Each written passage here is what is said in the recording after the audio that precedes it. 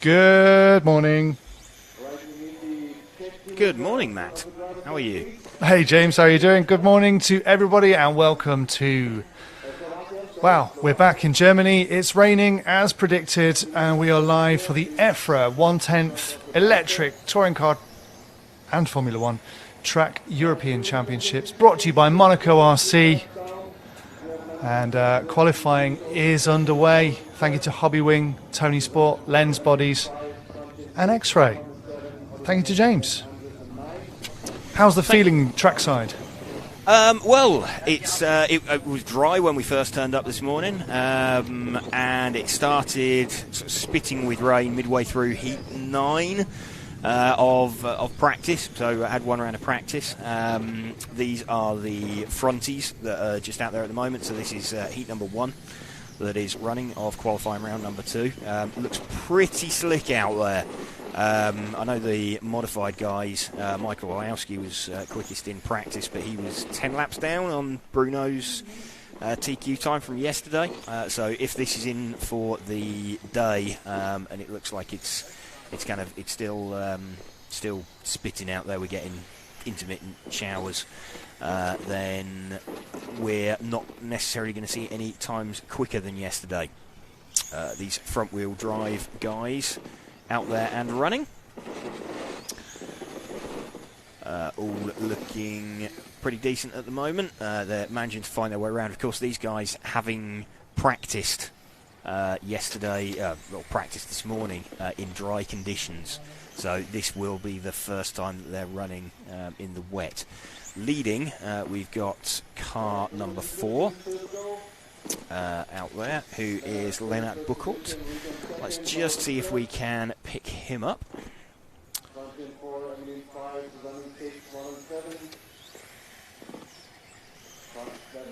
Just waiting, it'll take a little bit longer because everybody is lapping just that little bit slower. Here we go, car number 4, the white car with the black roof on the main straight now. So he's just slowly tipping it in round the exit of the banked sweeper and just appearing, there we go, in shot. So this is our quickest car at the moment, Lennart Buchholz. And you can see already a little bit of push. Of course, front wheel drive in damp or slippery conditions. Eminently better than rear wheel drive, but Lennart just putting it on the grass there, went a little bit high up the banking, recovered by Alex Hagberg. Drop back on the circuit, 1 minute 15 to go. Predicting a 15 lap run actually, so that will be quicker than the modified guys went, so potentially rain having eased up a little bit. Think that, yeah, that's going to be a pretty good run. 2 heats of the front wheel drive class out there to decide the inaugural European champion for the class. Of course, it's run at previous Euros, but it was a European Cup. Lennart with 40 seconds to go now in this run. And car looks pretty stable. Kind of exactly what you want in slippery conditions. This track here at Türkheim, it's predominantly a nitro track, so you'll notice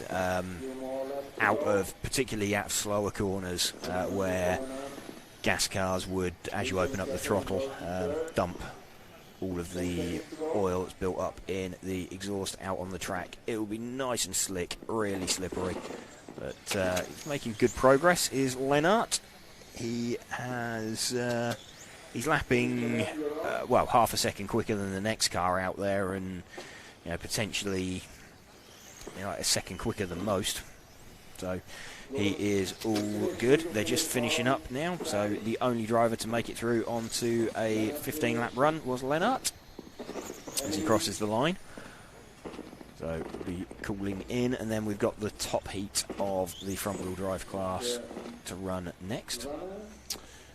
So front wheel drive currently being led by Daniel Perlman, who took the round yesterday from Adam Isay and Soren Sparbeer.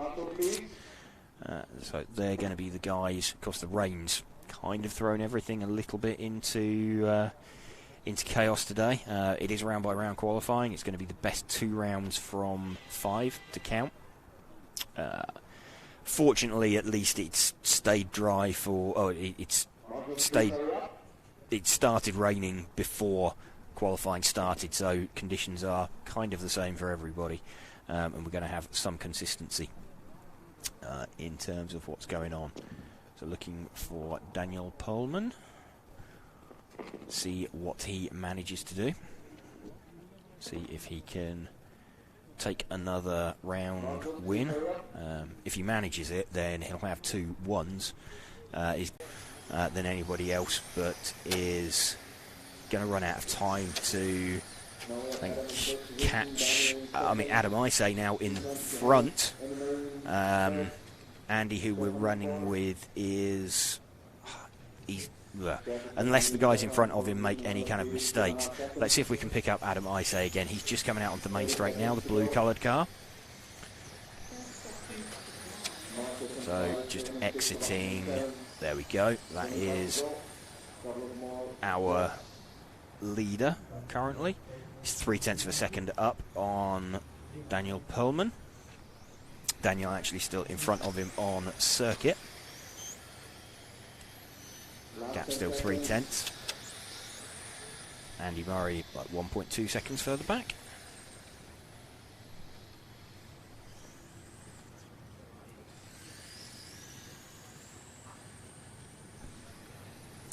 Time's expired, just waiting for everybody to cross the line. And Daniel Pohlmann actually nicks that back on the last lap. So Daniel takes that. Daniel then with 15.306. Let me just check what that's done to the overalls, and in comparison with the round 1 time, or heat 1 times as well. So Daniel Pohlmann with 2 zeros, Adam Isay with 2 and a 2, Andy Murray with 3rd in round, Stefan Schultz was 4th in round. So pretty decent score that he's got there. Lennart Buchholz, who took the previous heat, he was actually 5th in round, so that was a very good time from Lennart in that one. Daniel Pohlmann then with 2 zeros, so he has locked himself in to the front row of the grid already. Then someone else can match him. They can get 2 zeros or 3 zeros, but no one's going to be able to beat that score. It's only on tie break, and given that they're currently lapping considerably slower than they were yesterday, it's a pretty good opportunity. We have got the Formula class coming up now.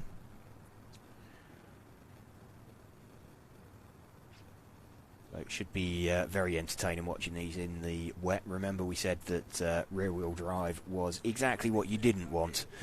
Well, we're just about to see it and experience it. I think you described some of these guys as a little bit tail-happy yesterday, didn't you, Matt? To say the least, yes. Yes. Yeah. Yeah. I can't wait to see what's about to unfold. Is that bad? Is that bad of me? No, I'm here for these guys. I want them to do well. They've got to, I'm just watching some of the cars.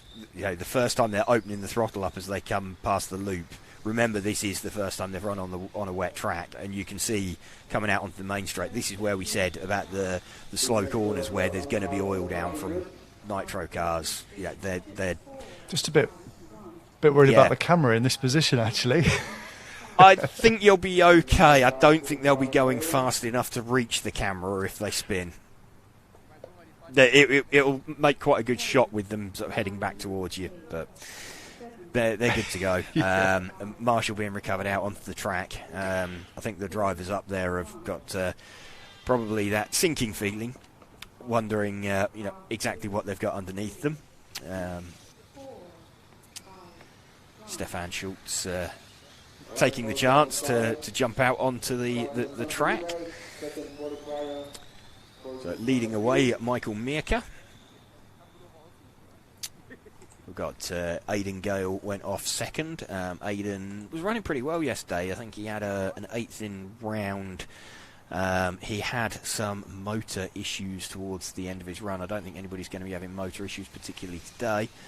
Quickest car, though, is car number 4 of Andy Frattaroli, who's made up, he's lapped some 5 seconds quicker than anybody else. So let's follow the orange and black car.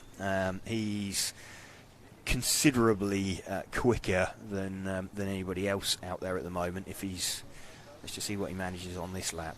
I mean, he's still having to be really careful out there, but he looks like he's being sensible.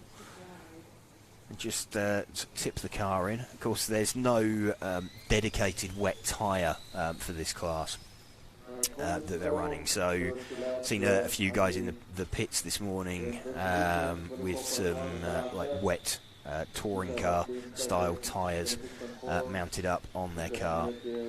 Andy is quite considerably quicker than anybody else still.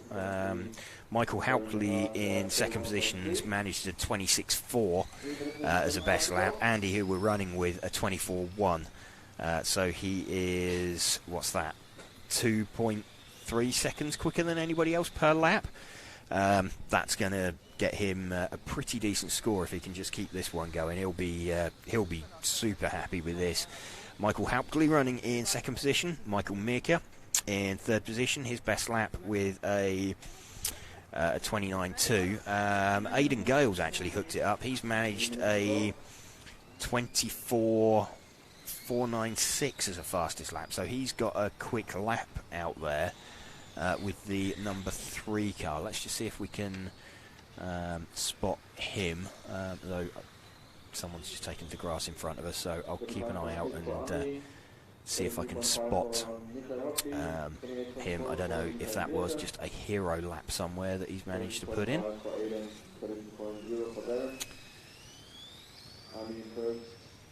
In fact, yeah, I've just spotted him. He's put it on the grass again. So, yeah, it was a bit of a hero lap from Aidan rather than consistent pace. He's still circulating in 4th position overall. Pretty slow lap that time of 37, so it's no good being able to do a 24.5 if your next one's 37. It's not going to help you particularly. Andy Frattaroli leading this one still. 2 minutes remaining. His lead is currently, let's just see when they cross the line. It's going to be pretty massive when Michael Haupley makes it across. The number 1 car. In fact, is that the 1 car he's just passed? I think it could be. So he might have just lapped the field. So he has indeed lapped the field, Andy Frattaroli. That is the 1 car that's running down the straight next to him, the car in second position. Really, really good run. Yeah, that's a nice feeling. Stood up there on the driver's rostrum. Having that much pace in your pocket. Though, Andy, in fact, he's just been unlapped. Michael seeing the opportunity just to slip through there. Don't think Andy's going to fight this one too hard. We've just had a spin there for Michael Haupley. Andy Frattaroli still now leading this one pretty comfortably. Managed to avoid getting collected in that accident. This is the first of 2 heats of the Formula class.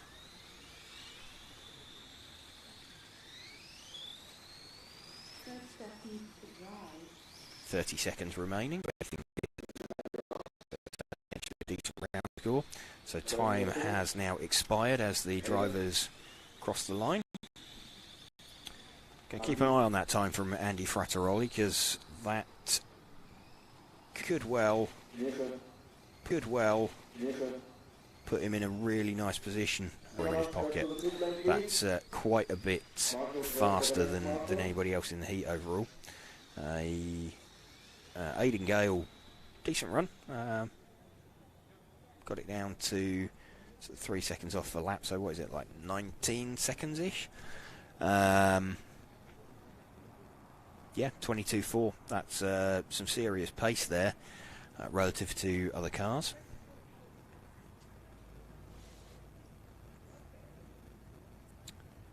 Andreas Stiebler, David Erbar, Michael Lipperheider, Gergo Valent, Chris Grenz, Rainier Haller and Michael Freeball up next.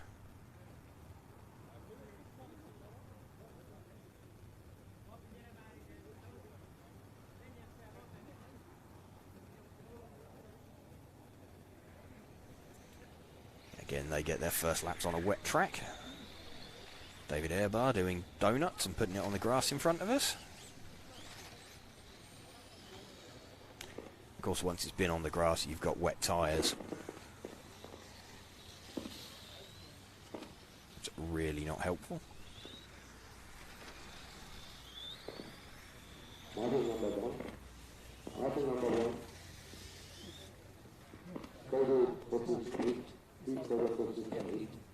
And I think it's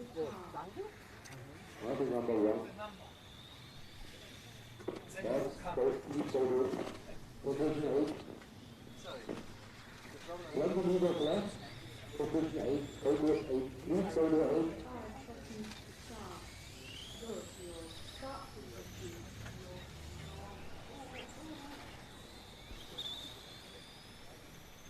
So cars now starting to head round and form up on the line. I think the referee seems to be taking a sensible approach, giving them a couple of warm-up laps, just so that they get a feeling for what they've had underneath them, given that they haven't driven cars on a wet circuit before. Andreas Stiebler going to lead away from David Erbar. Looks like Andreas is running the mainly green-coloured car with the white wings.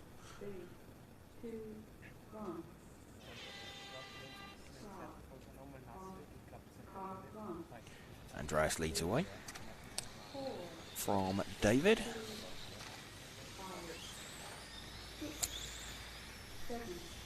First lap for Andreas. Let's just run with him for a little bit as he figures out what exactly he has underneath him. See, David's closing him down quite quickly and will be in front on the split, certainly. So quite sensible at the moment from Andreas. Third quickest in the opening lap. So a little bit sideways up there. David's car behind him looking pretty decent, able to lean on the car a little bit harder. Andreas now gets the gap down to 0.8 of a second. You can see David just in the back of shot, the white, blue and black coloured car. He's now hit the front, he's passed Andreas, and a lot of confidence there, able to get on the throttle. So let's run with David for a little bit. David's predicted time a 15 in 3:05. Michael Lipperheider predicting a 15 in 3:10. So actually, from that previous heat that we just saw, I think we're potentially looking at a really strong time overall. Let's just check. Quality 2. Andy Frattaroi predicted or managed a 12 in 3:08. So these guys, yeah, most of them heading to beat him. So David puts the car on the grass. Going to drop him down the field, and you can see there just spinning as soon as he tries to get the power back down again. So on the wet tyres. So let's just have a look, see what went on there. I don't think we managed to catch that on the replay. David having a bit of a nightmare now that he's lost temperature in those tyres, got them a bit wet. He is really struggling. Let's see if we can spot the number 4 car out there. Car of Andreas Stiebler. Let's see where the side is as he crosses the loop.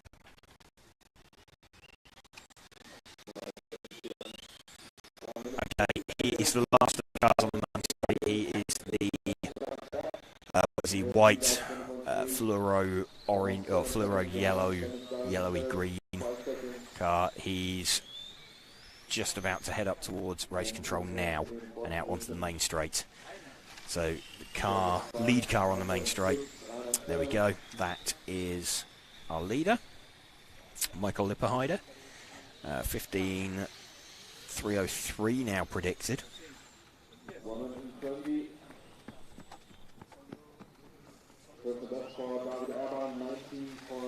Can see some little dry spots appearing on the tarmac as well. The rain having stopped out there. It's going to be drying up. Doesn't look like any clouds immediately overhead. Alright, official information from the race director. Next group number 5, races under dry conditions. So just hearing it's been called dry conditions for the next heat. Once a class has started, they're trying to lock everything in. So they're considering the fronty class now, round 2, as complete. They're considering after this the formula class complete for the round. So we've seen 2 round wins for Daniel Perlman in the front-wheel drive class. We're going to see Andreas Stiebler having taken the round yesterday. Last 10 seconds. We've got a 10-second lead for Michael Lipperheider. Just having to take a bit of evasive action there at the end of that run, but he crosses the line, and 15.302. So lapping faster and faster and faster as the run went on. His best lap, a 19.197. David Erbar with an 18.9. Those are the only 2 drivers sub 20 seconds over the course of the run. But they'll be happy with that. Let's just see, once everybody's finished, what that's done to the overall. So Andreas Stiebler with a 0 and a 2, Michael Lipperheider with a 0 and a 3. We've got David Erbar in 3rd position currently with a 2 and a 3. So starting to spread out a little bit. 5th in round there for Michael Freebel. That's a good effort from him. Gergo Valent was 4th in round. No, sorry, he was 7th in round. He was 4th in round number 1. Chris Grenz was 4th in that round. Getting set then for the stock class now.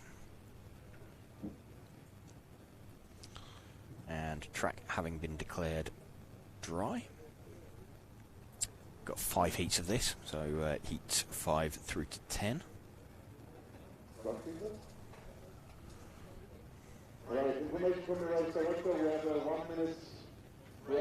Simon Lauter taking the win. Group number 5 starts in 2 minutes.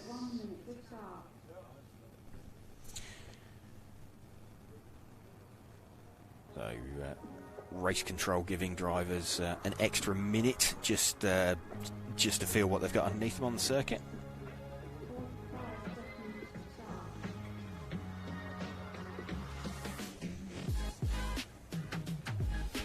Is the sun coming out? It is. Looks like it is. It is. Sun is starting to shine on Türkheim. But for how long? We shall see. Sorry, we're having a few major streaming issues. We have done early this morning. I think the weather's playing havoc with the streaming, but we're keeping going, and you got us now, so we're holding it down as best we can. You're watching the EFRA 1/10 Electric Track European Championships, brought to you by Monaco RC. We're coming to you live from Türkheim. We're RC Racing TV, and thanks to Hobby Wing, Tony Sport, Lens Bodies, and X-Ray.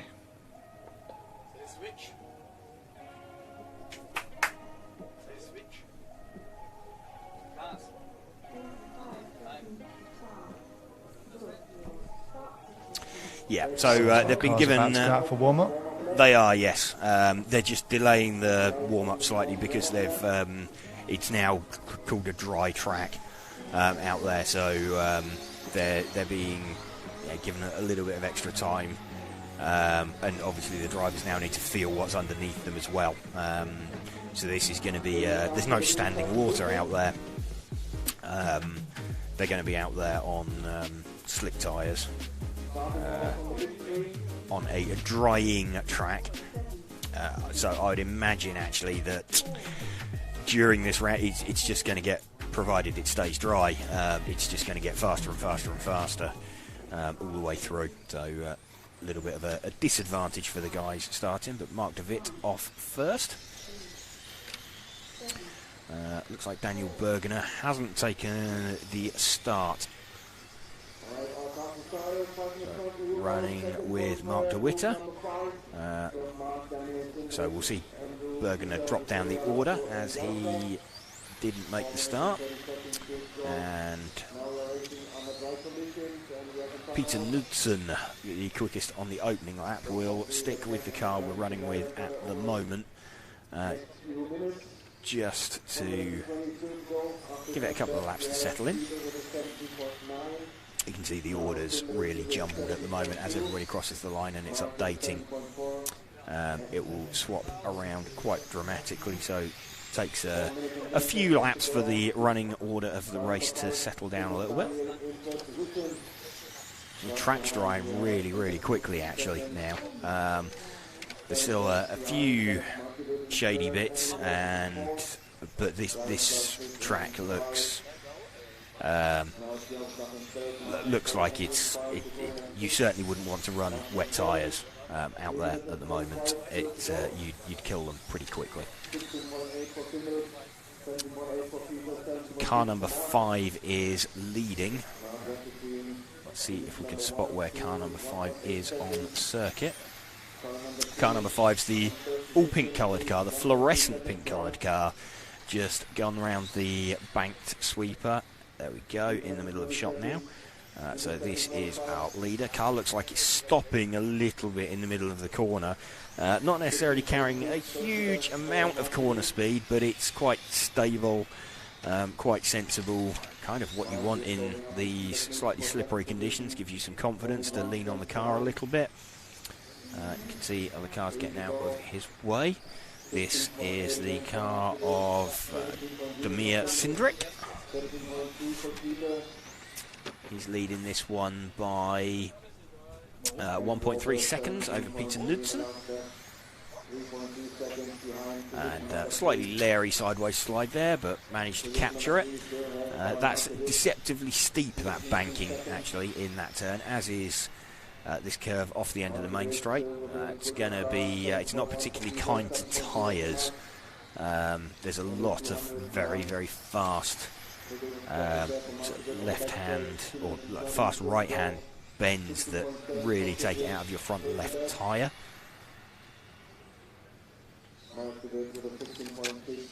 So you can see around here, that's a very, very long turn to be doing at quite a high speed.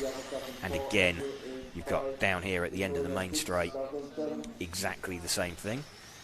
And quite sensible, staying away from the curbs, extending his lead. It is around 1.5 seconds now. See, De Witte moves to the top, and then seeing Sindrick Damir jumping back in his place. They've just popped the car on the grass off the end of the straight, cut in a little bit too early, and just run straight up the banking. Super easy to do, slight lapse of concentration.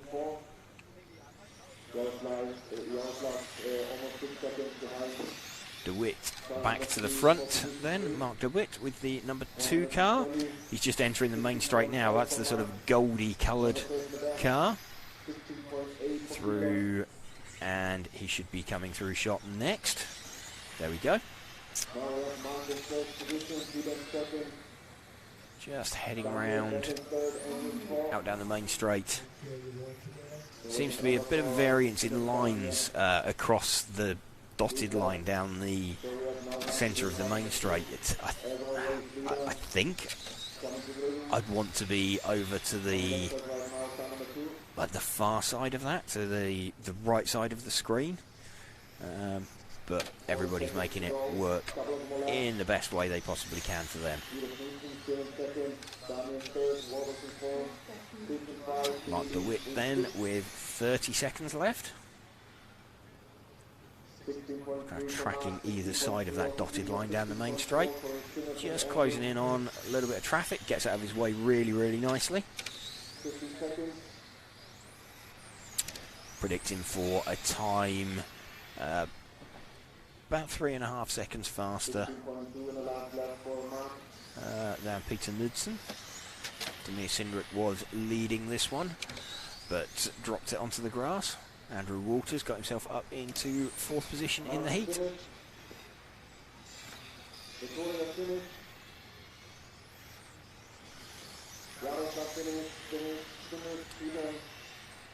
So time expired. Mark DeWitt takes that one from Peter Knudsen. Cars back into the pit lane.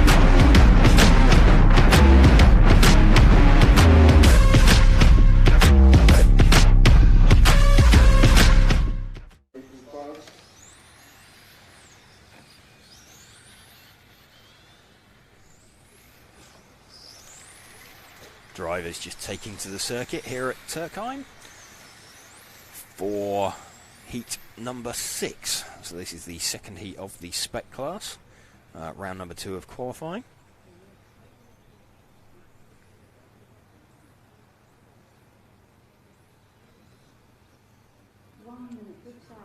One minute until the start. Drivers just forming up on the line. Taking part in this heat we have Corentin de Kret, Michael Zerold, Sinan Kaptan, Dominic Schmid, Fran Ivan Skoric, Patrick Kolliker, Philip Lishka and Zelko Salman. Cars have just been released, just do a lap, get a feeling of exactly what's underneath them. Again, various or varying conditions. Corentin de Kret going to lead away with this one.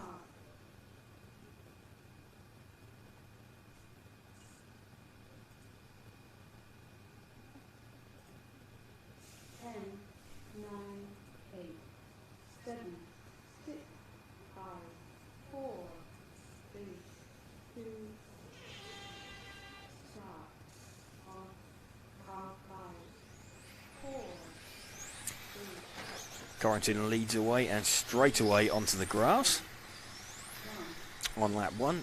Manages to recover it, but he's going to make his first lap pretty slow. He's going to tumble down the order. He hasn't lost track position though, so that's pretty important. Let's see what Corentin can manage. You can see slow opening lap. Looks like he's managed to get it hooked up. Oh, and not quite at the end of the lap.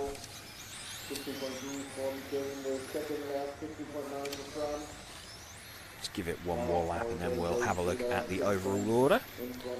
See where everybody has started filtering out. I think it's going to be the 2 car that we want to be finding next. It's the 2 car of Skoric. He is in that group that we're currently following. We'll just check as they come through, see which colour one it is. So the 2 cars actually, the one at the rear of that, the white, pink and blue E-coloured car. It's Franny Van Skorich leading overall in the heat. He's not in front on the track yet, but he's in front on the clock. So what we term leading on split. Drivers get set off 1 second apart from each other, so if you're running less than a second behind the car that's set off in front of you, you're actually in front of them on the time clock. Quite a good way of keeping everybody separate in qualifying, giving them their own individual track to race on. The car in front of him is the 6 car of Dominic Schmid. The pair of them circulated pretty quickly. Franny Van could do with Dominic getting out of his way. One of those kind of annoying situations. He's not that much quicker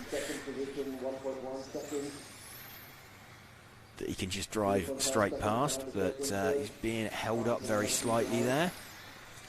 Just got to keep his calm, not jump, not be too hasty, trying to get past that traffic in front.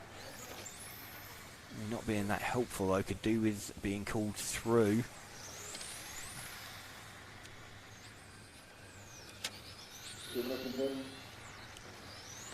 Having to be a little bit tentative there.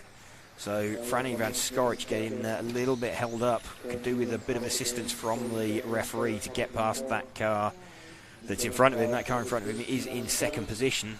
Looks like though he could lap a little bit quicker. There we go. Is he got a run? No, he has to back out of it. They're not racing each other at this point. And Franny Van is definitely in front. He started out, I think, 2 seconds behind. And way less than that. He's about a tenth behind on track. He's just over a second in front on the clock. So he's got pace in the car, he just can't find his way through.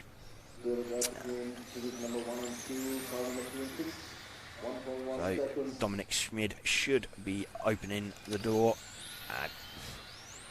Doesn't quite come off. Looks a little bit desperate there from Fran Ivan. The two of them make their way past some traffic.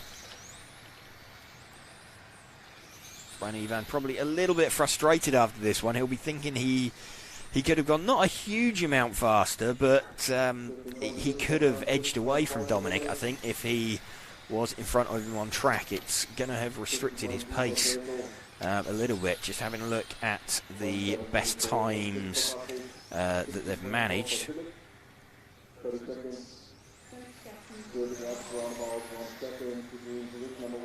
Franny Van Skorich, best lap time is a 15.36. Dominic Schmid, a 15.4. Franny Van parked right up his bumper again. 15 seconds to go. There's kind of no point now in going past. He's not gonna. It's going to cost them both more time at this stage. But Franny Van, I think, will be a little bit frustrated there with Dominic come the end of this run. They're on to their final lap now. Just waiting for time to expire.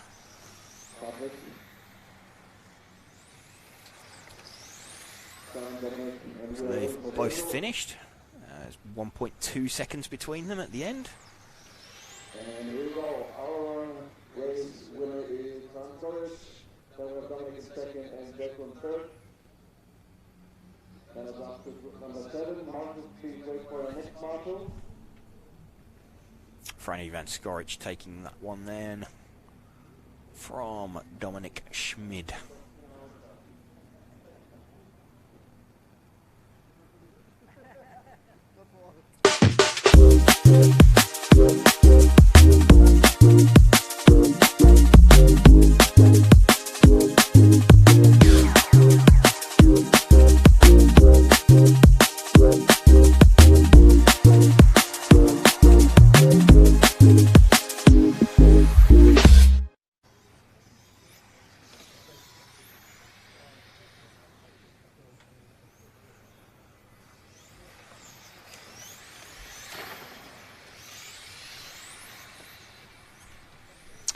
Mark Valent, Riccardo Fanili, Boris Saladi, Flavio Paladin, Yaroslav Kritz, Victor Litvinenko, Valentino Malietti, Darko Meister, Roberto Fabiano.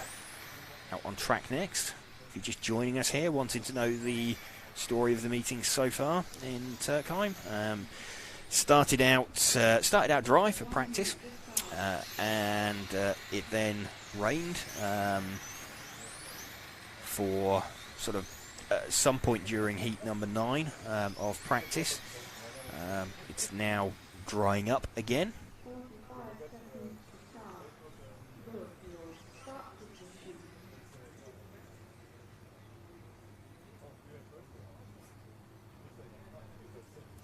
Everybody trying to fight their way to the front, pick up the right position that they want.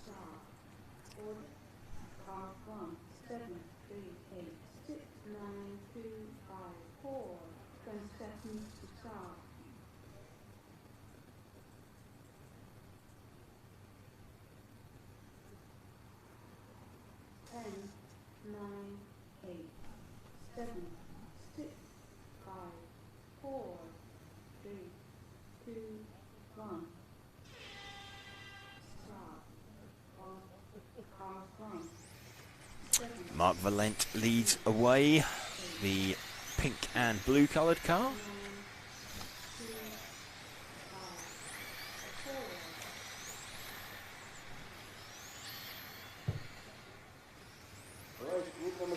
Now onto the main straight.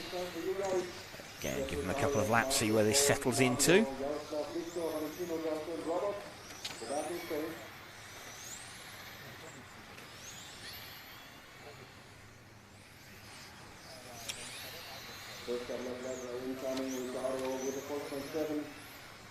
So already there, a change at the front. I believe that is Riccardo Fanili now leading with the white front, yellow rear. Well, correct, that's the number 7 car. We'll confirm that as he comes around this time. Yep, that is our leader with the 7 car.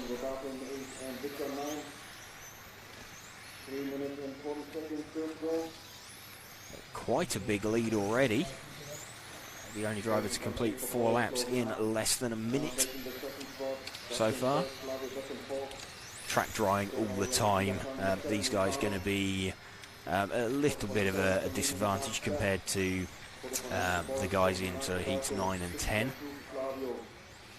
Still super slippery offline though, so good opportunity to put in a decent round score. A middling round score. You're not going to be in the fight for overall quickest. Not that you'd necessarily expect it from this heat anyway, but there's an opportunity with any guys who fall off the track in the slightly higher heat to not put in a decent round score. 1.3 second gap between position number 1 and 2. Almost 2 seconds behind. Riccardo Fanili still leading this one. Let's have a look at predicted times. Predicted time, it's a 21 lap run in 3:12. Boris Saladi running in second position. Predicted 20 in 300.349, so he could just edge forward. Could Boris with the number 3 car. Let's see if we can spot the 3 car out there. 3 car is, let's see if we can find him.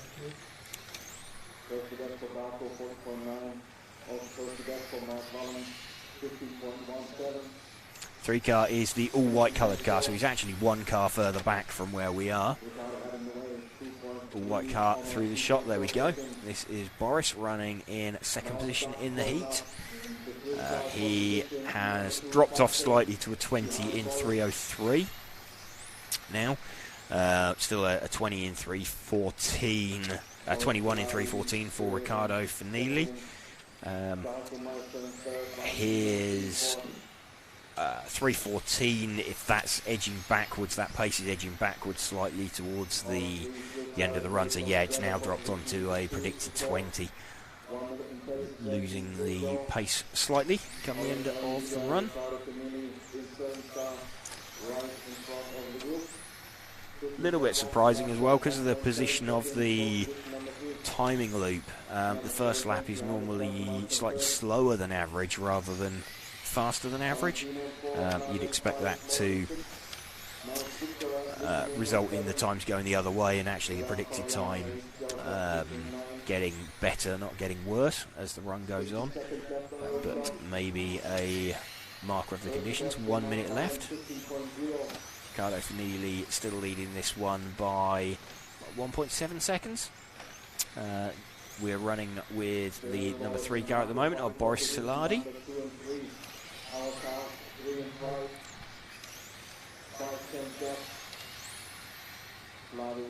He's taken about a tenth out of Riccardo on that last lap. We've got about 30 seconds to go, so we'll stick with Boris till the end of the run. I think barring any kind of mistake from Riccardo, he should take this heat.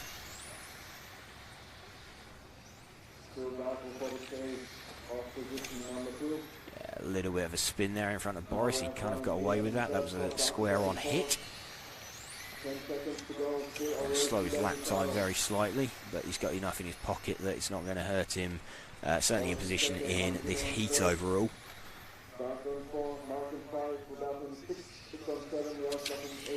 Slowed him by about 3/10 compared to Boris.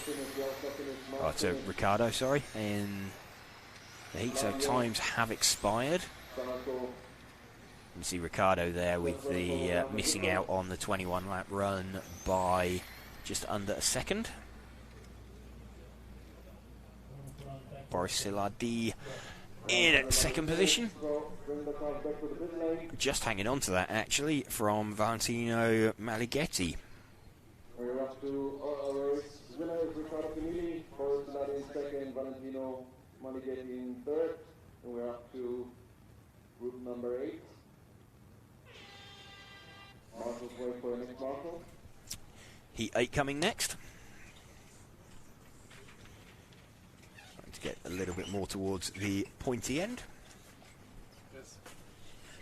Normally, you count. If you drive 1, you count 1. Yeah? If you drive 2, you count 2. No, not okay.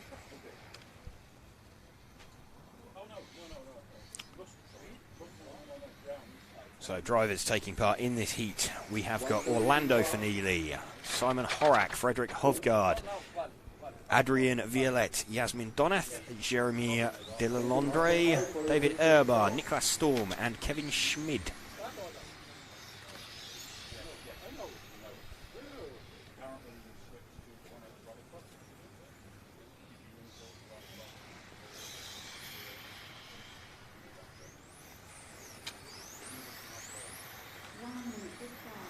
Going to feel very, very odd for David Erbar, who was out with the Formula car earlier on.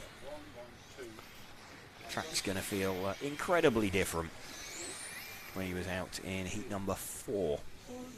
So probably only like 25 minutes ago, but considerably drier than it was then. And 2 extra driven wheels for him. Orlando Finelli going to lead off.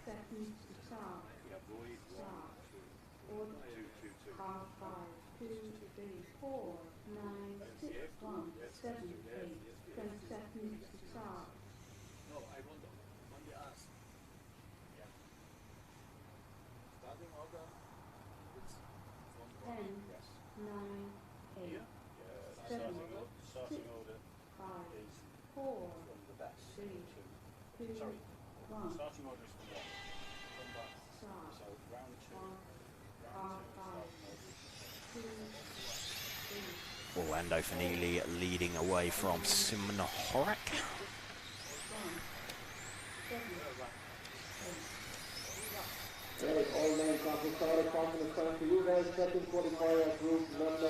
Orlando with the white front, orange yellow rear to his body shell. It looks more yellow on camera. It's more orange in front of us. So Simon Horak giving chase. He's the all-red car, one car back. If we can kind of switch our focus back there, let's see if we can watch him drive forward. Yasmin Donath looks like she's making good progress as well. We'll keep an eye on that. See where she pops out after a few laps, but looked like she'd made a bit of a charge from the back of the field.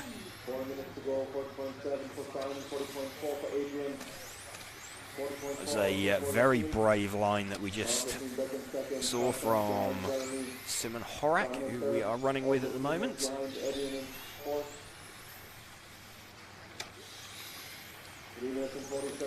Order swapping around all the time. I think Jeremy Delalondre with the 6 car is now leading. I think he's circulating somewhere around with Jasmine. We'll pick them up as they come past this time. In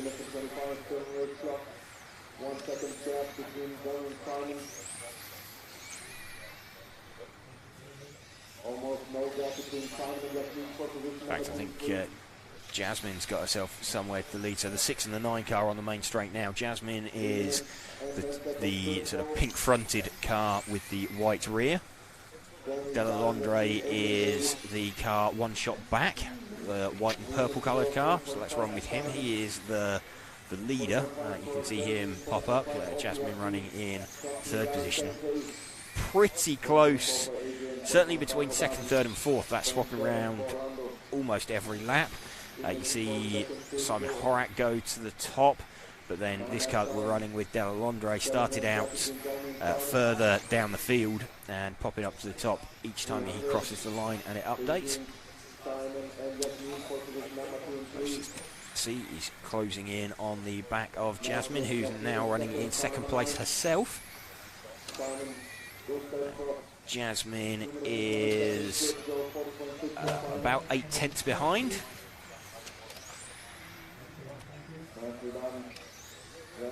So Jeremy wanting to find his way past Jasmine.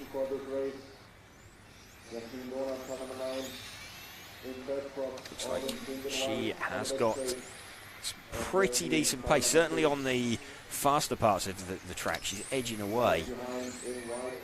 Through here, she looks like she's got a lot more confidence in the car, and then it's down into these slow corners where Jeremy looks like he is the quicker of the 2 cars. Happens relatively often, more often than you might think, having 2 cars similar lap speed, but they're making up the time in different parts of the track. And Jeremy just closing in, and then as we head further around the circuit, Jasmine will start edging away again.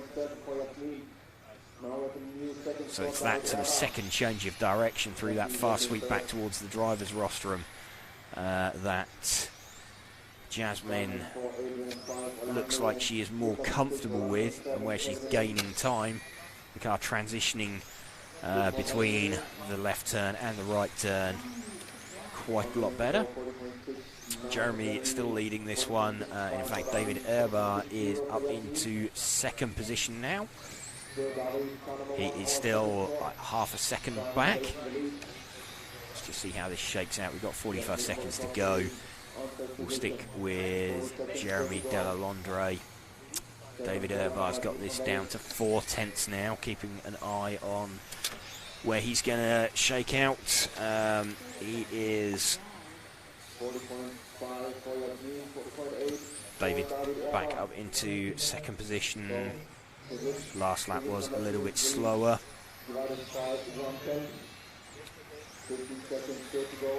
Just see as they cross the line, just waiting for David Erbar, pops up. He is 6/10 behind with, we're into the final 10 seconds now. So they're making it through on the extra lap, still really, really close out front. David Erbar now down into 3rd position, and Jasmine has got herself back into 2nd overall. She's just in the front of that shot, so let's see as they cross the line. Jasmine goes to the top, Jeremy Delalondre goes to the top, David Erbar pops up in 3rd position. So the car we were running with there, Jeremy Delalondre, French driver, takes the heat pretty close in the end by 4/10 from Jasmine Donath, circulating just in front of him. David Erbar, a couple of seconds further back, ends up in 3rd position. And into the penultimate heat of the stock class.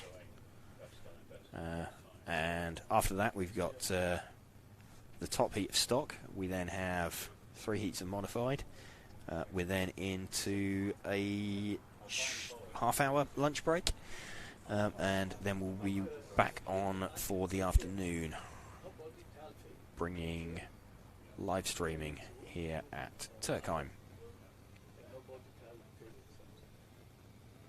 I speak with him many times.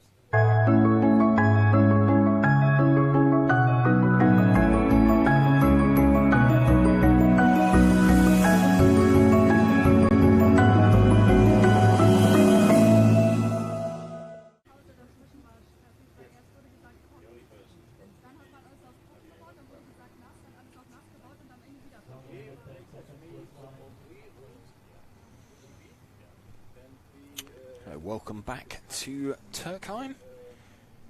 Just about to watch Manuel Wagner, Martin Huddy, Benjamin Elbisser, Lucas Elbrook, Stefan Schultz, Enzo Russelin, Soren Sparbier, Alex Kunkler and Maxime Ripoll heading out on circuit. Pretty much completely dry track now after the little rain shower that we had earlier.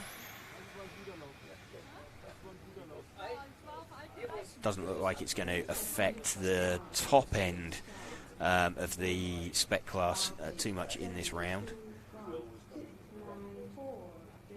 Should have relatively equal dry conditions.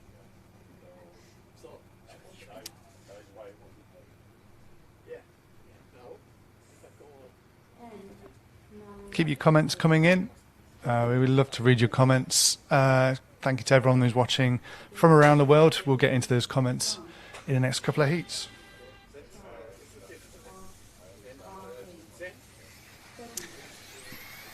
Manuel Wagner leads away at the all-white coloured car.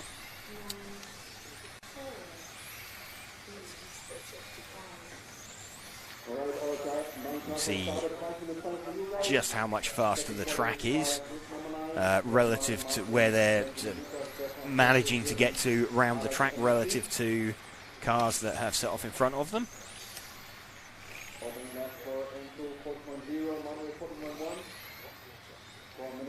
Pick up who we have in shot at the minute. It's the number 4 car. So this is Soren Sparbier that we're running with.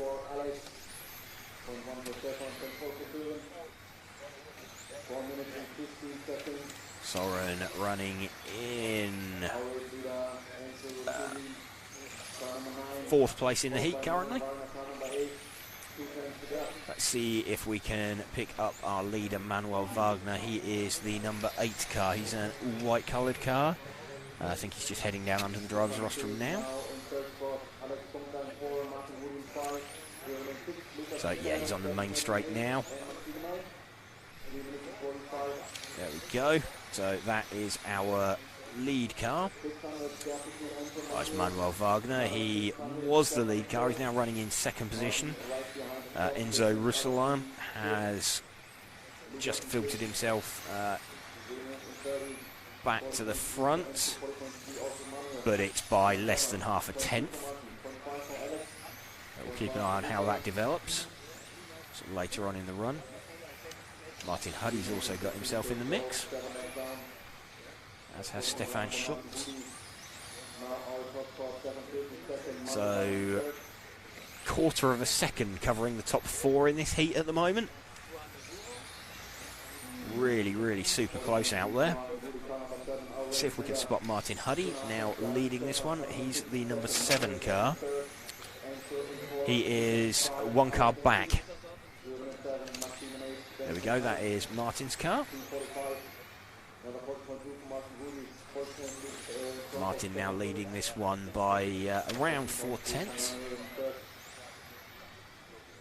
Starting to look a little bit more comfortable out the front. He's got that gap up to 0.6 now. 2.5 minutes remaining. 14.4 for Martin Moody last lap, 40.6 for Manuel. Now we have Lucas Ellerbrock in third, car number 1. Just watching Martin Huddy edge up towards the rear of the car of Manuel Wagner. Martin started 1 second behind. He started in second position in the heat. So currently leading this one on the split. Lucas Ellerbrock has popped himself up into second position. So these two cars that you can see on screen, the car we're focusing on of Martin Huddy, the car just in front of the shot, Manuel Wagner. On the clock, there's actually one car between them as well. Bear in mind that these cars started out 1 second apart. There is, what have we got? Martin Huddy leading this one by, it's about 0.8 of a second now.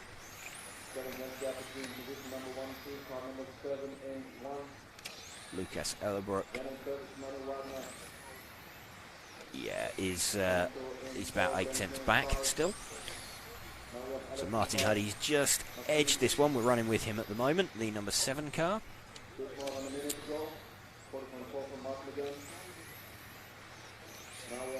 So it's quite good to be one of the quicker cars in a lower heat rather than one of the slower cars in the top heat. Gives you a good opportunity to get some decent round scores in. You're not obliged then to get out of the way of traffic. Of course, it can work the other way. They can tow you along as well. Either works. Into the final 30 seconds.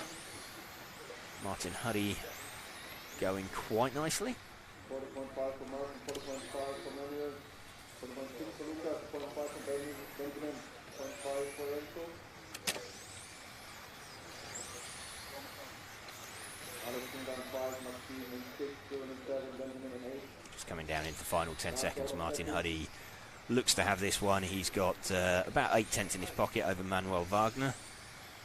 It's the car immediately in front of him on the track. Time has expired. Martin Huddy's got that over Manuel Wagner.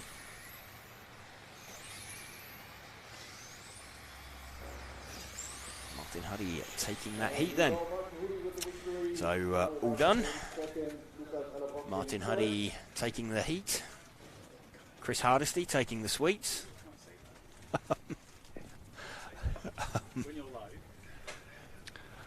Tell him he can't have sweets until he's moved that banner. It's all right. Chris deserves the sweets. Chris is sorting us out the banner. So okay, great. Good stuff.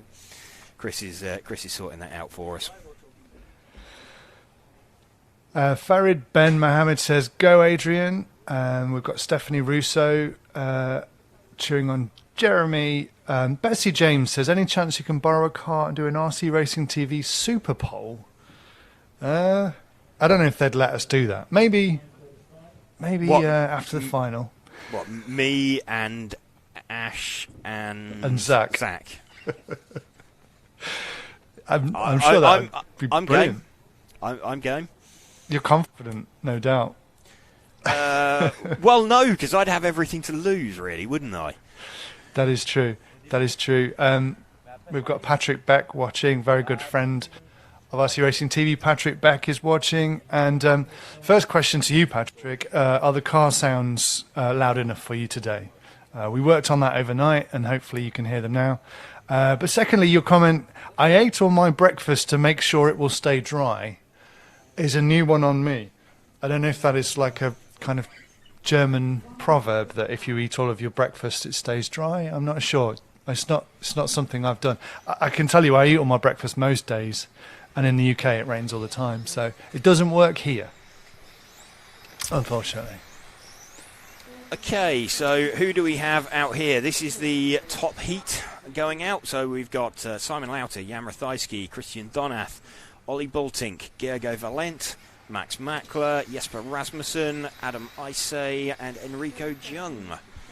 Adam Isay taking, Simon Lauter taking the round yesterday, back out in dry conditions. So Simon looking to take another round win if he can and lock himself into the front row of the grid. We'll try and catch up with the quickest driver after this run.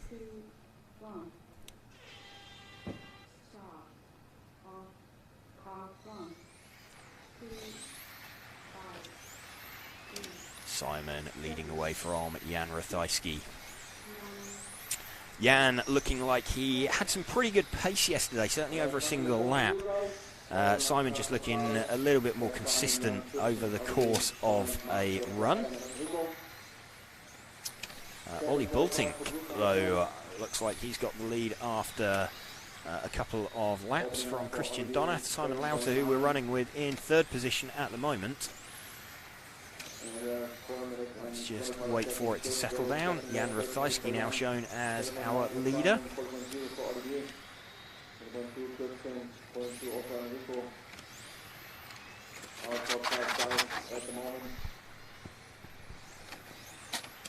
So we've had an off for the 5 car of Christian Donath. He'll drop down the order.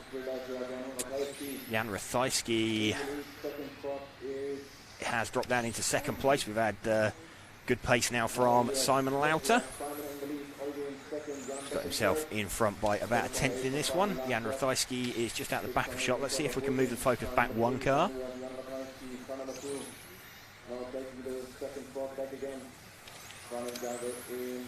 This is Jan Rathajski that we are running with at the moment.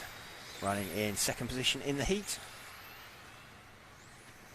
Looks like he's taking some liberties with those curbs. It's popping up onto 2 wheels there for Jan.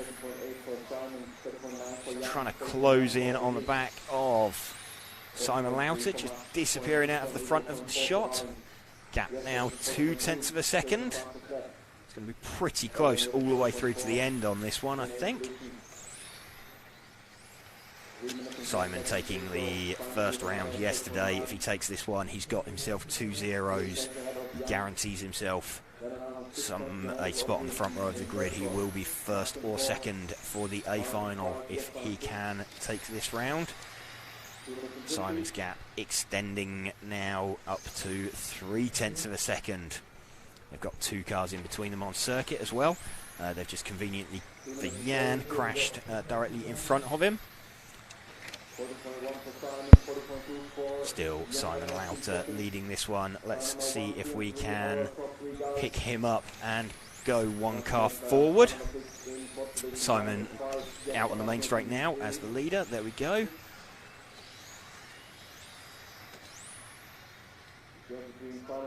Two minutes 20 remaining. Still Simon Lauter leading this one. 0.4 now the gap. Pace just consistent all the way through. Car looked really good here in that change of direction yesterday.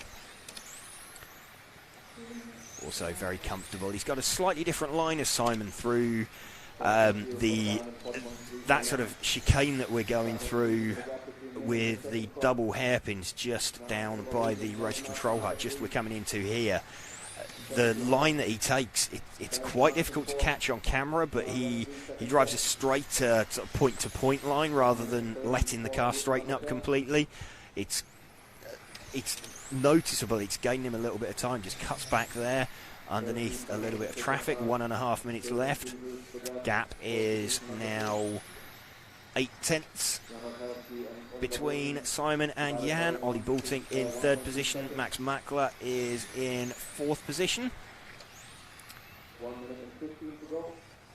1 minute, or just over 1 minute to go.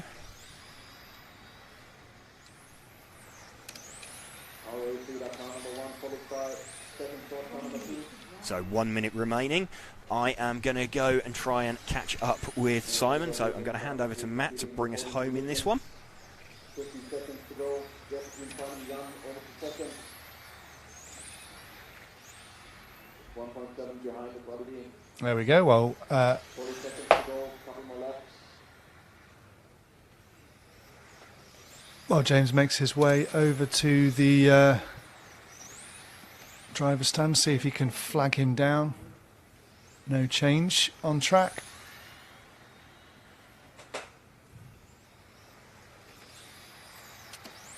To go 40.2 for Simon, 40.3 for Jan, 15 seconds to go. 10 seconds to go. We'll be moving to modified after this.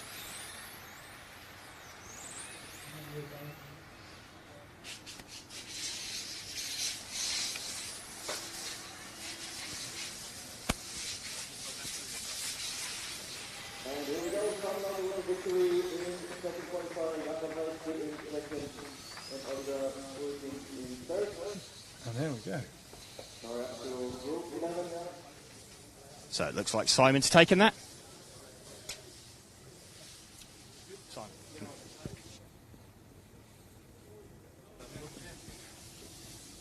Where do I need to look?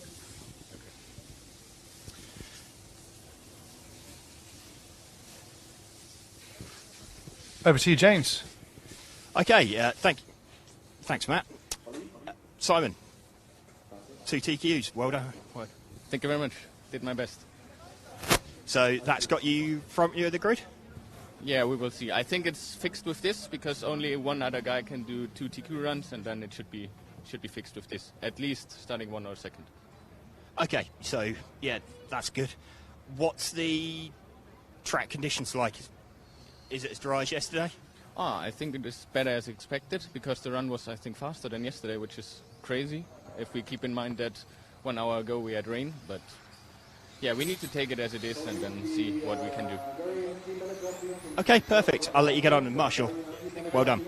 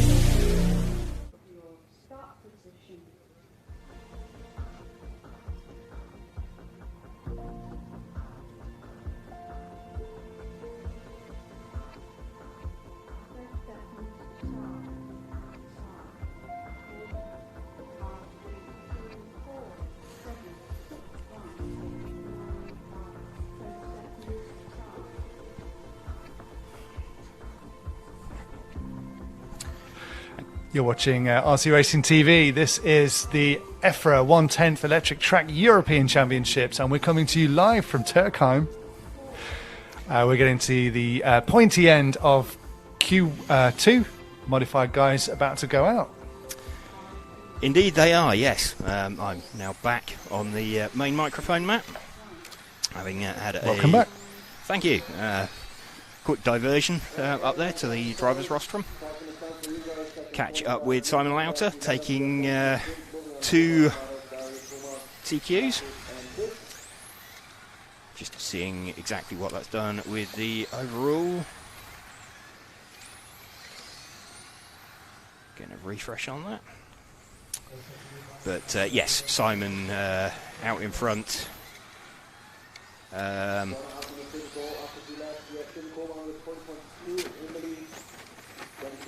With an overall, it doesn't look like it's updated properly yet. Got running out on circuit at the moment the first heat of modified. Tim Koman leading from Florian Wilhelm, Thomas Sova, Dai Sakaguchi, Thomas Velzig, Chris Briggs, Marek Sova, Benjamin Chibira and Jacob Zabrowski.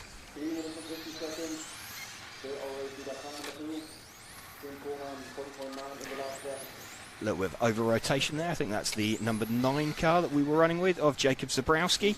Let's see if we can find Tim Koman, the number 2 car of the leader. So number 2 is the all-white car, just entering the bank sweeper, exiting the bank sweeper now, heading round under the driver's rostrum. There we go. Obviously these modified cars travelling quite a bit faster. Simon Lauter just explaining that the track feels almost dry, given it was damp around an hour ago. But he's good, he's happy.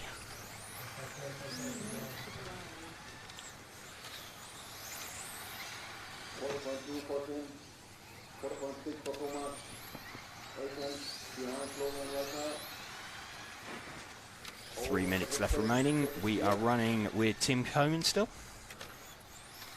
leading this heat.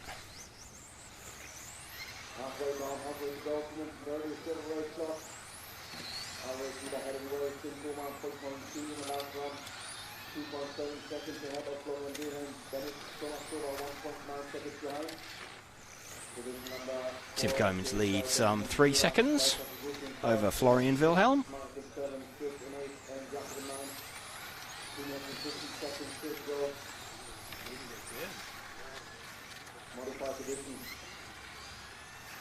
Catching and passing some traffic.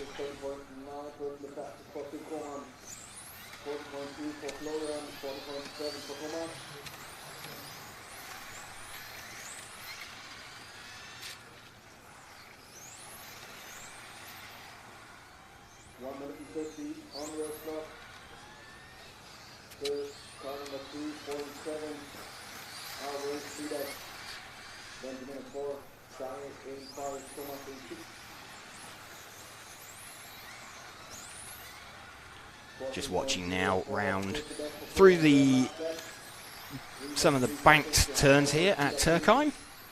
Out onto the main straight once more. Down, just sticking very slightly to the left-hand side of the double dotted line.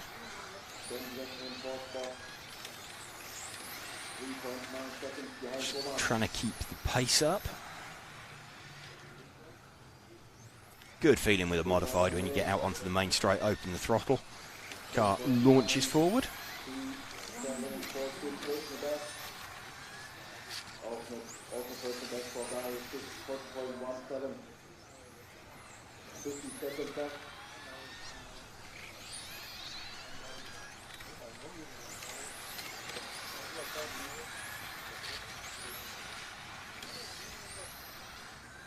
Final 40 seconds now for Tim Coman just to bring this one home. He is a couple of seconds in front, 2.2 seconds down the road. Again, traffic falling quite nicely for him, heading for a decent round score. He's hoping to elevate himself up into the B final, qualify somewhere in the B final from this. We will have an outcome from qualifying today. Exactly what we're hoping to see.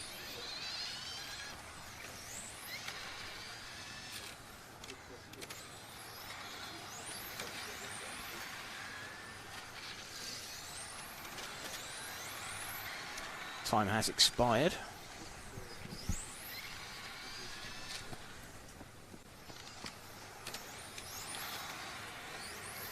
Tim Coman taking that one. And here we go, Tim Coman taking the victory, Florian in second, Benjamin Federa in third. So please bring your cars back to the pits. Tim Coman taking that from Florian Wilhelm, Benjamin Jabira, Thomas Soga and Dai Sakaguchi.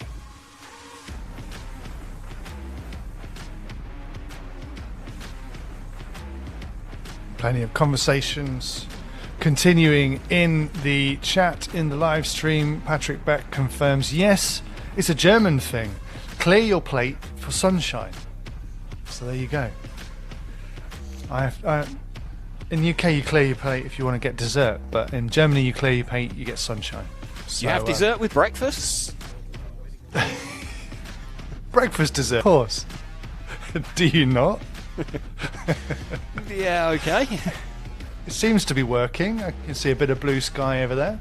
Yeah, seems to be working. So thanks, Patrick. Maybe you might have to have another breakfast soon.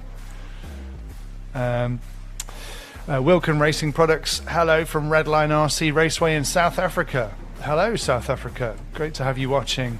Jens Fredriksson, will Jesper win? Yes, if he will get the room. Okay. Nicholas Morgan, how many sets of tyres does each driver get for the whole meeting?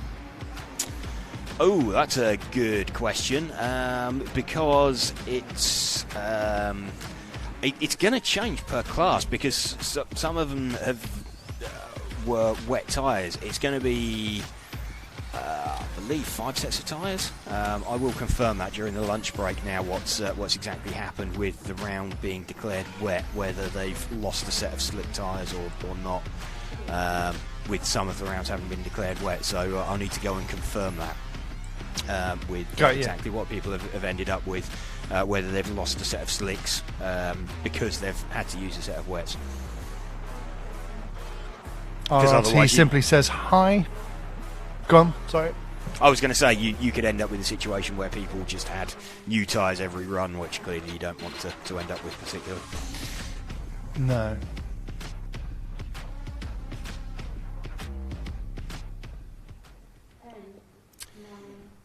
Here we go then. Marco Kaufmann is going to lead this away from Remy Callens, Christopher Krapp, Dimitrios Yanidis, Antoine Brunet, Matthias Knopp, Jose Pereira, Tim Wahl and Michele Manzo. Marco Kaufmann leading off. He's got a sort of metallic-y green coloured car.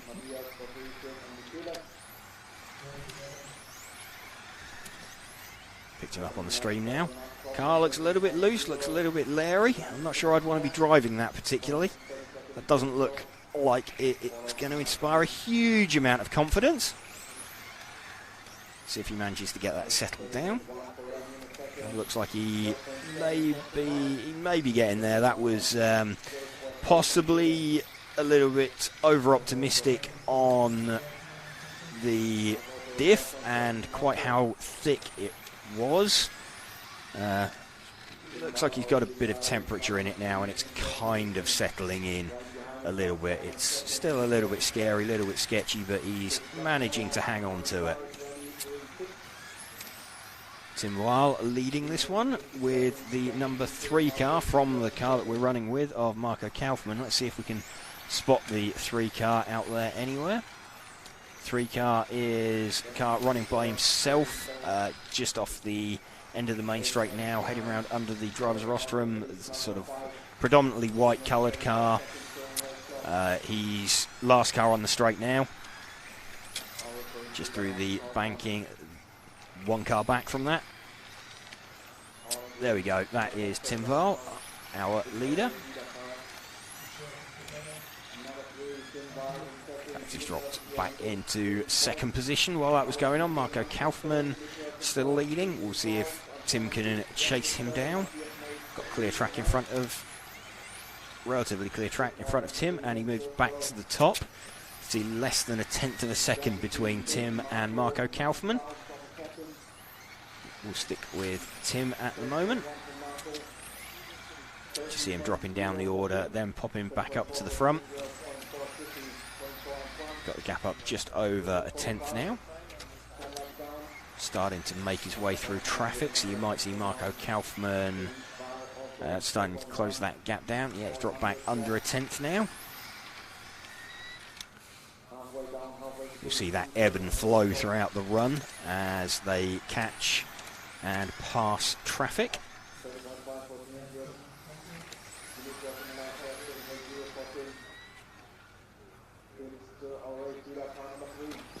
Two minutes 20 remaining.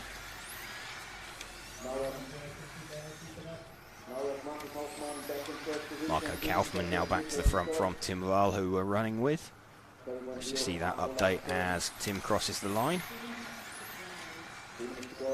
Tim in 2nd position, he's some 2/10 down from Marco Kaufmann. Marco's car looking a little bit leery at the start, but getting better and better as the run goes on. Tim starting some way down the field. 30.2 for Marco, 30.3 for Tim, 0.5 on front.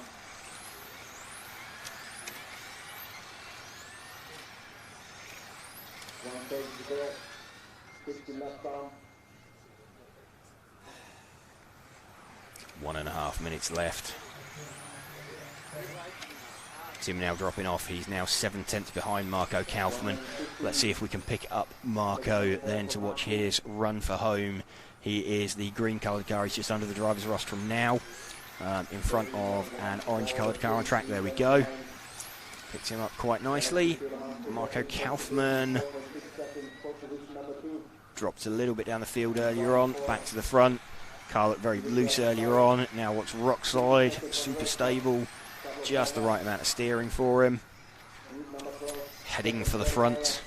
Heading for the win in the heat. And should give him a pretty decent round score to go with what he had yesterday. Have designs on putting the car into the A final. 30 seconds of this heat number 12 remaining. 13 heats in total. We've got one more heat to go before we drop into a short lunch break of around 30 minutes or so.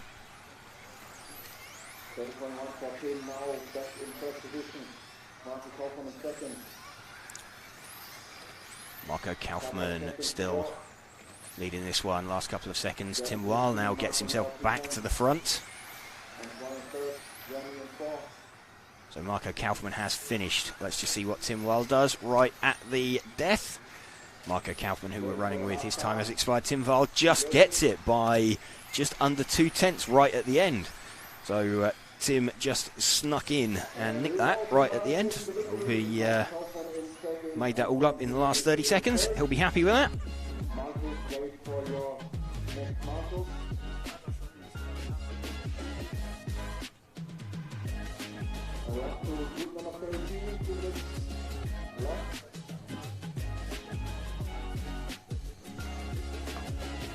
There we go. Herkels RC says, Simon, super fast as always. Christian Vossen, nice 10. Travis Carlisle, hey lads, just made it on. How's the weather looking for today? Well, it's looking up, to be honest. It's looking better than it was. It is. We've got blue skies. Yeah, we have blue skies. Brief rain shower earlier. It dried out. You know, they had a wet track for the front-wheel drive class. Started drying out a little bit for Formula. By the time we got into spec, it was pretty well dry. So a lot of well-known names coming up in this one. Bruno Coelho, Eric Dankel, Michael Olowski, Ronald Volker, Mark Reinhard, Robert Peach, Alex Hagberg, Yuri Weisin, Oliver Havranak and Alessio Menicucci are going to be out on circuit next.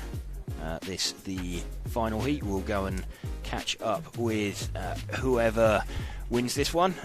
Bruno taking the round yesterday from Eric Dankel. Remember, if Bruno takes this one again, he locks himself into the front row of the grid. That's what he'll be aiming to do.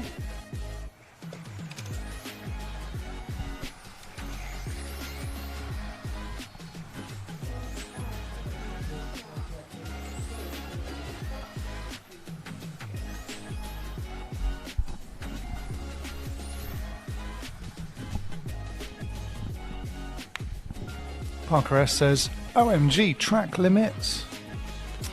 Yeah. And Nicholas... Go on. I was going to... Yeah, there's not really a huge amount that they can... or not a huge amount of places they can exceed track limits. Everybody looking... There's a decent selection of sunglasses up there, isn't there?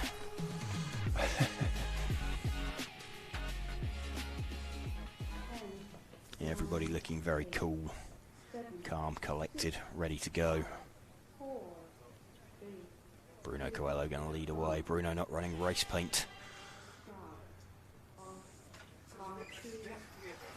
Bruno running all white body shell.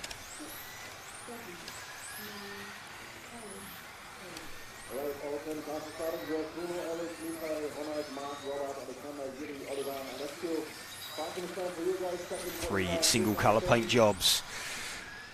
Leading away, Bruno Coelho, the all-white coloured car. Eric Dankel, some kind of yellow that we were debating endlessly yesterday. Michael Olowski running a plain white body shell as well. First driver running race paint is Ronald Volker. Eric Dankel leading this one from Bruno Coelho on the split. So we're running with Bruno at the moment. 1 car back is Eric, who is leading. If we can move our focus back 1 car. There we go. That is Eric Dankel, our leader. He's 2 tenths up on Bruno on the split. Eric also challenging yesterday. Bruno taking it more on consistency than outright pace. Just managed to edge himself forward.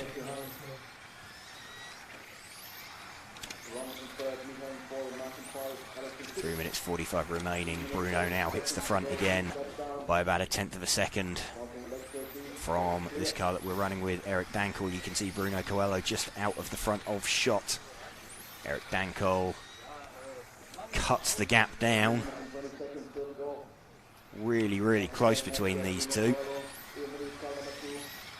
Michael Olowski not completely out of it. He's less than a second behind. Still less than 1/10 between Bruno Coelho and the car that we are running with at the moment. Eric Dankel, Bruno, you can just see disappearing out of the front of shot there. Gap now heading up towards 2/10 of a second. Though Eric looks a little bit closer this lap. Don't know if Bruno's made a slight mistake somewhere.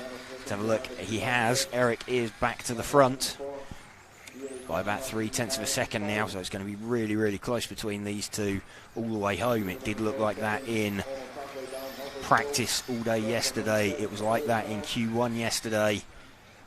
Looks like in dry conditions, Bruno Coelho and Eric Dankel are the 2 drivers to beat around this Türkheim circuit. Eric Dankel, who we are running with, still at the front of the field. Bruno just in front of him on the circuit, starting to catch some traffic. That's going to help Eric as well. Of course, they're obliged to get out of Bruno's way, but it's only a small moment of hesitance. Just catching them at very slightly the wrong place. See Michael Olowski's kind of starting to come back into this now. Michael Olowski less than half a second off the lead. So Michael's charging quite hard. He could get involved with this as well. Just under 2 minutes to go. Bruno Coelho back to the front. Michael Olowski now less than 3/10 off. He's 4/10 off the lead overall. We're still with Eric, the second of the 2 cars. Bruno just out in front. Michael just behind. There's also some traffic in between. 1.5 minutes now. Bruno Coelho still leading this one. 1.5 tenths. Super, super close. Out in front.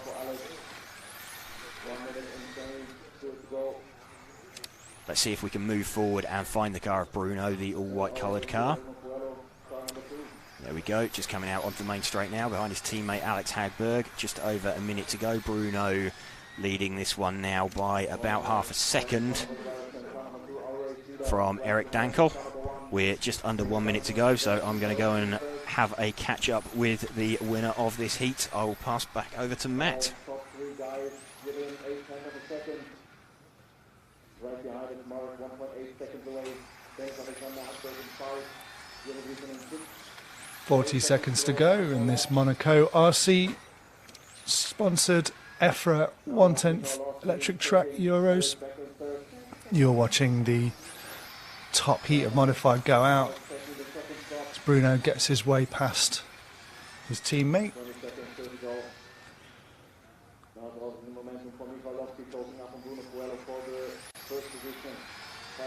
15 seconds to go. Bruno still in the lead with Dankel behind him.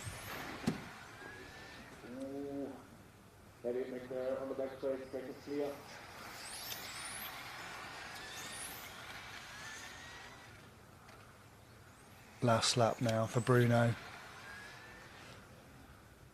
Is there anything Dankel can do at this point? No. Dankel just under a second behind Bruno. Well for the victory, Eric Dankel in second and Mark Reinhardt in third.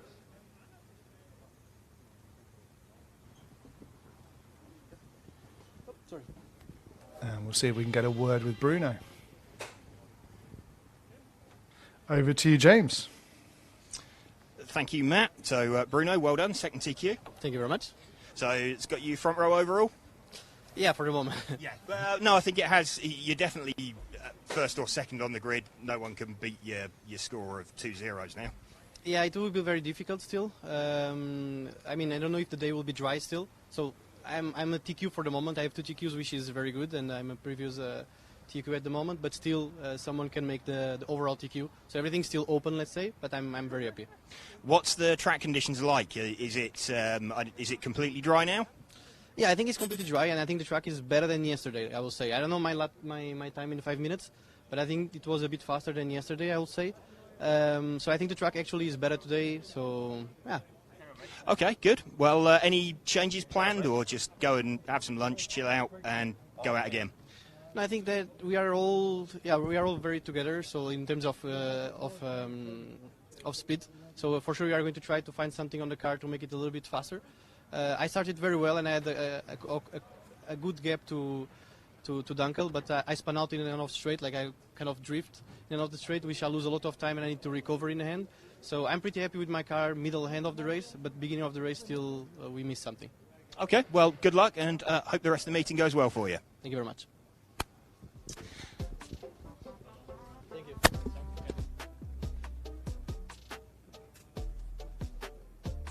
Very much. Thanks very much to James for catching that moment with Bruno. And, well, that's Q2 done. And we have a break now. We are back in about half an hour for Q3. Already on the screen there, Q3 will be underway. But, yeah, you're watching the EFRA 1/10th Track European Championships brought to you by Monaco RC. We are RC Racing TV. And we're coming to you live from Türkheim. Don't go anywhere. We'll be back in around half an hour. Thank you to Hobbywing, Tony Sport, Lens Bodies, and X-Ray.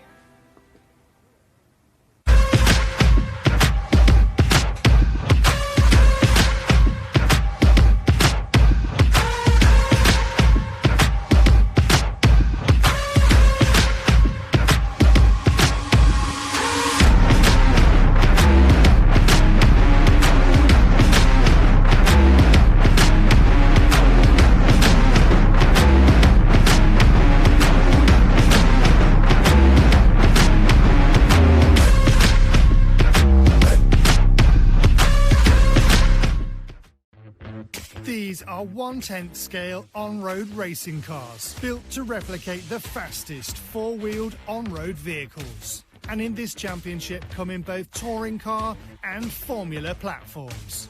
Underneath the aerodynamic bodies, the chassis feature the same tech seen on most modern hypercars: carbon graphite, titanium, machined aluminium, and smart electronics. When it comes to drivetrain, formula cars are rear-wheel drive, while the touring cars are all-wheel drive. And to do the driving, racers stand on a raised platform to let them see the full racing circuit, sending signals to their car to precisely manage the steering, battle for the race win.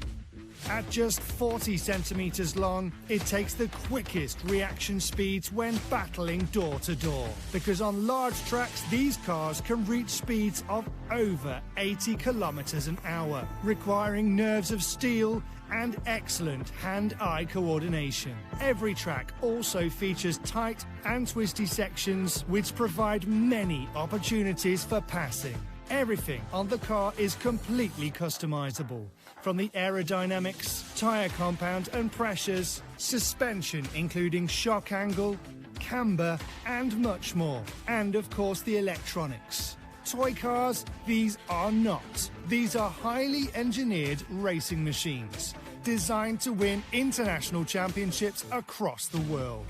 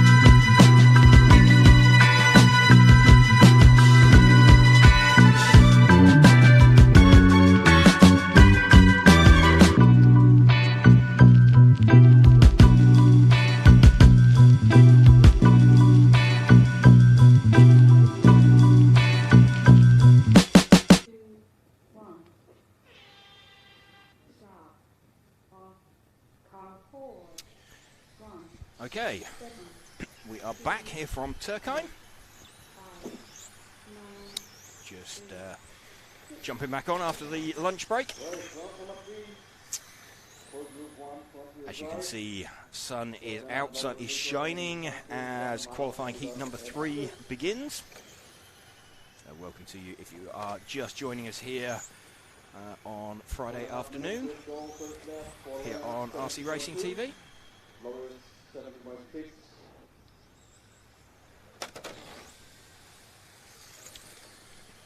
Out on track at the moment, we have got the first of 2 heats of the front-wheel drive class.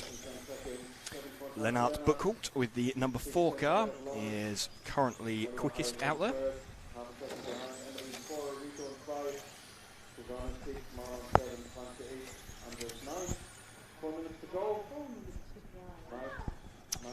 Four minutes of this heat remaining, and Loris Buchholz has now hit the front with the number 1 car. That is the white, green and red coloured car.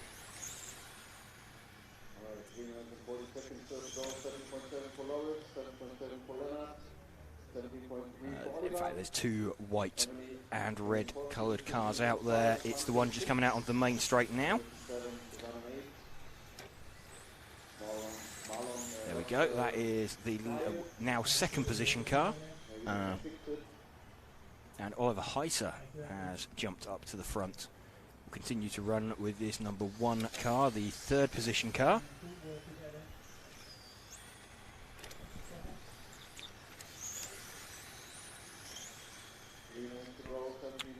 Much, much drier track than they had last time out.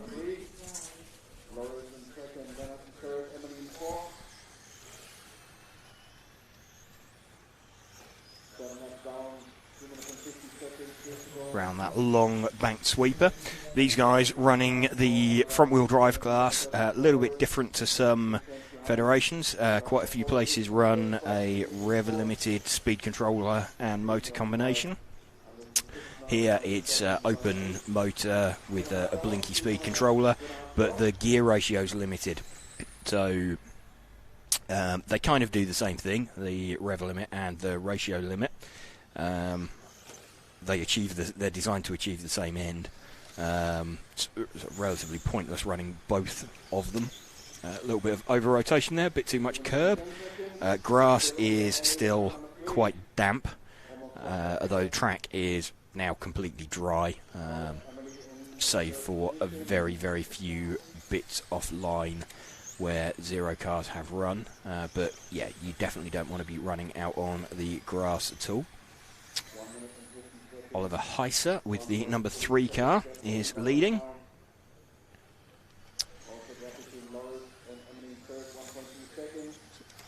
Let's see if we can find the 3 car. Here he's one of the 2 cars on the straight. I think he might be the white coloured car. We'll just catch him as he comes past the race control hut.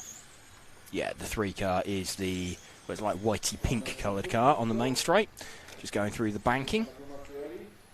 So we should pick him up. There we go. That it does look completely white on shot, but has a hint of pink about it. Heads off down the main straight.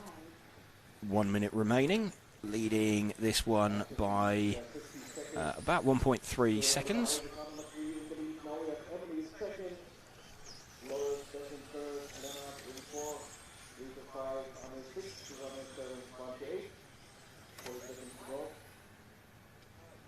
Emily Rathajski has got herself back up into 2nd position.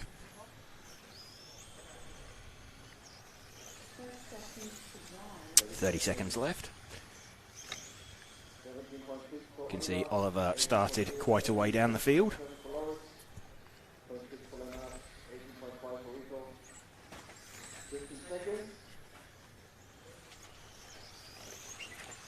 Into the final 10 seconds now. Oliver Heiser will pop back up to the front as he crosses the line. just no mistakes now on this last lap. This is really the place where you don't want to be throwing it away.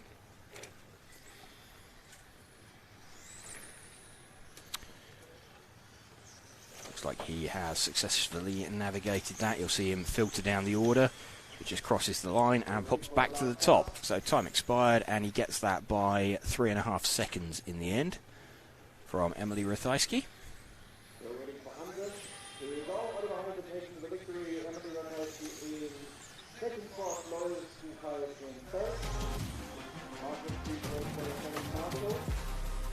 There we go, Oliver Heised taking that one. Just missing out on an 18-lap run. And we're now into the top heat of front-wheel drive. So we've got Daniel Pohlmann, who has taken the first 2 rounds of qualifying. So he's got 2 zeros, guaranteed himself a slot on the front row of the grid. His best 2 from 5 to count. He'll definitely be first or second on the grid. He can only have his score matched. Then it's going to come down to fastest times. Having a chat with Bruno at the end of Modified, then he felt that the track was slightly faster. Come the end of it, let's just have a bit of a refresh on their times, just to confirm how much quicker the track was in comparison. So, in fact, it was quicker last night by around 2 seconds. So, track very slightly faster yesterday, but would expect that just to continue building today. You can see on screen at the moment the overall scores for the spec class. Not running that yet, it's the front wheel drive class that's running out on circuit that we've got. And we've got Daniel Pohlmann with the quickest time and 2-round win so far. And that's the modified qualification showing up.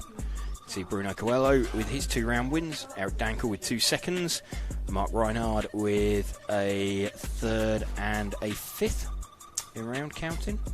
So kind of relatively normal names. Ronald Volker a bit further down the order than he'd like. He's got a 4th in round, but 25th in round last time. Quite costly for him. He'll be wanting to drop that, definitely. That'll launch him back up the order right in at the sharp end. Michael Orlowski also having a bit of an issue with a 12th in round to go with his 3rd in round. So once that's straight. Did Michael get a penalty?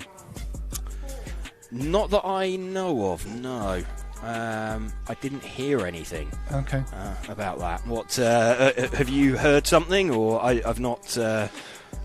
Just word on the chat, but it could just be banter. But what happened to Olowski? Don't know. Some saying that Parker S is saying second corner before the main straight, all 4 wheels beyond the track limits. So a penalty, but that could just be hearsay. Okay, that's news to us, possibly, but we're now running out on track. Soren Sparbier, is leading the heat from Andy Murray as they're getting themselves up and running. So it's the 6 car that is leading. Let's see if we can pick up the 6. So Soren is the second of these 2 cars that you've got in shot. He is running in front of, that looks like Adam Isay in front of him on the split. Yeah, that's Adam Isay. So Soren started out behind Adam. The reason he's showing as in front of him, he started 1 second behind him and is less than 1 second behind him currently.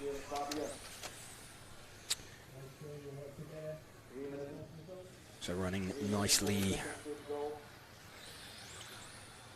Adam's going to be trying to edge away from him. He knows that Soren is definitely in front of him. You can definitely clock that is much less than 1 second. See Adam quite strong down at that end of the circuit. Just edging away. These 2 out in front. Andy Murray is currently in 3rd position. Andy is about 8/10 off of the lead currently, so we'll stick with these two. Andy Murray is the sort of fluoro yellow car just in the back of your shot that you see occasionally. So if he starts edging much closer, we'll know that he is getting himself right in the fight. But Soren leading this one at the moment. And looks like our current quickest driver, Daniel Perlman, has not made the start of this one even. So maybe with 2 round wins, he's deciding to sit it out, see if anybody emerges as his competitor. Of course, no one can absolutely seal TQ or seal pole position in after 3 rounds of qualifying. With only 2 rounds to count, we need to get at least to round number 4 before we know that anybody is nailed on for pole position. Clearly got some favourites for it that are pretty close to it. Andy Murray's got himself up into 2nd position overall, just in the back of shot. Andy's now actually moved to the front, so if we can move back to the yellow coloured car, there we go, just 1 car further back. That's Andy Murray. He is leading this one. There is currently about 3.5 tenths. So all 3 lead cars together on the straight, running in reverse order. Adam Isay is the lead of those 3 on the track. He is last of the 3 on the clock. Soren Sparbeer is running in 2nd position, and Andy Murray is pushing hard up to the back of him, just trying to sneak into that gap that's been created. So Andy now about 4 tenths in front, and Andy just puts it on its roof, and that's really unfortunate. Just a little bit too much curb. So we were watching Andy Murray, and he'd done all of the hard work, got himself right out in front, and he will drop all the way down the order. So that will be really, really frustrating there for Andy. He had it in his hands, and just a little bit hairy across the curbs, and boom, over on its roof. All the way down into 5th position. Soren Sparbeer now leading. So let's see if we can find, with 30 seconds left, let's go back to have a look at Soren and Adam Isay. They are just coming out onto the main straight now. So Adam Isay is the blue coloured car. Soren is the 3rd of those 2 cars. So we can run with Adam Isay with a few seconds left. Adam's now actually leading this one. So across the line, let's see what their finishing time is. Adam has got that by about half a second from Soren Sparbeer. Enrico Jung up into 3rd position at the end. Andy Murray, really unfortunate for him, dropping down the field right at the end. The victory is Sparbeer in 2nd and Enrico Jung in 3rd. So please bring your cars to the pit lane. And we have to do 3. Marcus, wait for you, Marcus.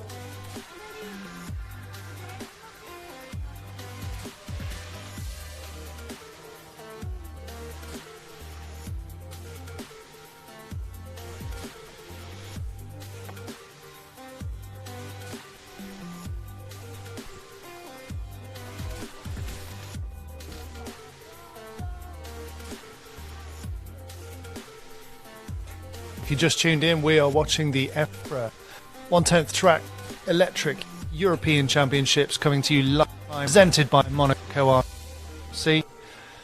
We're RC with James Stewart commentating for us, Ash on camera, Zach doing interesting things, and Matt McCallum. Hi. Thank you to Hobby Wing, Tony Sport, Lens Bodies. Go to EFRA.WS, that's the website, if you want to find out more about this class of racing and other classes of racing. Covering them. In fact, right now, we have over in the Czech Republic of large-scale off-road. Couldn't be different to this class of racing, but yeah, they're two-stroke petrol powered. They're over on EFRA's YouTube channel and RC Racing TV's YouTube channel, Facebook page. You can switch and have a quick look at that, but actually come back. We're obviously the games, but yeah, as we go into Heat 3, Q3, and we go to Formula 1. We do, yes. F1's just getting themselves out onto the circuit. Very, very different track again. These guys had a wet but drying track last time. It's now pretty much fully dry for them. So good opportunity for them. Pop in some good scores.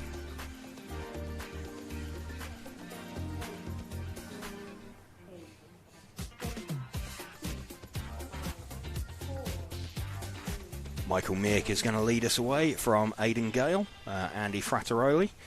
Andy really, really quick last time in the wet.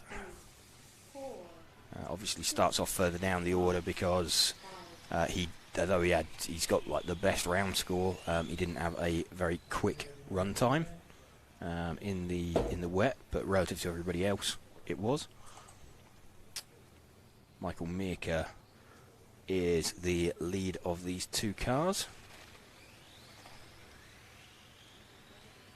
At the moment, his first lap a 19.3, Aidan with a 20.9, like 1.6 seconds. These two, kind of the class of this particular field. You see Darren Gale throwing some shapes as we came out onto the main straight.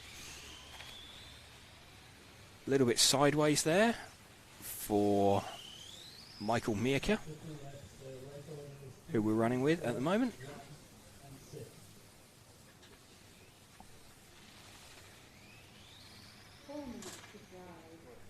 Aidan Gale is dropping back slightly from him. In fact, Andy Frattarelli has moved himself up into second position in the heat. So we've got some kind of a problem for Aidan.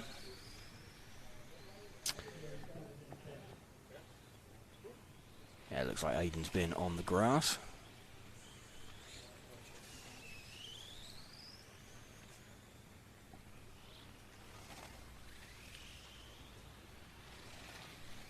Still running with our leader in this one, Michael Meeker.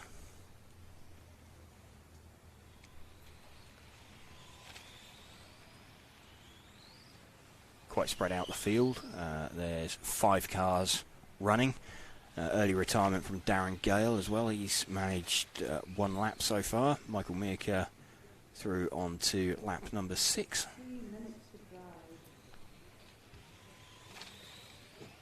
The F1 class running as a European Cup this weekend rather than a European Championship. Not attracting sufficient entry numbers to qualify as a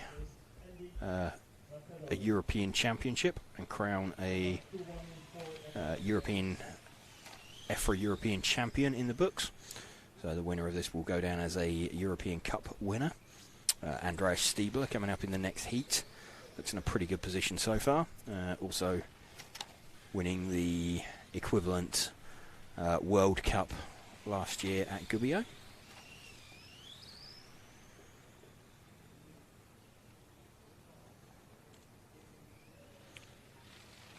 Nice and steady from Michael Meeker. 2 minutes to go. He's got a pretty huge lead out there at the moment. So he is like 6 seconds down the road from Michael Hauptley. 6.5 seconds down the road. So gaps just increasing all the time. Growing bigger and bigger and bigger.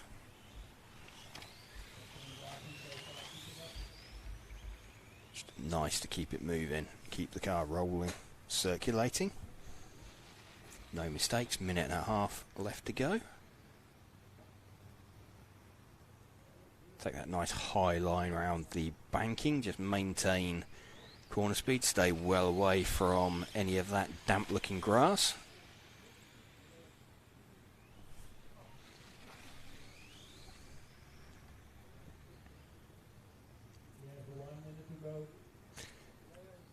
1 minute of this race remaining.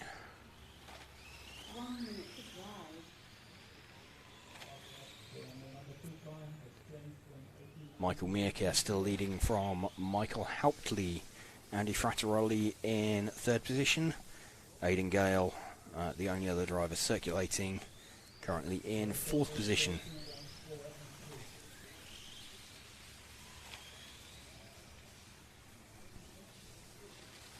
Everybody fairly evenly spaced out as we come in towards 30 seconds to go.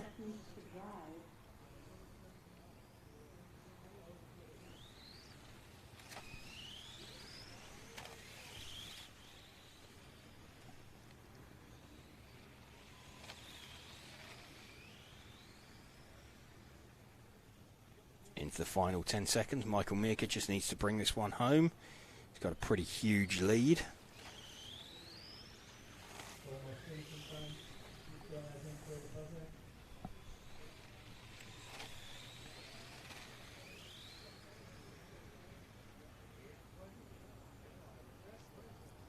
Michael Mirka taking that one.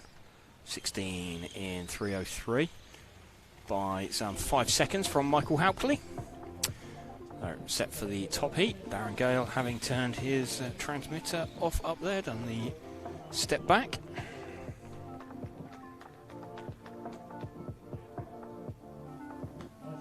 Okay, some applause. Yeah. Some polite applause coming from the onlooking crowd and spectators. Yeah, absolutely.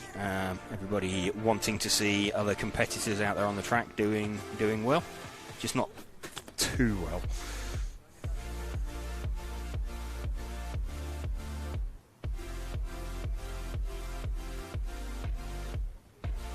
Well, lunch break is under is done. So this is us now, all the way to the end of qualifying, I guess. Maybe some medium breaks, short breaks. There are some sort of 10-15 minute buffers at the end of each round of qualifying. So we have, we're running, looking at the timetable now, we've got Q3 running. This will run through till sort of 12 minutes past 2 our time, and then we're back at 27 minutes. So it's a 15-minute gap. Obviously, if there's any slight delays to the start of a run, that might drop into that a little bit, but that's designed to give officials just a chance for a little bit of a comfort break, and they're important. Having the officials that volunteer for these events, so it's good to look after them, leave them a little bit. Just time for me to tell you about becoming an RC Racing TV hero and support our channel. What does that mean? Well, that means we'll send you a sticker pack, physical sticker pack to your house that you will get, and we will also follow the cars you request us to follow during qualifying and practice, if it's all possible. So by becoming an RC TV hero, all you have to do is click the join button in YouTube, and that makes you part of our RC Racing TV family.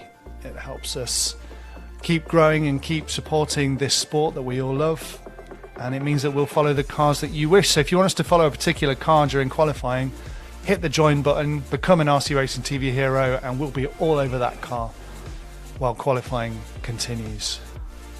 And those sticker packs, they're very exclusive, aren't they, Matt? Even I don't have one. They are. So Yeah. I can arrange, right? We'll put that right. We'll definitely put that right. Okay, but fair enough. But they're hard to come by. I think you've earned one. I think you've earned one after all these years. I've earned one over the years. Andreas Stiebler leading away here in the Formula class. So top heat. Andreas has taken the first 2 rounds of qualifying already, so he's locked himself into the front row of the grid. He people can only match his score. It's the kind of a similar situation in the stock class and the modified class as well. So we've got people with 2 zeros, and they're looking pretty good for TQ. They're definitely in the A final. They're definitely starting first or second on the grid. They've clearly got the pace in the cars, so it will take a bit of a reversal of fortunes, but nevertheless there are still particularly, well, in fact in both stock and modified, I think. Simon Lauter quickest so far in both heats, both rounds of stock qualifying, and Jan Rathajski looks like he's the nearest challenger. Certainly over a single lap he's definitely got the pace. Simon looks just a bit more consistent over the course of a run, and able to string a few more of those sort of super fast laps together in modified. Pretty similar situation with Bruno Coelho. He showing his class, really, taking the first 2 rounds. Eric Dankel has popped up in front of him on occasion. Ronald Volker's in there, Michael Orlowski's in the mix as well. So quite a few opportunities for them to put in a good move. Let's see if we can pick up our leader in this, Andreas Stiebler. He is just coming off the end of the main straight now, around the bank sweeper. So he's the green coloured car, there we go. Andreas leading this one by around 3.5 seconds from David Ehrbar. Michael Lipperheider in 3rd position currently.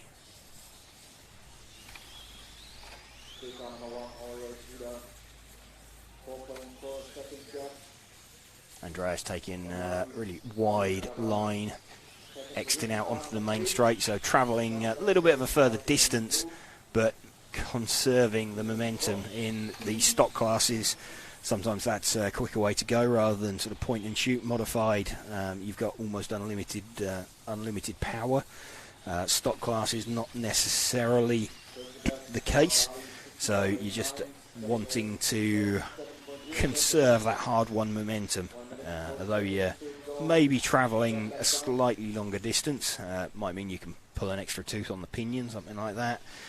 Gaining a little bit more top speed and gain in the conservation of speed, what you've just lost in being very, very close to all of the apices on the track.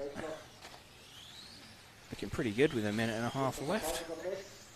Stiebler's lead is getting up towards 5 seconds. So they go into the final minute. So catches a fairly leery slide. Throwing it in off the end of the straight there. 50 seconds.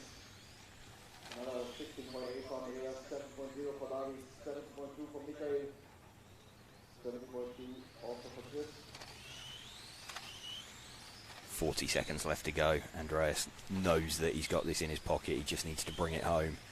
Even if David was lapping slightly quicker than him, which he isn't currently, it wouldn't be enough to close down the gap by the end.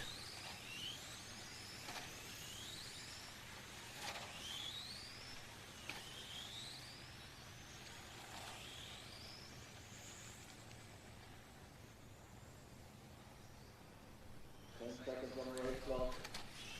10 seconds remaining. Andreas Stiebler, who we're running with, is going to... will he make it through for the extra lap? No, he just misses it. So he's just missed the 19-lap run. David Ehrbar is also going to join him on an 18-lap run, as will Michael Lipperheider and Gergo Valent. I think Chris Grenz also sneaks through onto that extra lap. Michael Friebel not having a great run. Let's see what that's done for the overall ranking lists. So Andreas Stiebler with the couple of zeros. Michael Lipperheider also with his 0 from round number 2 in the wet is going to be on 3 points. He's got a 1, a 3 and a 3. First in round, third in round, third in round. so he is looking pretty good for the front row. David Erbar will be, what's he got? He's got a couple of second in rounds, so Michael Lipperheider will probably jump him on the grid. We're going into the spec class now, so the largest class here at Türkheim with 6 heats. Mark de Wit will lead us away from Daniel Bergener, Sindrik Demir, Andrew Walters, Peter Knudsen, Vittoria Fenili, Laszlo Kiss-Orban and Jaroslav Kritz.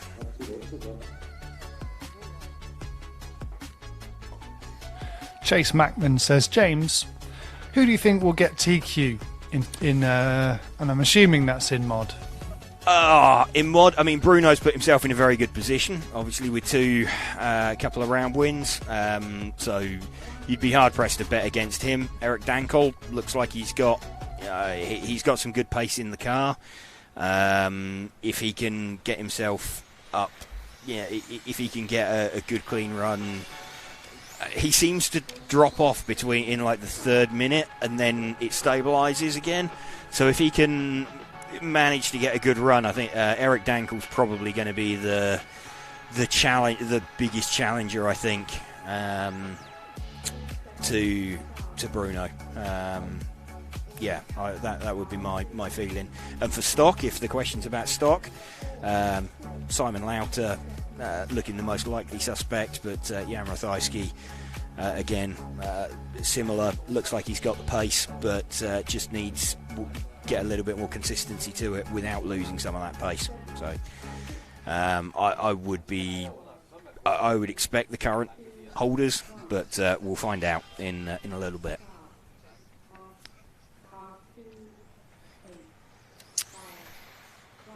Mark de Witte leading away from Daniel Bergener.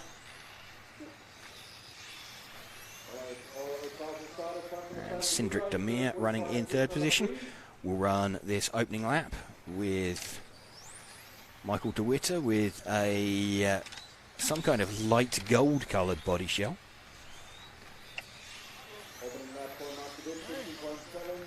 It's actually now changing colour in the sunlight. Some of these... I'm not even sure how you'd achieve that colour. It's like a gold that's been backed with silver, but a really thin coat of gold. It's looking at it on stream. It looks like a kind of a white colour. We're looking at the low shot at the moment, outside race control. We'll see if we can get onto the moving cam in a moment. Just to pick that up, still looking at the low shot just in front of the driver's rostrum. But timing is working quite nicely at the minute. Peter Knudsen is currently the fastest car with the number 3 car. Let's see if we can spot him out on circuit. So the number 3 car is the white, pink and blue coloured car.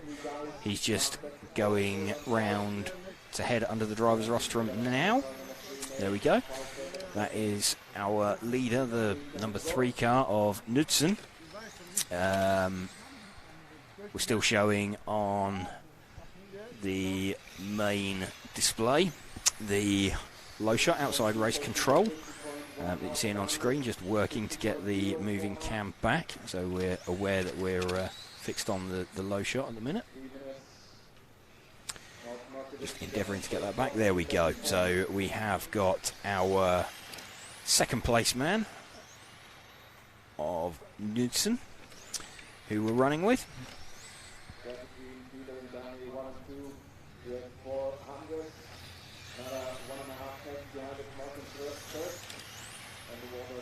Knudsen back to the front, updates as he crosses the line. Really, really close. It's like 0.6 of a second between Knudsen, de Witt and Bergener. A little bit more variable as you start moving your way up the heat list and the laps become a bit more consistent. You get less sort of fluctuations between drivers, and they need a closer gap. This is sort of jumping around by 0.6 of a second, something like that. That these guys are sort of losing out in inconsistency between their lap times. As you get further up the field, you get less changes. When someone's sort of half a second behind, they tend to stay within that gap. Peter Knudsen, as he crosses the line, he stays in third position. He is currently 4/10 off of the lead. So under half a second. So let's see what he manages this time as he crosses the line, pops himself up into second position. He's now 6/10 back, with Bergener leading this one. The number 8 car, let's just see if we can spot the 8 car out there. He is the blue and white coloured car. He's just going through the banking now. Let's see if we can pick him up as he heads around under the driver's rostrum. Blue front, white rear colour car. There we go. 1 minute left. That is Bergener, who moves to the front. We're just going to wait and see if Knudsen, who we were following, now jumps up to the front again. But we'll stick with Bergener for the last minute of this run. See, he slots back in at the top, and then Knudsen just nicks it off him. So about quarter of a tenth between Knudsen and Bergener at the minute. Pretty close out there, given that they're on completely separate halves of the circuit. Bergener back to the top, and Knudsen just nicks it back off of him. 30 seconds left. Just over a tenth of a second now.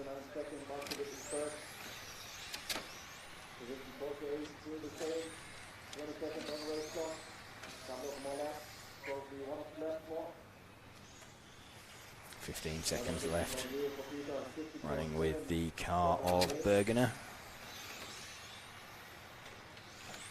Expecting Knudsen to move back to the top. Knudsen now got this by 1.2 seconds. So fading quite badly in that last minute for the car of Daniel Bergener. Peter Knudsen taking that. Apologies.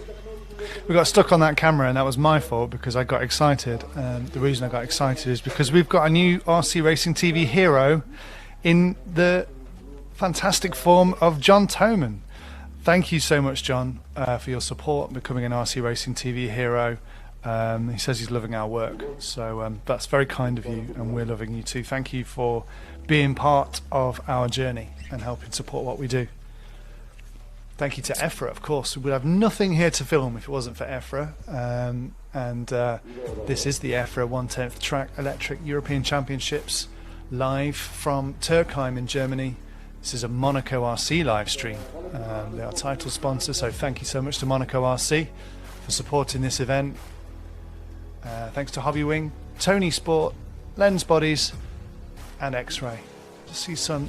There's a Tony Sport. There's some banners being erected, or there are some flags being put up. Yeah, they've been laying on the floor, but the wind, I think, the threat of wind caused them to lay them down flat. So they've decided that they're going to put them up.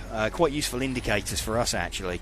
It's a fairly important thing. I mean, talking in terms of weather, a crosswind across the circuit can have quite a big influence on how the cars behave. It wasn't really a factor this morning in the wet, or in the wet and damp drying conditions.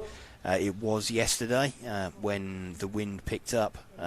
You could see the flags change direction, and all of a sudden the cars,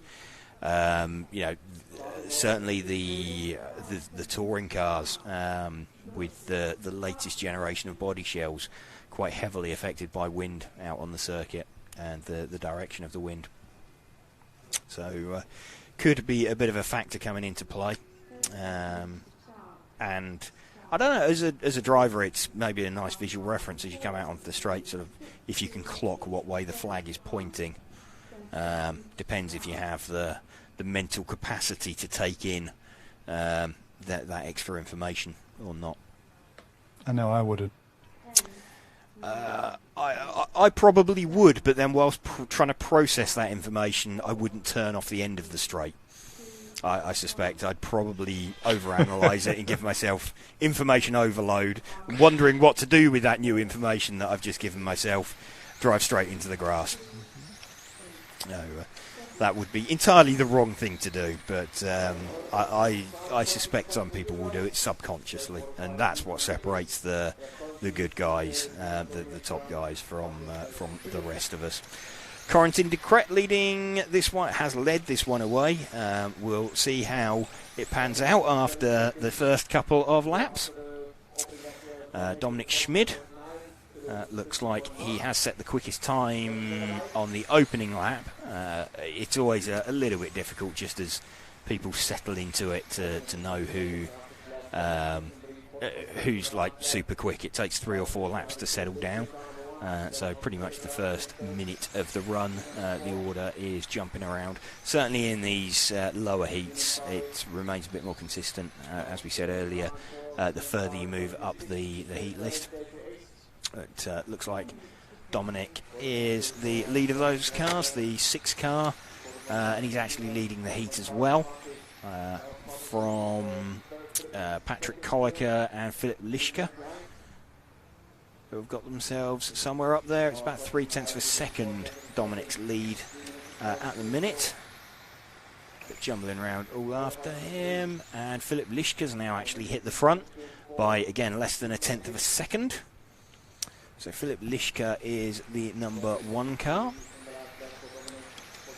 Let's just see if we can pick up the 1 car where he is. He's the white coloured car on the main straight now, just in front of an orange coloured car.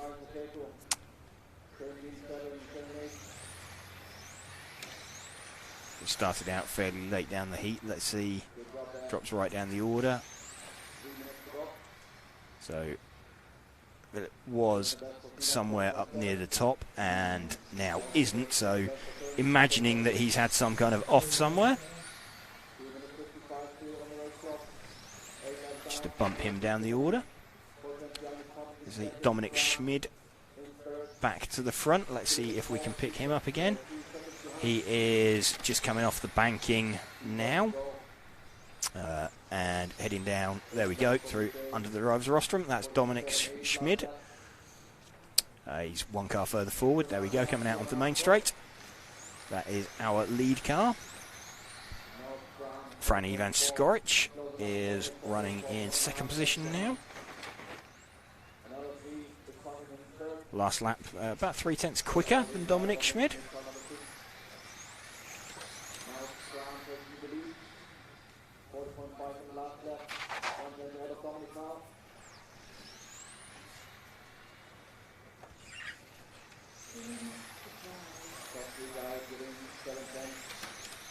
Fran Ivan Skoric has now hit the front with the number 2 car. Let's see if we can pick up the 2 car out there. 2 car is 1 car back from the car we're running with. There we go. That was nice and easy. They started out in 2nd position in the heat and charging now up to the back of Dominic.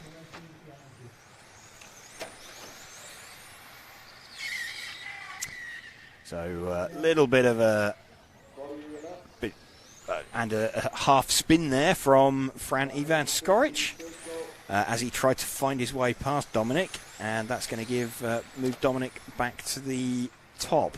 I think Fran Ivan and Dominic had kind of a similar thing last time out, where they were holding each other up. It was these 2 cars that neither was really getting out of the way of each other, and it ended up probably costing both of them. They really need to work together to get better time. Let's see if 45 seconds to go. Fran Ivan has got some really good pace in the car, currently running in 3rd position, like 0.2 off the lead. Kolliker has made his way to the front with the 8 car, but let's see, Skoric moves to the front. He's now in front of Dominic Schmid, so he's made his way back to the front. 20 seconds to go. He's going to arrive on the boot lid of Dominic, I think. This is Yeah, they should all make an extra lap. Looking at their best lap times, they will make it onto the extra laps. They're doing 21 lap runs. Fran Ivan, who we're running with, he'd already caught Dominic Schmid just in front of him and had a sort of a half spin, really, as they tried to navigate each other. They know they're on the last laps now. If I was Fran Ivan, I would stay exactly where I was. Crosses the line and takes it from Dominic Schmid. Koike pops up in second position. So two of them just about to get away with it.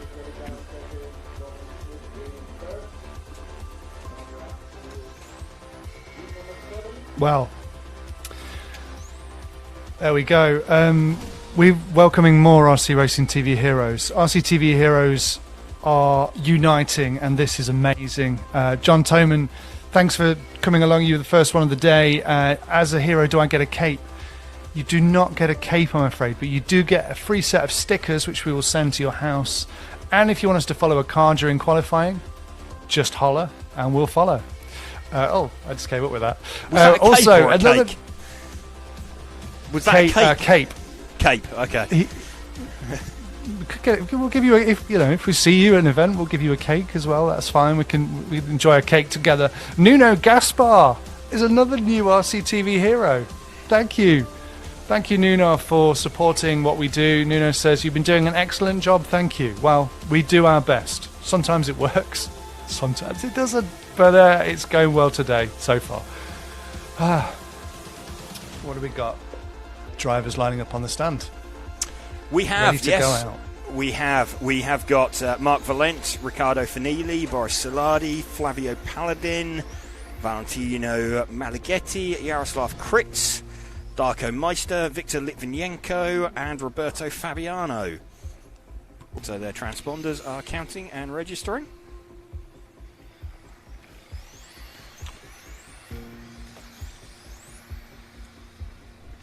More consistent track conditions for these guys. It was pretty well dry for them last time out, so they'll be fully in the knowledge of what they have underneath them.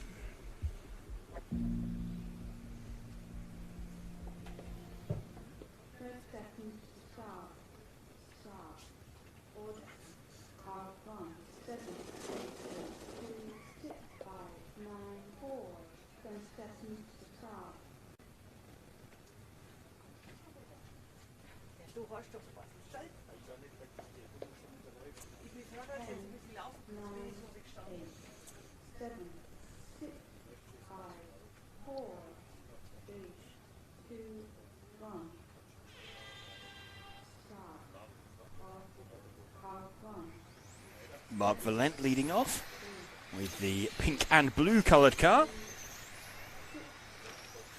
A little bit of a half spin, and he's already put that on the grass, so he's going to drop himself right down the order. So lead car will be Riccardo Fanili.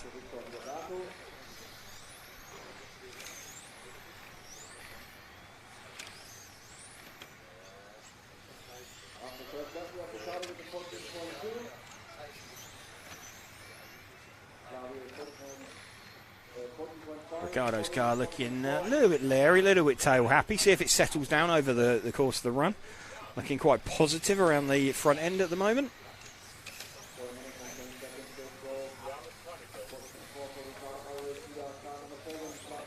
Just starting to close in and pass some traffic.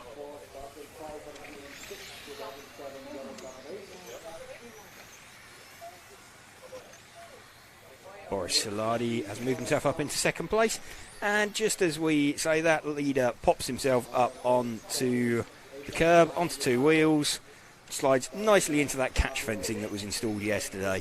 The reason that catch fencing was there, and he knows that his run's gone, he pulls straight into the pit lane.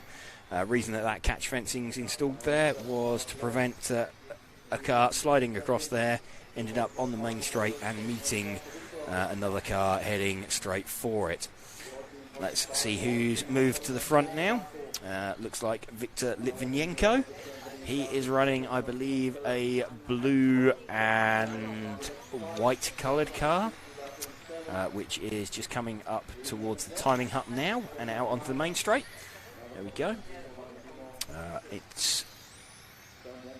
He's now in third position actually, but it's really, really close over the first group of cars really.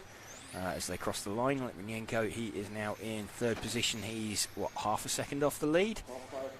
This heat number 7, so the third heat of spec in round number 3 of qualifying. Here from Türkheim in Germany.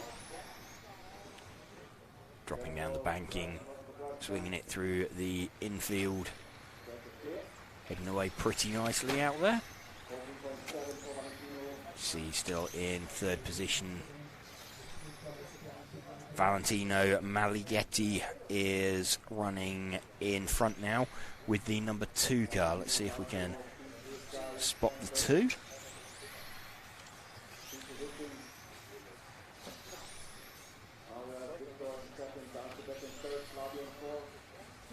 So the 2 car is the purpley coloured car. He's just coming off the banking now and heading round through under the driver's rostrum. There we go, we've got him. So this, our leader, Valentino Malighetti, Swiss driver.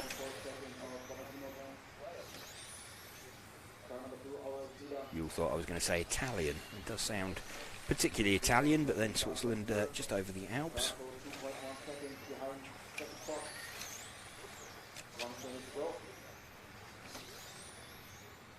Valentino edging away at the front of this field now.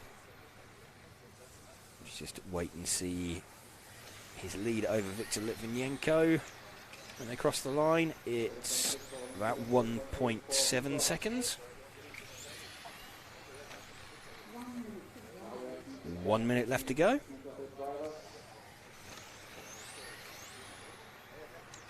Getting an idea of the conservation of speed that's necessary out here on this Türkheim track.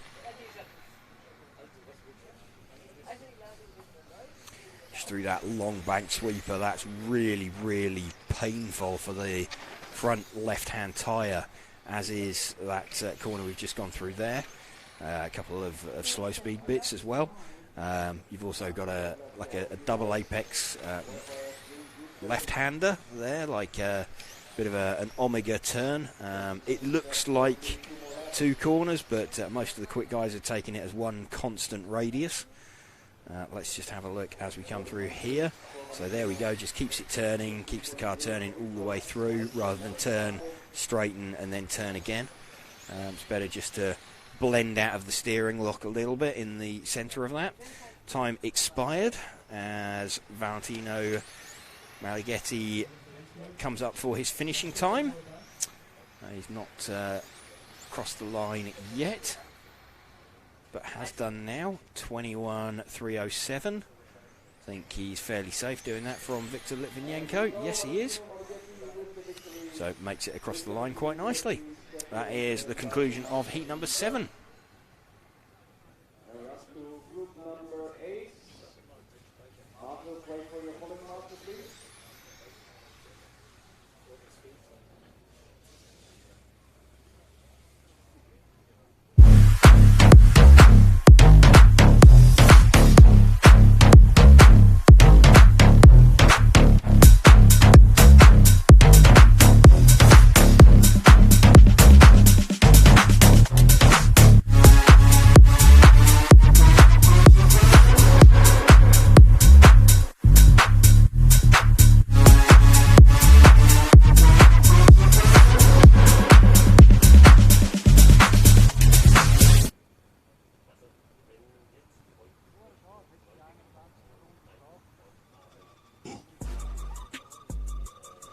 Heat number 8 just heading out. Billy, are there any Brits in the stock class? We have got, yes, we've got Andrew Walters is out there running in the stock class. He was in the first heat of the spec class. So yes, we have got Brits in every class that are running in there. Some having some slightly challenging weekends so far, but yeah, they're all they're here and enjoying themselves, which is the main thing. Orlando says, when is mod? When is mod? After this.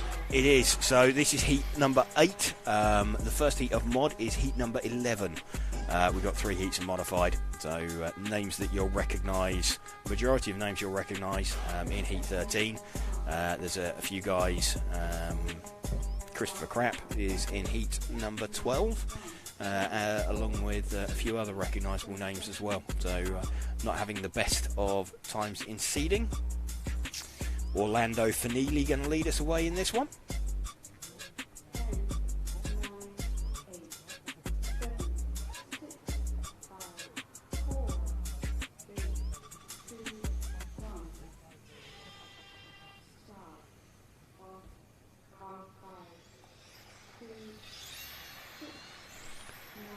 Orlando opens the car up and gets on the power, launches away off the line.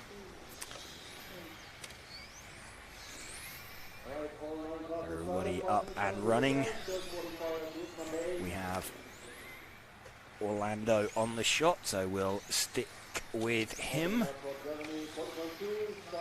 for a couple of laps whilst the order settles down. Passing a car that's neatly parked itself on the grass.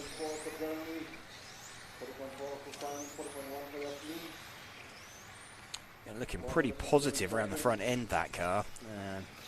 Just wants to watch out that he doesn't completely kill his rear tyres by the end of it. It's always a danger if the car's that pointy at the start. You can just about hang on to it, but run the danger of overheating the rear tyres, slide them too much, and you feel like you're driving on chewing gum by the end of the run.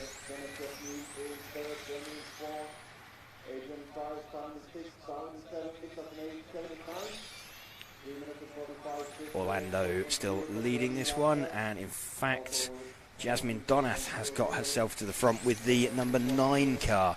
Let's see if we can find Jasmine. Her car is, I think, pink front, black centre, white rear. She is just coming out onto the main straight now. There we go. That is Jasmine Donath leading this. Started to make a bit of a breakthrough this year. ETS A finals. That's Jasmine.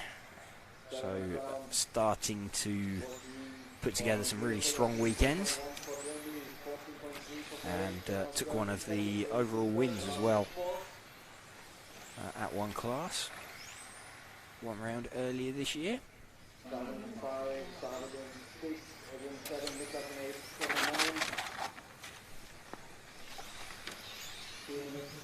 Jasmine now starting to close in on some traffic. 6/10 down the road from anybody else on the clock. See how she manages to navigate this traffic. Let's see who that is that she is catching. That is the 6 car of Delalondre.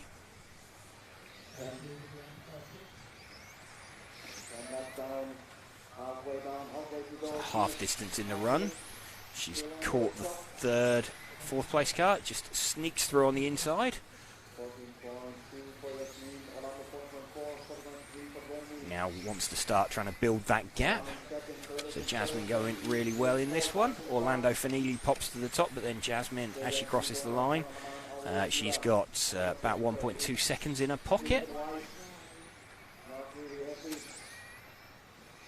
Now starting to stretch away from Jeremy Delalondre. 1 car behind her. Close in on the next car in front of her. Oh, she's out. Oh, just put the car on its roof. So Jasmine kind of gets away with that a little bit. It's going to knock her out of the lead, but it won't affect her overall run time as much as it could have done if she needed the intervention of a marshal. She'll be kicking herself with that one, but dropped her down to 4th position overall in the run. She's recovered to 3rd position. She's 1.1 seconds off the lead. She had quite a big lead. She had best part of 2 seconds. So let's see if the pace that she's got in her car there will allow her to get back up in front. She's now 0.3 off of Delalondre in second position with a minute to go. So she should jump Jeremy Delalondre possibly on this lap. See if she comes through. No, she's missed it by 1/10. It will be this lap through then, I think, that she's going to get it. She still stands a pretty good chance of getting second overall. Oh, it's super close now. And Frederick Hovgaard has got himself up there as well. We're sticking with Jasmine at the minute, see how well she can recover. She popped up into second. Hovgaard now moves to the front. We've got 10 seconds left, so we'll stick with Jasmine. Just a bit of over-rotation there as she got out onto the main straight. And a little bit greedy.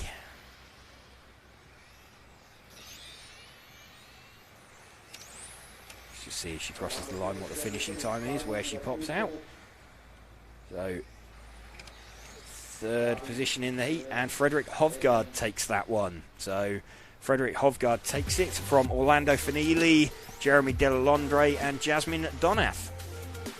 She'll be quite upset with herself, I guess, for putting that on its roof early on.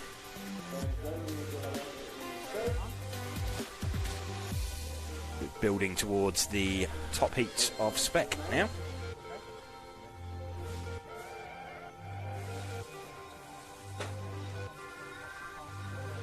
This is the Monaco RC EFRA 1/10 Electric Track European Championships coming to you live from Türkheim in Germany. It's clouding over a little bit, but and rumour has it in the chat, and obviously the chat is always right, that rain around 3 o'clock. That's what the chat says. And they're all very well informed people, so I'm not going to question that. But that's the view. I mean, on this shot, it looks quite sunny.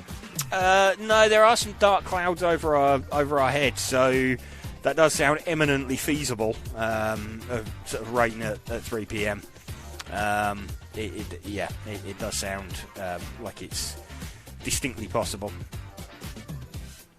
I would say, if I was cynical, if you're Bruno now, you're thinking, yeah, just let it pour down. But then it probably doesn't matter to him because he's still going to be fast, whatever, isn't he? Well, the thing that the advantage that Bruno's got is he's done quick times he's got 2 quick times in the dry. To be honest, he's first or second on the grid now, so no one can take the front row of the final away from him. Someone can still take TQ by winning 2 rounds and doing a faster time. So yes, in that sense, it would probably a rain shower now would probably guarantee him pole position, because even if someone was to match his score, they're not going to beat his time then that he's done, because he's done it on a dry track. Their time would be on a wet track. So yes, in that sense, it probably would help him a little bit, but he's already there, he's already at the front, and it would, I don't know, it would introduce another variable, which he might not be quite so keen on. Martin Huddy going to lead away. Just time to welcome. Okay. Just before we get started, very, very quickly, welcome to Gary Burns, our latest RCTV hero. Gary, thank you so much. We probably couldn't do it without you, so thank you so much for becoming an RCTV hero.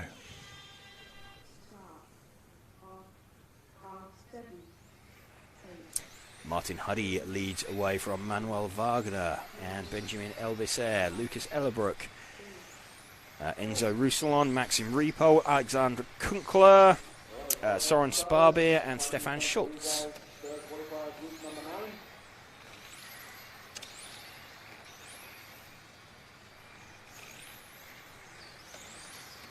So not the best opening lap from Martin. It's only the 6th quickest in the heat.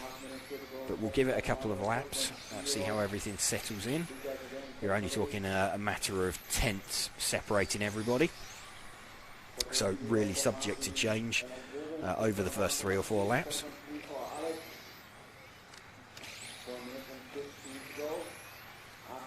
Martin Huddy now up into third position. We're running with him. Lucas Ellerbrook is the quickest car at the moment with the number 1 car. Let's just see if we can spot him. He is the white, fluoro, yellow and blue coloured car. He's just coming off the banking now and heading through there in the centre of shot. That's picked him up nicely as he comes out onto the main straight. Lucas Ellerbrook leading this one. Again, best lap, a 13.843. Jumping around all the time as they cross the line, depending on where they started. Lucas starting in third position, still in third place on the track. Martin Huddy now gets himself up into the top 3. There's Ellerbrook from Wagner from Huddy. Lucas lead about 6/10 currently. In fact, it's grown, it's 9/10 now. We're running with Lucas Ellerbrook, leading the penultimate heat of the spec class. So pretty much, if you're the quickest car in this heat, you'd be pretty disappointed not to make the A final. If you get yourself manage to seed yourself into this heat and are typically the quickest car in it. Don't forget the seeding is carried out over consecutive laps rather than pace over a 5-minute run. So you'd hope that if you were the quickest car in this, you'd be pretty unlucky to miss out on the A final. That's what Lucas is going to be hoping for, to slot himself in to a gap at the back of the A final. 2 minutes to go, and just collect some traffic. That was really unfortunate. So he's got a bit of a body tuck at the front as well. That's opened the door for Wagner. Manuel Wagner taking the lead. So that was just an example. Lucas Ellerbrook didn't do anything wrong there. He just drove into somebody else's accident. That's super unfortunate. Got a body tuck at the front as well. That's going to make the car feel a little bit funky. Let's see if we can find Manuel Wagner with the 8 car, who has picked up the lead.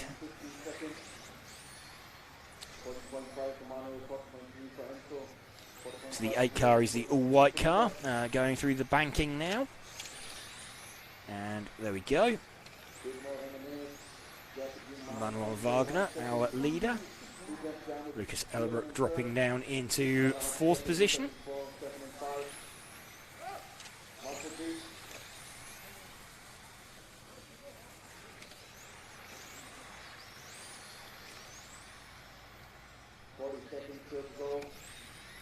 .40 seconds to go. Manuel Wagner still leading this one. He's got like 1.2 seconds over Soren Sparbe.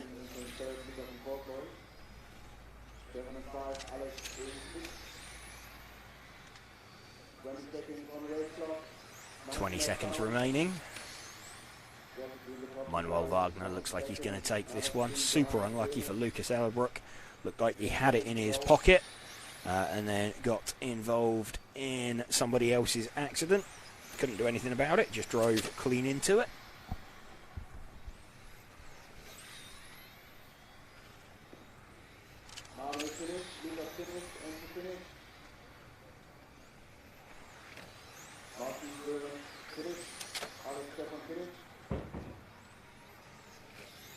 So I think Lucas exiting the rostrum pretty quickly there. He's going to be quite upset with himself. A little fist pump for Manuel Wagner. He's happy enough with that.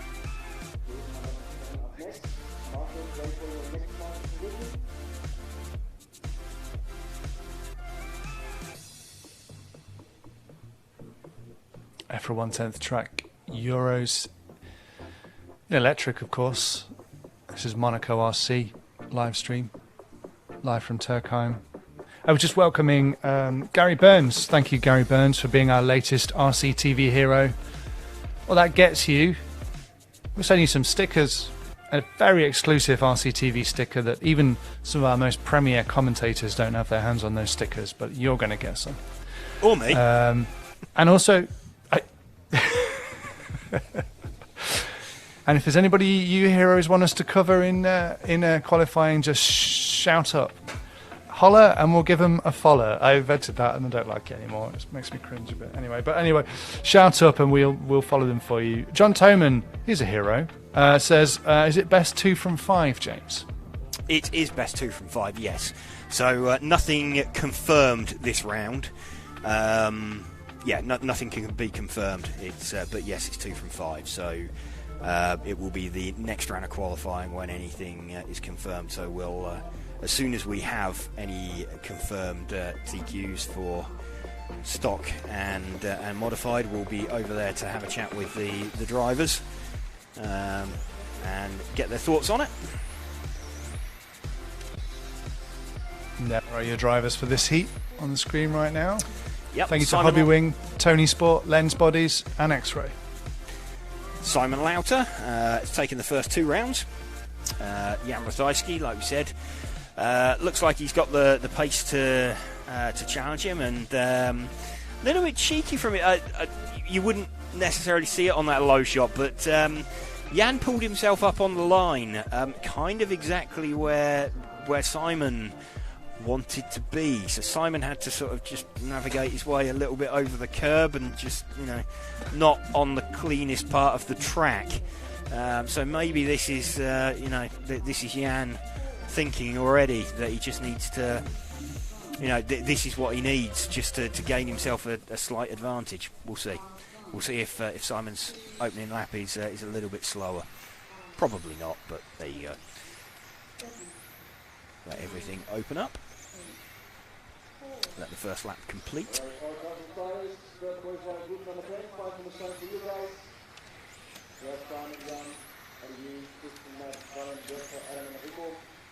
Ollie Bultink quickest on the opening lap from Simon Lauter.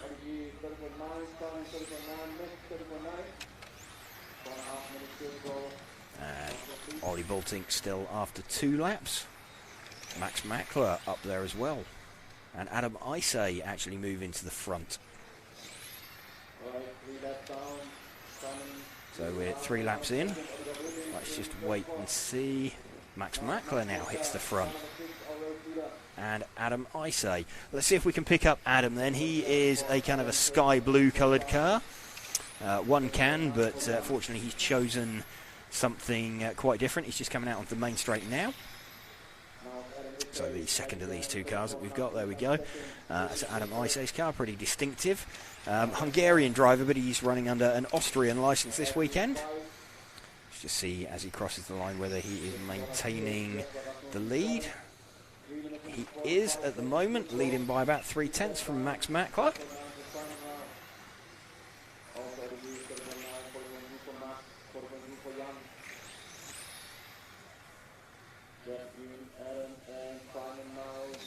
And still leading this one.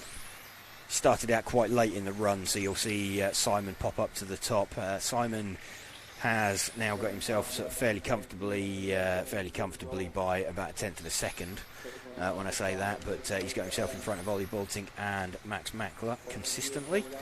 Jan Ratajski starting to enter the chat as well. But Adam Isay leading this one by about 6/10 from Simon Lauter. We're running with Adam at the minute.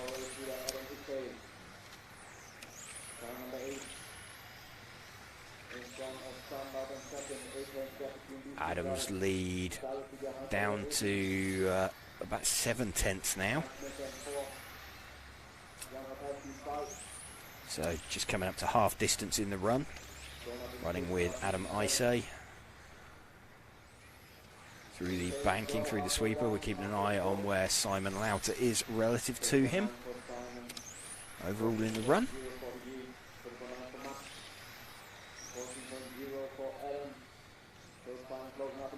It's good. from Adam still.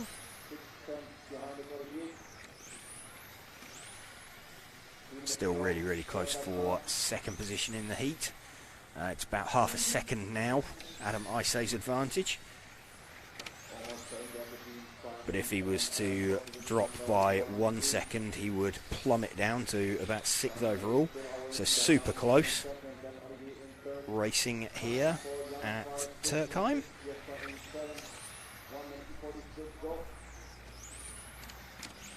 See as they cross the line.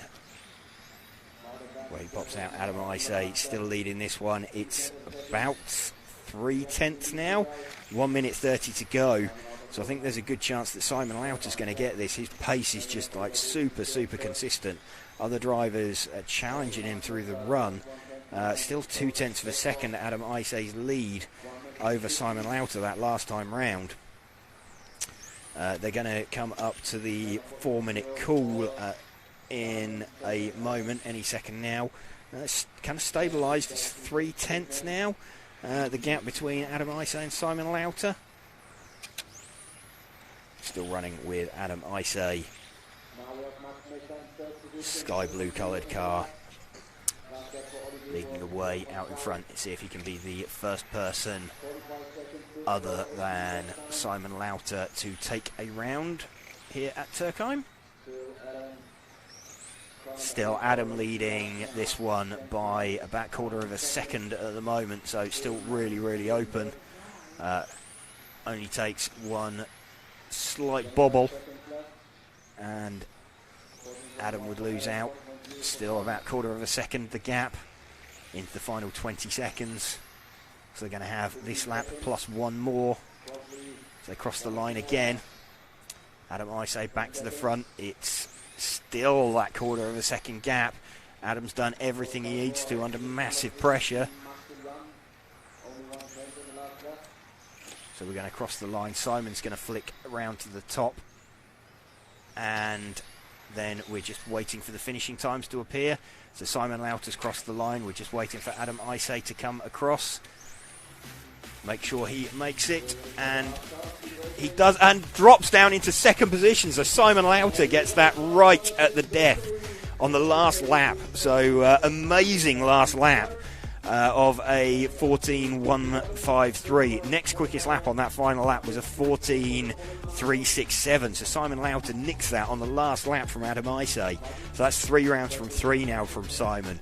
So for anybody to take that off of him now, they've got to get the last 2 rounds of qualifying and do a faster time. So super impressive from Simon there, just stealing that on the last lap, nicking that away from Adam Isay.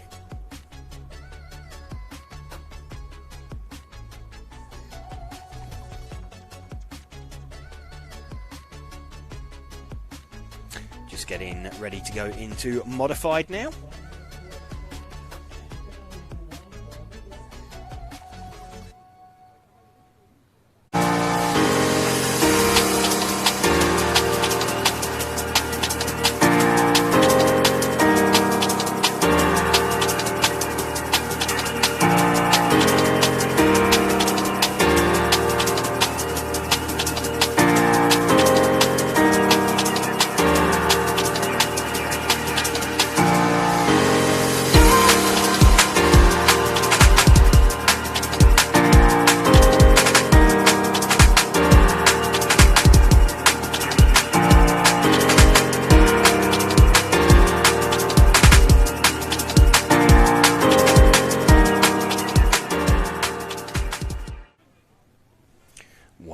Until the start.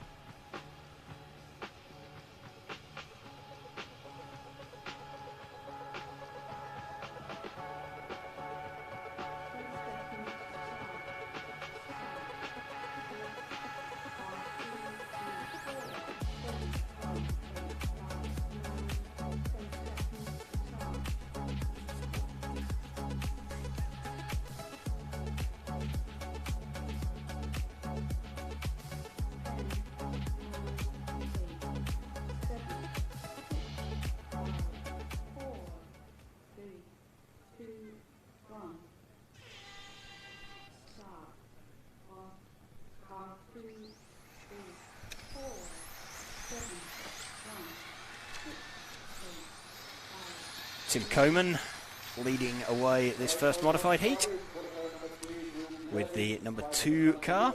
3 heats of modified got running out there. So immense power. You can see a little bit of rear stepping out as he gets on the throttle.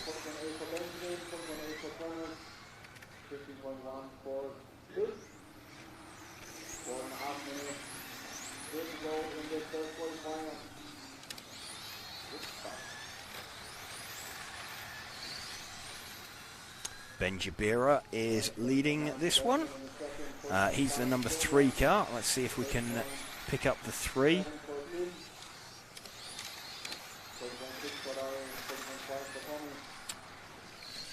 Just looking to spot where the 3 car is. It is the yellow coloured car with the black stripes down the roof. So he's 1 car in front of the car that we're following.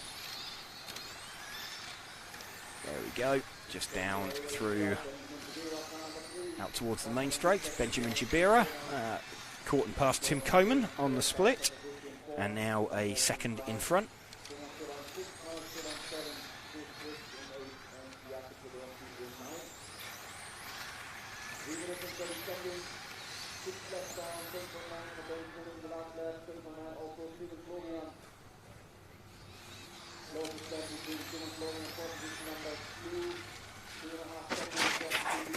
Coming together there between what was the leader and someone else making a bit of a hash of the corner directly in front of them.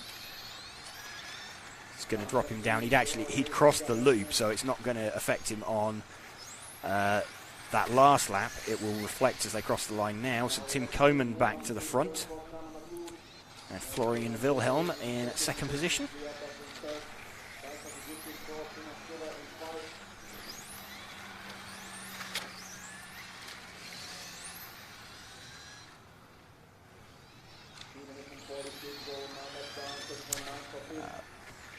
Half spin there as well for Ben Jabira. Let's see if we can find our leader at half distance, Tim Coman. He's about 9/10 of a second in front. He is the number 2 car. He's the all white coloured car. Just going through the banking now and heading round. There we go. That is the number 2 car of the leader, Tim Coman. Had lost the lead to Ben Jabira, who then got caught up with a little bit of traffic and ended up on his roof on the grass, and now some 4 seconds back. That's exactly what you want traffic to do, crash in front of you, step out the way. Tim Coman leading this one from Florian Wilhelm. Gap 1.9 seconds now.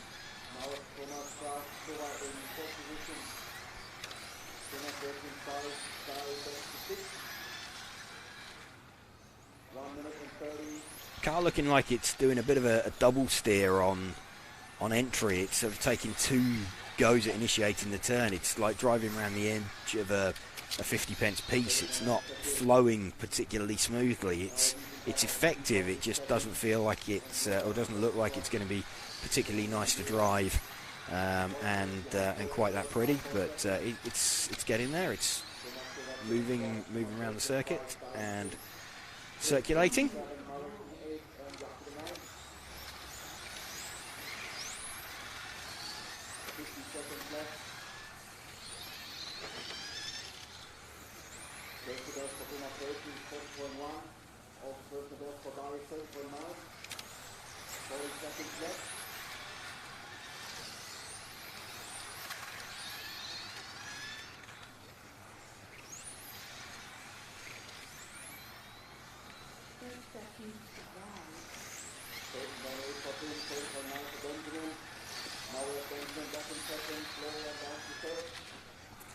Into the final 30 seconds. Tim Coman still leading this one.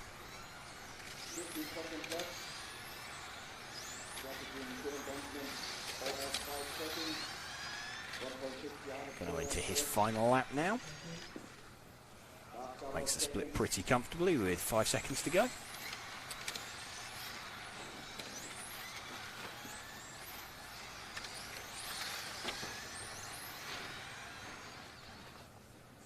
Tim Coman taking that one by 4 odd seconds, just over 4 seconds from Ben Jabira. Probably the amount of time that Ben lost in his accident, actually.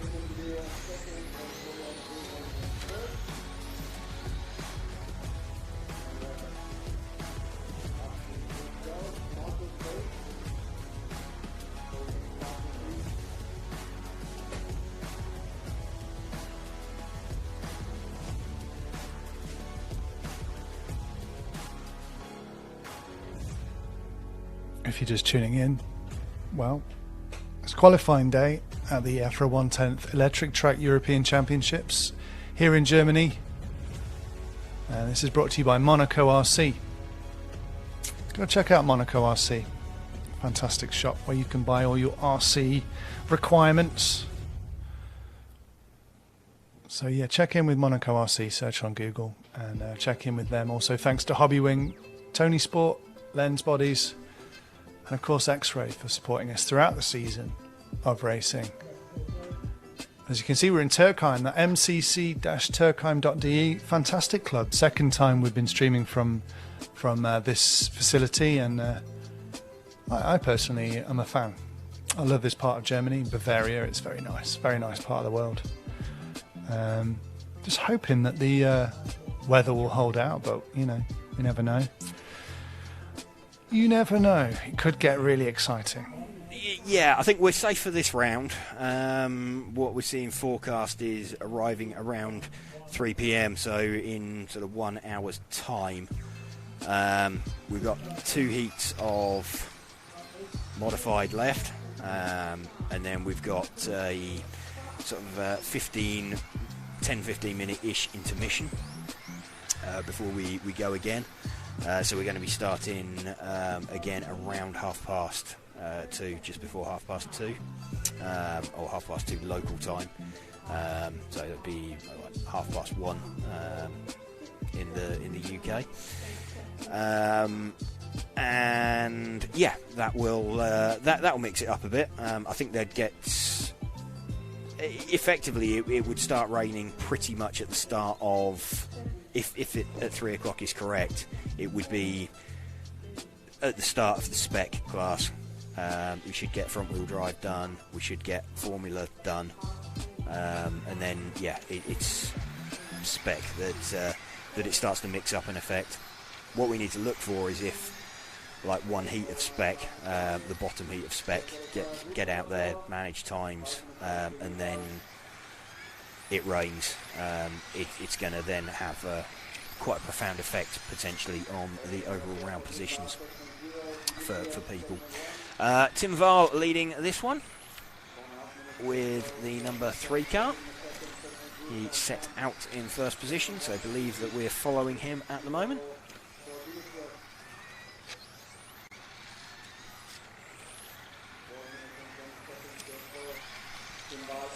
Yeah, that is Tim's car that we have on shot.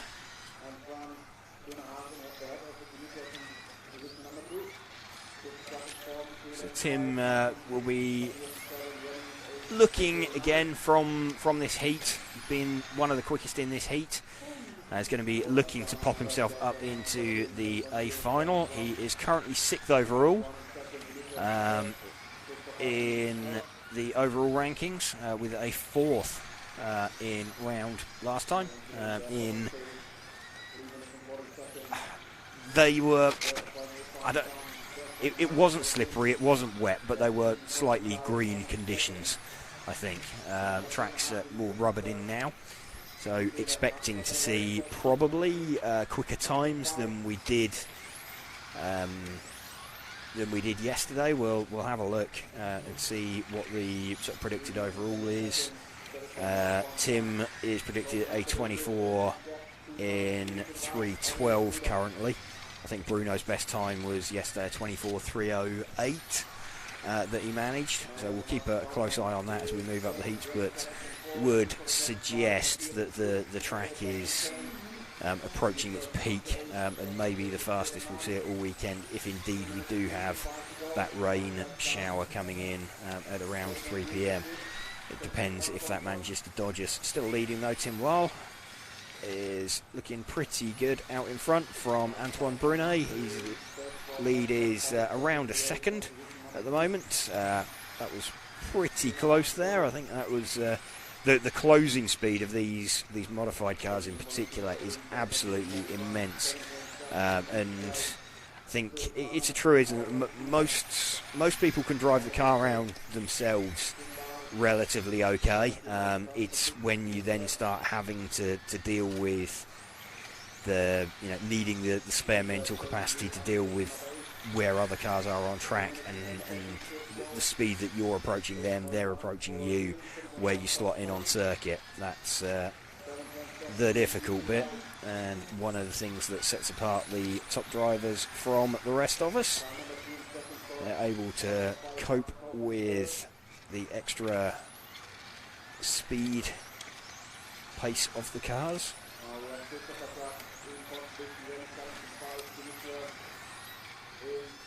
Under 2 minutes left now of this heat. Tim Weil still leading from Antoine Brunet. Marco Kaufmann in third position.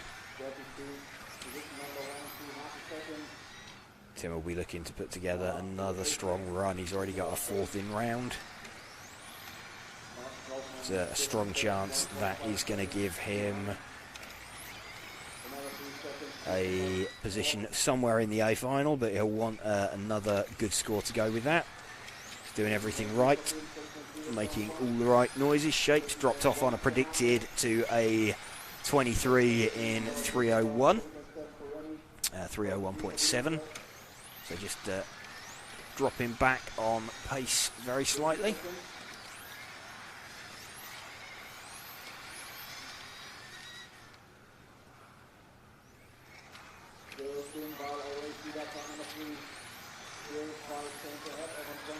Seconds remaining.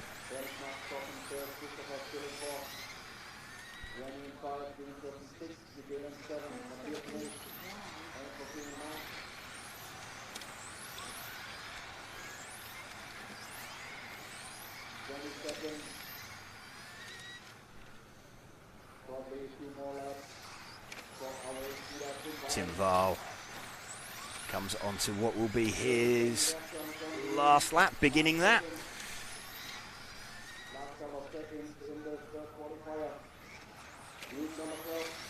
Going to drop in to the front, so Tim crosses the line. 23 in 301. Antoine Brunet only half a second back, actually, so Antoine getting pretty close there at the end. But that's a decent run come together.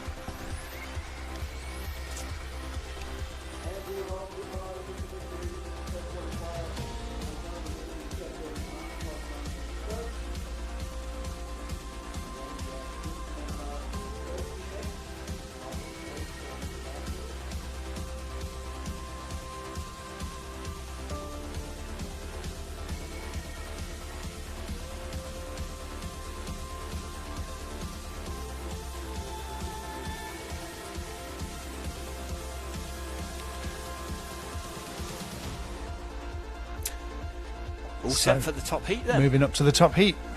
Indeed. Yeah. Bruno Coelho, Eric Dankel, Michael Orlowski, Mark Reinhard, Ronald Volker, Robert Peach, Alex Hagberg, Yuri Weisin, Oliver Havranek and Alessio Meniciucci.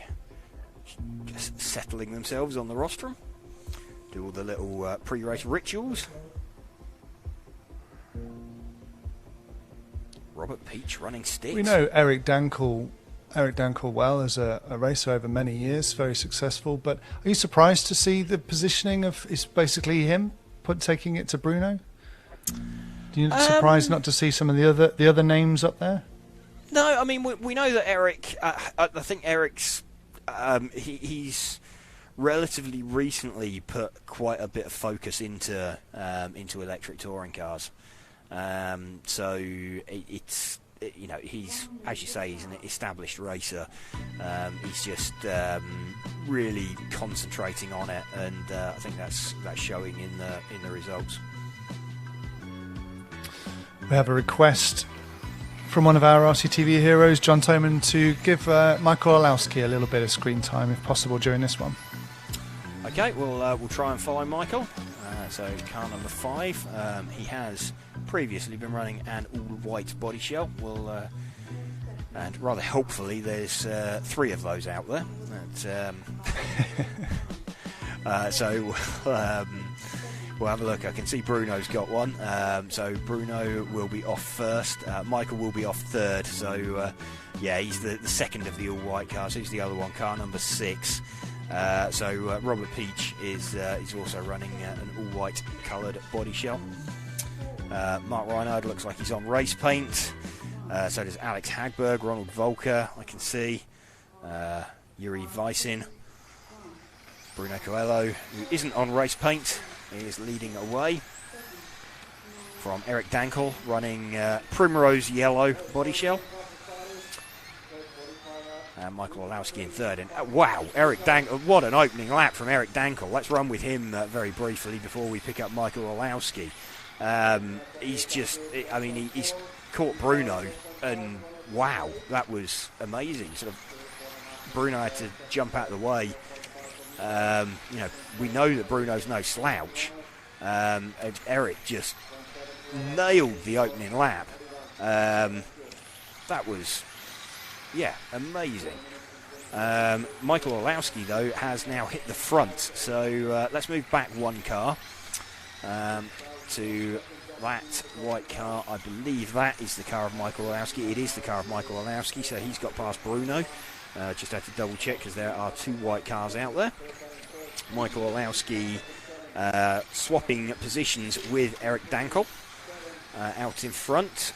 Eric has got this one by it's like 200ths of a second at the moment. So Michael Olowski running in second in the centre of his shot now, and the yellow tinged car of Eric Dankel just out of the front of shot.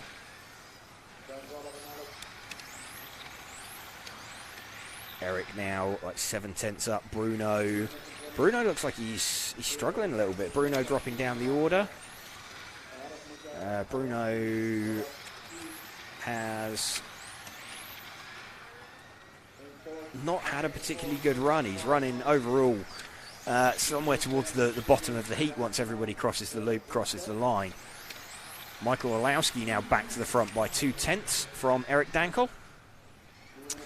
We're running with Michael Olowski on screen. We'll see if he can catch and pass Eric Dankel. Eric just out of the front of shot. It's ebbing and flowing as they're catching passing traffic. I think, was that Yuri Weisin that just had a half spin in front? It was the number 8 car. No, it was Alessio Meniciucci had a half spin in front of Michael Olowski. That would have caught Michael's attention a little bit to see another car facing directly at him.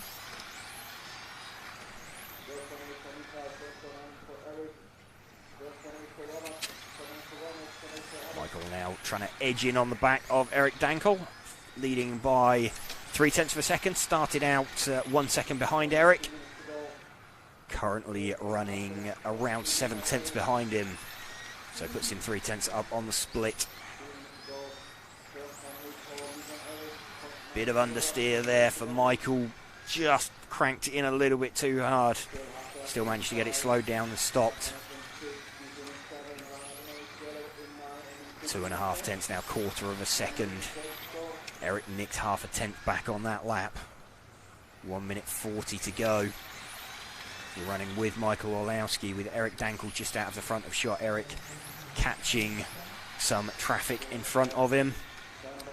Needs to catch and pass, get past that cleanly. First one will be car number 9 of Yuri Weisin. With the pair of them, Yuri's rolled it in front of them. That's convenient. It's not slowed either of them up. Little wobble there from Eric Dankel. Michael Olowski charging hard. Half a second now he's got in his pocket over Eric Dankel. So 1 minute to drive. Michael Olowski looking to take this round if he can. still half a second in front. Still traffic in front of them as well. Who is that? That is the 10 car of Oliver Havranek.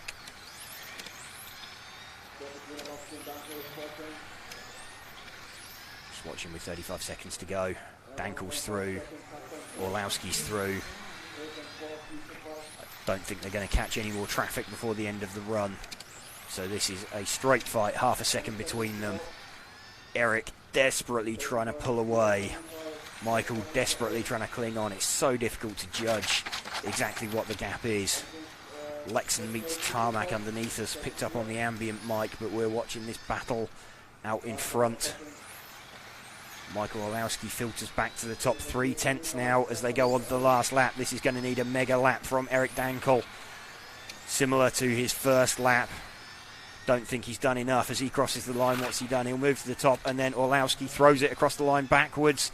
2.5 tenths, so quarter of a second. Ronald Volker pops out in third, but Michael Orlowski just gets that right at the end from Eric Dankel. Super, super close as they bring that in. But that is round number 3 of practice done. That was did you expect that? John Toman, RCTV hero, requests us to follow Orlowski, and complete turnaround for his qualifying round. Well, Michael he's always had the pace and been sort of up somewhere near there, but yeah, very good. Just to see him sort of pop up there. That's got him in second position overall on the grid at the moment. So Bruno with his 2 round wins, Michael with a round win, Eric with a string of second places. Finally does it. You think, yeah, finally I've beaten Bruno, and someone else jumps in front of him as well, takes the 0. Ronald Volker is currently 4th. Mark Reinhard is 5th. We know it's quite warm because Mike Reinhard isn't wearing a hat. Alex Hagberg is 6th. Tim Weil is 7th. Robert Peach 8th. Marco Kaufmann currently 9th overall, and Antoine Brunet is 10th. We have a short break now of around 10 to 12 minutes before the next track action. I think, fantastic. Before that goes out there, so I think everybody take the opportunity for a quick drink and keep us moving, keep us occupied. Then when we come back, got round 4 of qualifying coming up, so that will be I think 27 minutes past according to the time schedule. Awesome. We'll see you guys after this.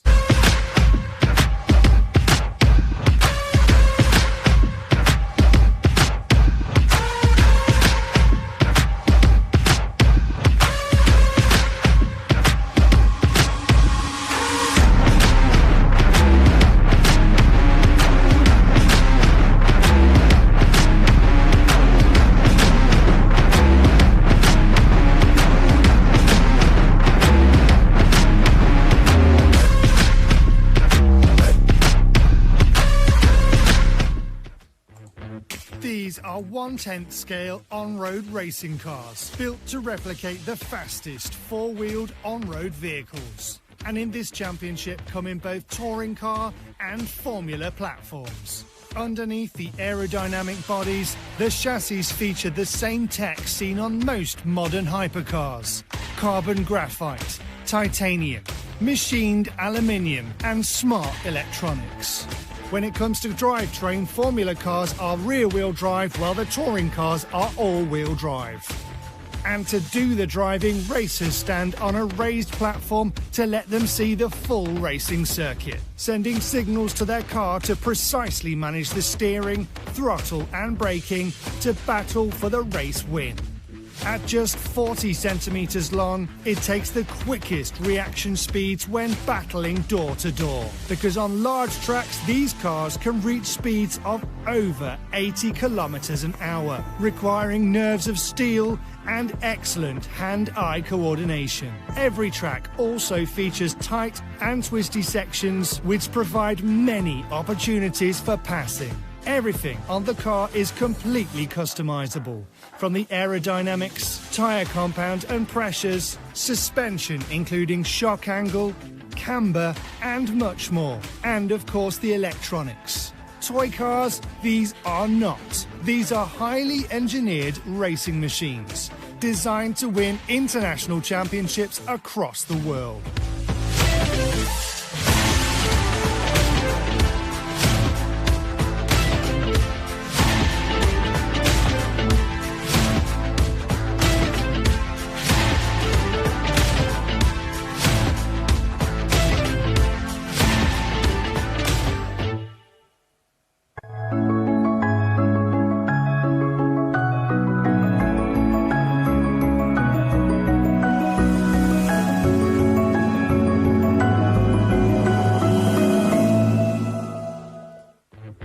These are 1/10 scale on-road racing cars, built to replicate the fastest four-wheeled on-road vehicles. And in this championship,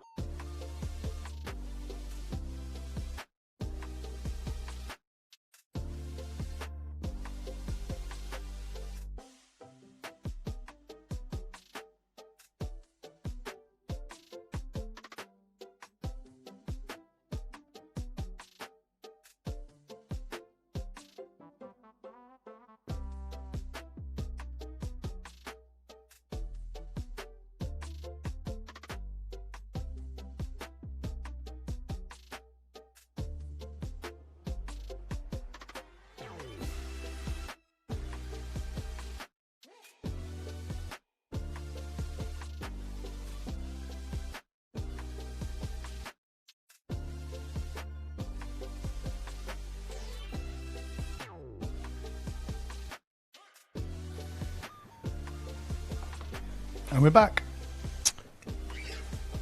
We are back. Getting set for heat number 1 of round number 4 of qualifying. This is where we're going to start seeing positions confirmed, some grid positions confirmed.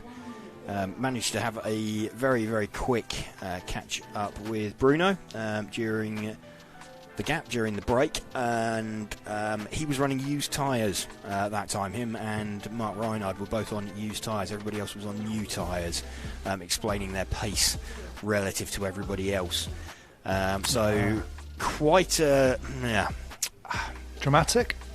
It's a bit of a gamble. It really depends on what the weather does. The thing is, now he's got a new set of tyres in his pocket that he can use in the last round of qualifying if he needs it, to hold on to TQ. Michael Olowski doesn't have that now. So if Michael was to win the next round, Bruno can go into the last round knowing that he's got a fresh set of tyres. But obviously if the track's wet, it's zero advantage. So bit of it's gambling on the weather by several teams out there. Lennart Buchholz is going to lead us away. First of 2 heats of this front-wheel drive class.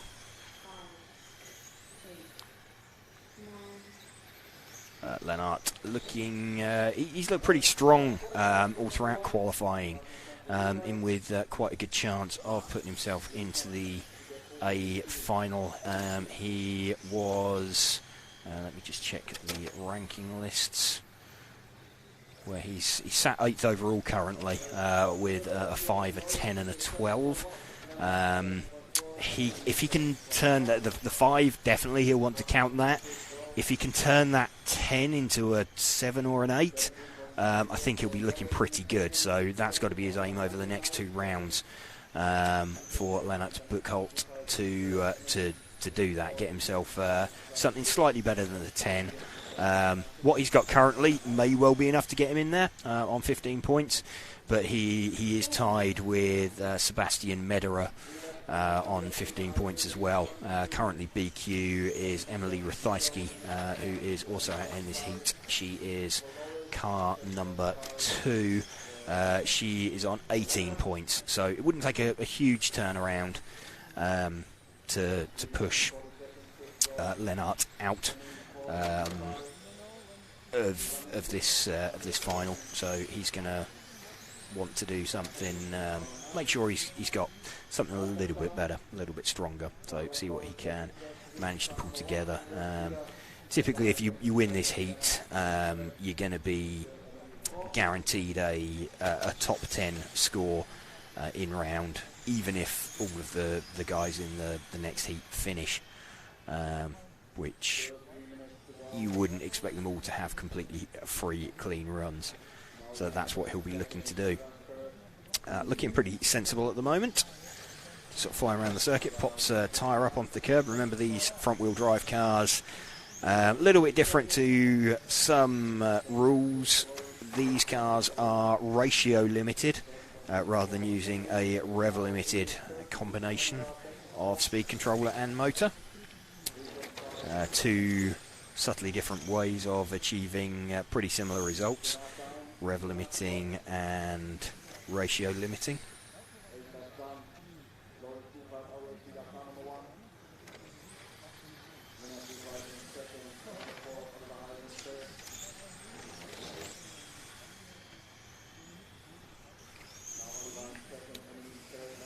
Dropping down the field slightly though, Lennart Buchholz. Loris Buchholz has taken the front now with the number 1 car. Let's see if we can spot that out there.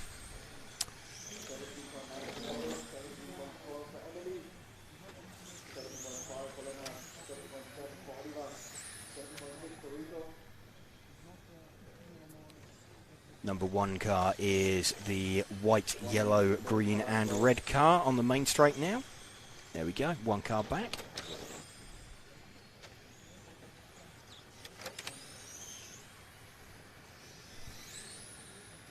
So this is Loris Buchholz we're running with. Emily Rathijski running in 2nd position. Lennart Beichholt, who we were running with, is currently in 4th position. Oliver Heiser got himself up in the mix as well.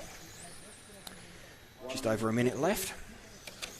17.6 for Lennart, 7.7 for Lawrence.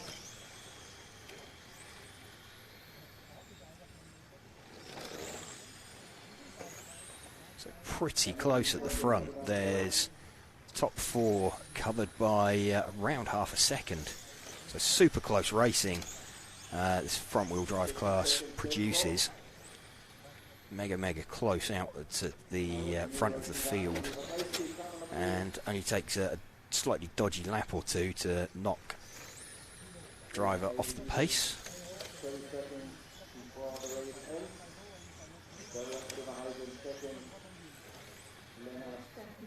So about a second now between the top 4. We are running with Loris Buchholz, the leader. The car directly in front of us is in 4th position. In fact, Emily Rathajski's got herself up into the lead. It's only 10 seconds to go, so we'll stick with this car that we're on. We wouldn't manage to find Emily before the end of the run, I don't think.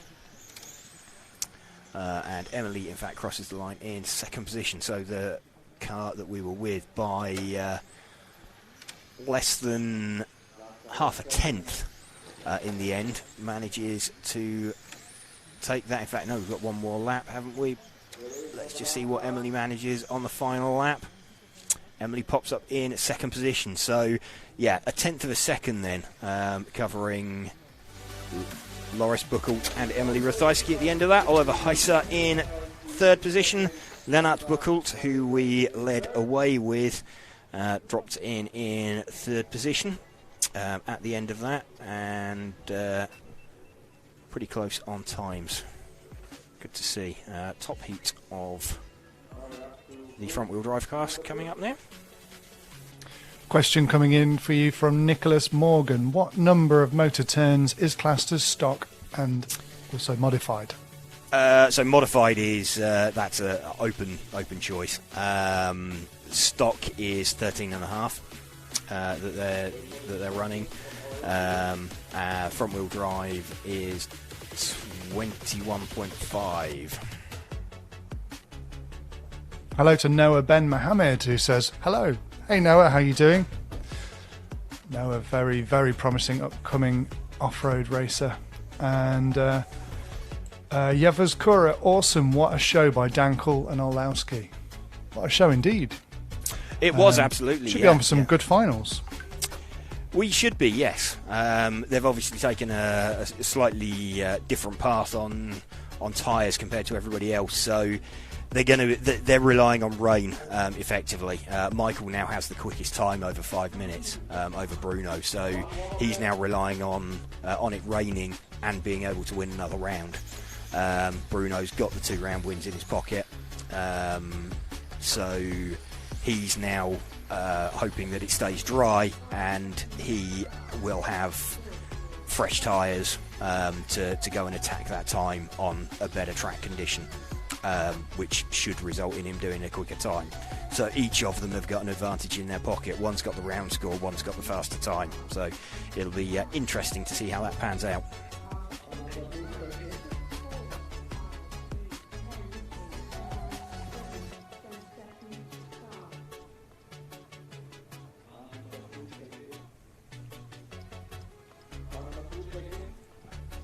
Daniel Perlman will lead us away, though he hasn't checked in.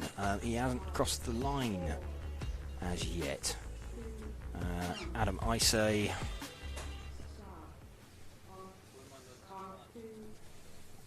Oh, so Perlman's not out there. So Adam Isay is leading away.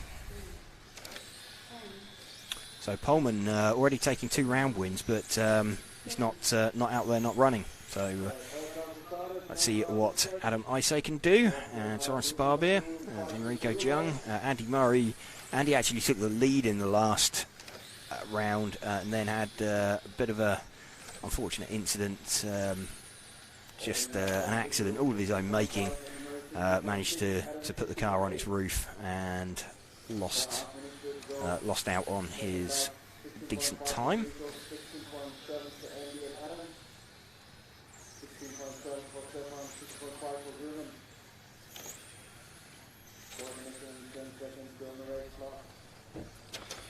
Request to, is it possible to give Andy Murray a bit of screen time? Yeah, we can move on to him. He's running in second position in the heat at the moment. I think he is the all yellow coloured car out there, so or like the fluoro yellow coloured car out there. So it's not that one. There we go. We've just got him in shot now. So that's Andy Murray's car coming down the main straight.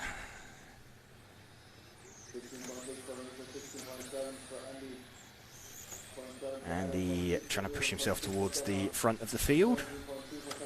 He's already fairly well locked into the A final, but currently sort of mid-grid. Would like to get some low round scores, get himself up there.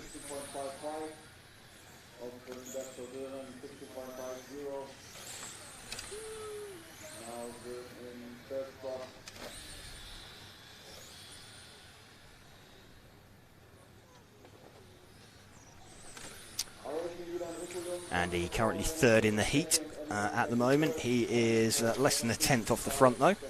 So let's see what happens as he crosses the line. Again, super close racing with this front wheel drive class. He's 1.5 tenths off of Enrico Jung at the moment. So taking quite a lot of liberties over some of the curbs.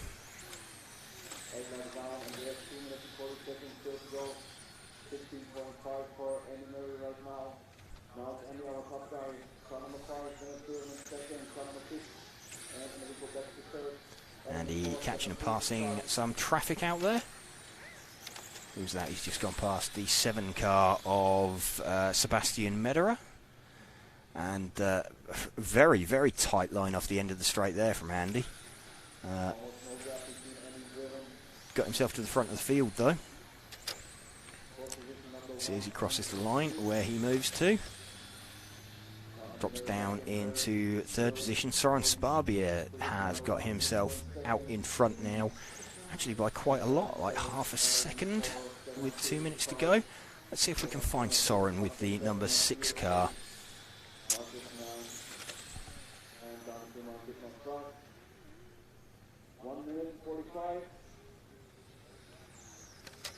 Just trying to find. So Soren is on the main straight now, the last of the cars going round the banking. He's just driven underneath another car. He is the middle of those 2 cars. There we go. That is our current leader, Soren Sparbier.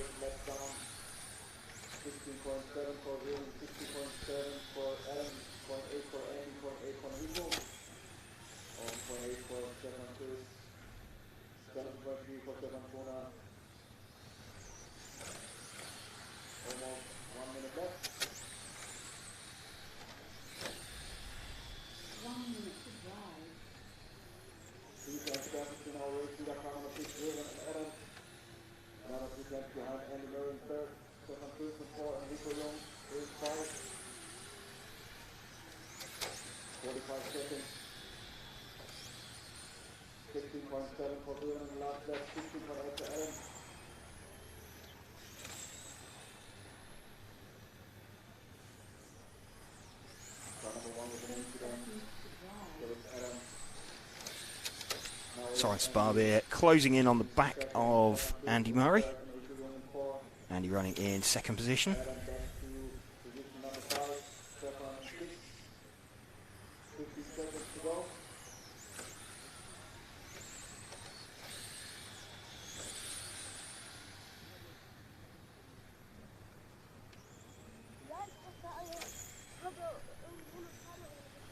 Soren Sparbier looking like he's going to take this one.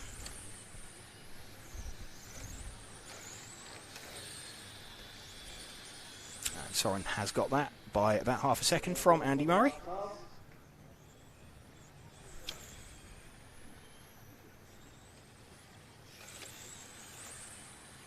So Soren will be happy with that, having taken that run.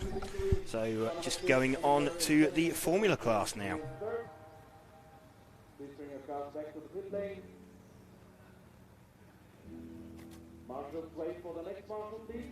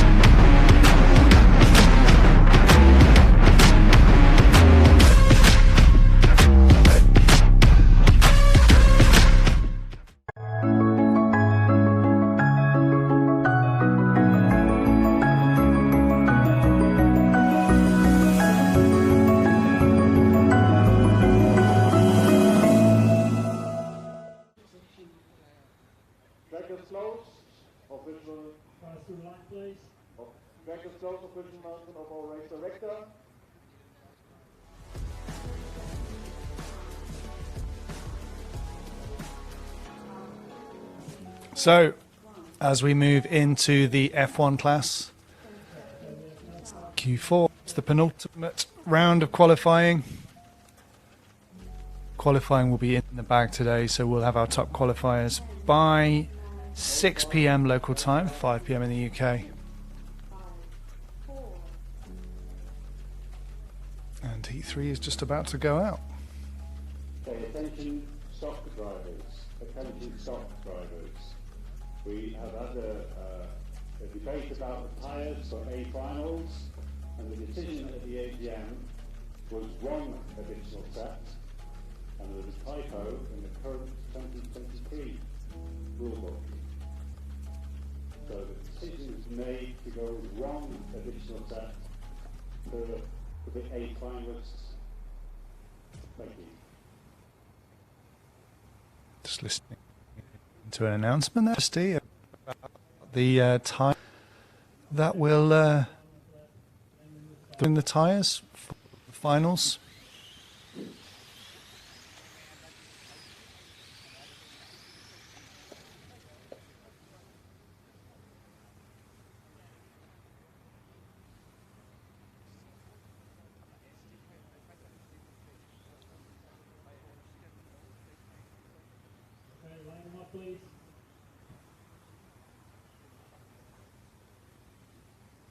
It's a little bit of a delay before qualifying gets started for this heat. So we just waited. The track was closed for the announcement about the tyres. But in the meantime, you're watching the EFRA 1/10th Track European Championships 2023 coming to you live from Türkheim in Germany. And you can see the banners there. This is brought to you by Monaco RC. Go and check out fantastic seller of RC goods. All your RC needs can be catered for by Monaco RC. Go and check them out. Racing TV. And if you want to become a hero, then why not hit join on support what we're doing? We're here to support RC and help RC race. So if you could, we would be so grateful if you hit our channel. And if you do, we'll send you some stickers. We will follow the cars you request us to follow in qualifying. And we'll be your best mate for life, essentially. That's how it works. Right, we have 4 cars on track. For qualifier group number 3, 500 time for you guys. We have Michael, we have Aiden, we have Michael Holtby, and we have Darren. So we'll have a little bit of time following around.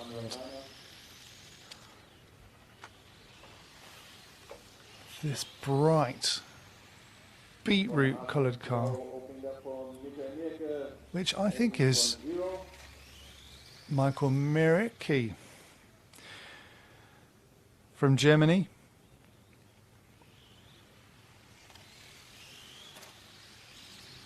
Who is currently the fastest person on the track.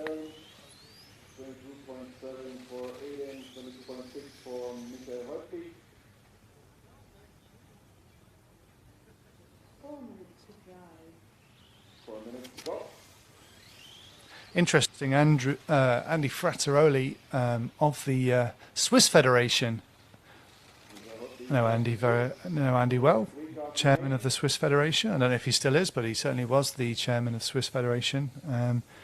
Has been in a field, a class of his own in this heat, but not running this time. So not sure why that is. Michael Mirka himself Oh, sorry. Welcome back. Oh, thank you. Michael Mirka leading this one by the looks of it from Darren Gale. Darren's got himself opened up. Yes, thank you for filling in briefly. No worries. Michael Mirka leading this one from Darren Gale. Darren having a bit of a better run this time.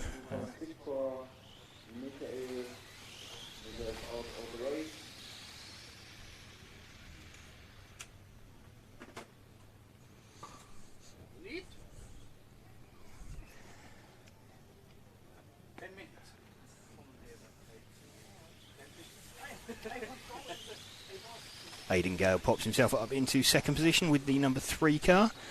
Let's see if we can find Aidan out there. He is heading out towards the main straight now, so he's just entering the main straight. The predominantly red coloured car with some sort of white flashes on it.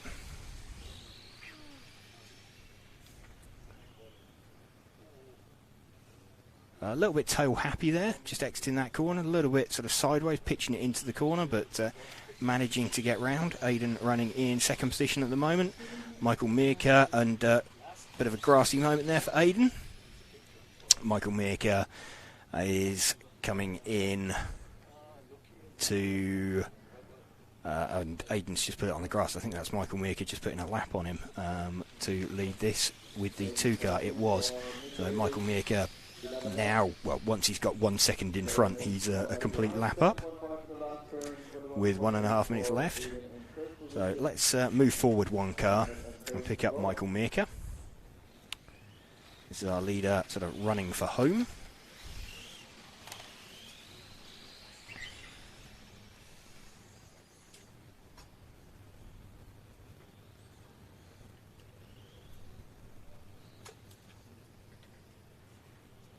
Minute 10 left.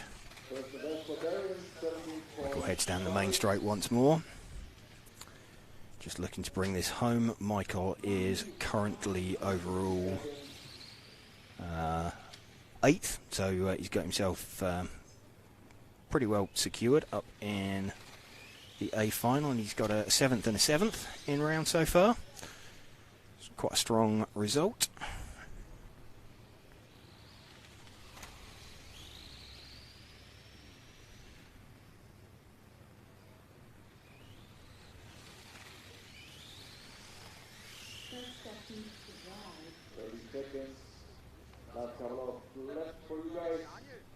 Last couple of laps coming up. Michael Mirka pretty comfortable out in front, looking to cement his place in the A final. He should be there quite comfortably. I think he just needs an extra score to see if he can bump himself up on the grid.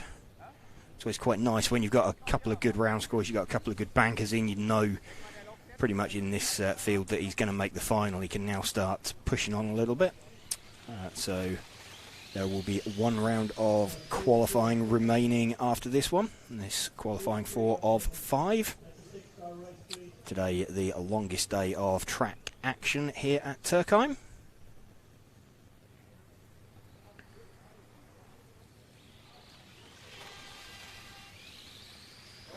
So time's expired. Michael Meerka takes that one from Aidan Gale. Michael not quite a lap in front, but very nearly gets to within half a second of being a lap in front.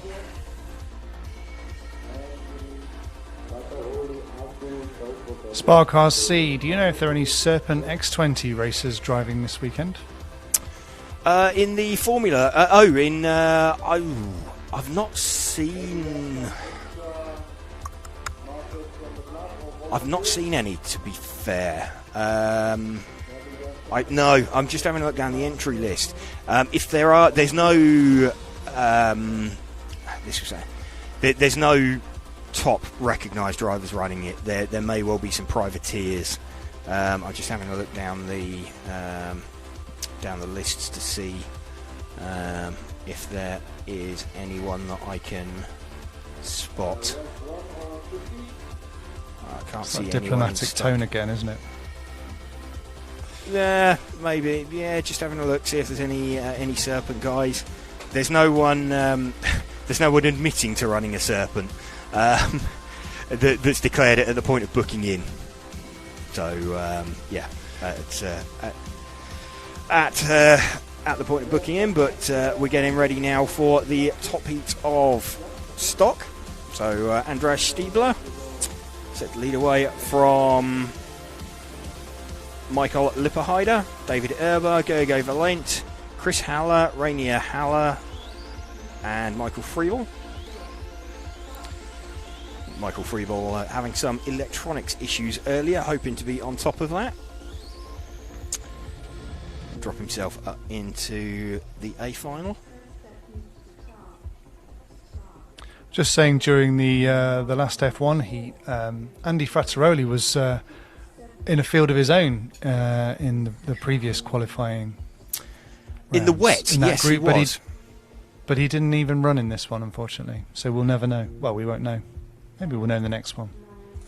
Potentially, it's a tyre saving thing. Essentially, he looked very quick in the wet. So, I mean, you've got completely different cars. They may well be running, a wet car and a dry car. If the wet car works, he's already got he's got himself a very strong round score. So, maybe content to sit on that. Give yourself a tyre offset in comparison to other drivers. So come the last round of qualifying, if it's dry, he's got fresh tyres, fresher than everybody else's. He can maybe do put in a really good score in the last round. It's risky, but it's if he thinks he's already made the A final, then it could well launch him up the grid a little bit. Andreas Stiebler is leading this one. We're running with him at the moment from Gergo Valent, and Michael Lipperheider in third position. Andreas, look, the class of the field really this weekend, just consistently a step ahead of everybody else. Car looks quite good, quite comfortable. I think we identified yesterday that he had runs a wider, higher line round the bank corner that we're just heading towards now. Sort of tends to drive around sort of an early apex and runs quite high on the exit of that. When we see Andreas on track with another driver as he catches and passes someone, it's noticeable how much more to the right-hand side of shot he exits that corner. Compared to another cars. This might be a good example of it coming up this time round on some traffic he's closing in on. If we see them in shot, and he should get there. Car pivots around the front really nicely. Let's have a look, and you can see has to, cut it to the inside actually through some traffic, but he's made his way through that quite nicely. Didn't really get to see a demonstration of that, but essentially he's turning into the corner very, very early, making quite an early apex to the corner, and then just sort of maintaining the speed through the corner. It's not pivoting and scrubbing the speed off the car. So again, with these stock class cars, conservation of momentum is kind of the most efficient way to be fast. It's feels like quite a boring thing, and people sort of wonder sometimes where the challenge in driving these spec classes and these stock classes are in comparison to modified, and it's maximising the power that you have, so that you can not lose any corner speed. That's where the different challenge in it. It's not really that one class is necessarily any better than the other. They're just presenting two very different challenges, and of course the very best drivers are equally quick at both. They're adaptable enough to drop into either class and do exceptionally well. Andreas Stiebler, though, is leading this one by about 1.5 seconds from Gergo Valent at the moment. Still looking very, very comfortable. Just catching and passing traffic. He's got a little bit of a buffer. He knows that when he catches them, he doesn't need to be past them immediately at the next corner. He can just hold on, just wait, a corner or two, give himself the opportunity. It's a really nice position to be in. That you can just drive away at the front of the field. You feel like you've got all the time in the world. Really, when your car's it's a strange thing that your car, everything feels like it's happening in slow motion. Your car doesn't actually feel that good. You're just aware that it's circulating and you're lapping quicker than other people. It's a bit of a weird scenario that you can sometimes find yourself in, and everything is just happening automatically without thinking about it. And you kind of zoned in on exactly what you want to do. Everything happening on autopilot. Still 1.5 second lead for Andreas Stiebler from Gergo Valent. David Erbar about 6 seconds back. So quite a distance. Gergo Valent looking like he is stepping up the pace a little bit to sort of match Andreas later on in qualifying, so could potentially be something to watch out for in finals when we get there. 13 entrants in the class, so there will be an A final and a B final, so I think we'll see 10 cars and 3 cars out there tomorrow. Some of the other classes we might end up with the rounds running a little quicker because we've sort of got 8 and 9 car heats. They'll condense down into 10-car finals, so we might scrub a final, particularly from the stock class. I think might end up sort of scrubbing one race out of a round. So we'll be bringing you all 3 legs of the finals tomorrow. Andreas Stiebler takes that at the end. Not massively. Gergo Valent came back at him towards the end of that run. They got sort of 7/10, so not a huge advantage for Andreas, but that's all 4 rounds that Andreas has taken. No, it's not. Sorry, Michael Lipperheider took the wet round earlier on. So Andreas, though, with 3. Michael Lipperheider with 1 round win, but Michael would need to take the last round of qualifying and do a faster time than Andreas has managed in order to steal TQ from him. Into the stock class now. You're watching the EFRA 1/10th Electric Track European Championships, coming to you live from Türkheim in Germany. What a fantastic facility. We're really happy to be here, brought to you by Monaco RC. We're RC Racing TV. Why don't you get involved? Why don't you become an RC TV hero by clicking that join button on YouTube and supporting us to help RC Racing grow. Thanks to Hobbywing, Tony Sport, Lens Bodies and X-Ray for being here with us. And we're in the penultimate round of qualifying. Indeed, we are. Back on track. Cars are back on track. So we're now at the point in time where we've sort of been forecast. We're at the 3 o'clock point where we've been potentially forecast the rain that we were looking at.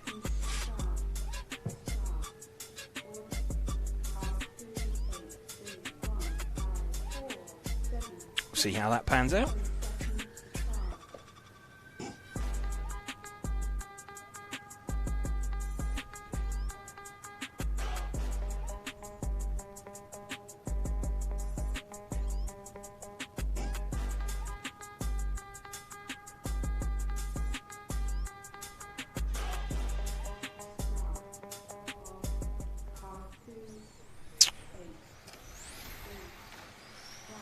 Mark de Wit leads away from Daniel Bergener, Peter Knudsen. In fact, it was Bergener and Knudsen who had the quick times, or the quick runs, earlier on. And in fact, Peter Knudsen moves himself to the front. Andrew Walters shuffles his way forward now. We'll let this all play out over a couple of laps.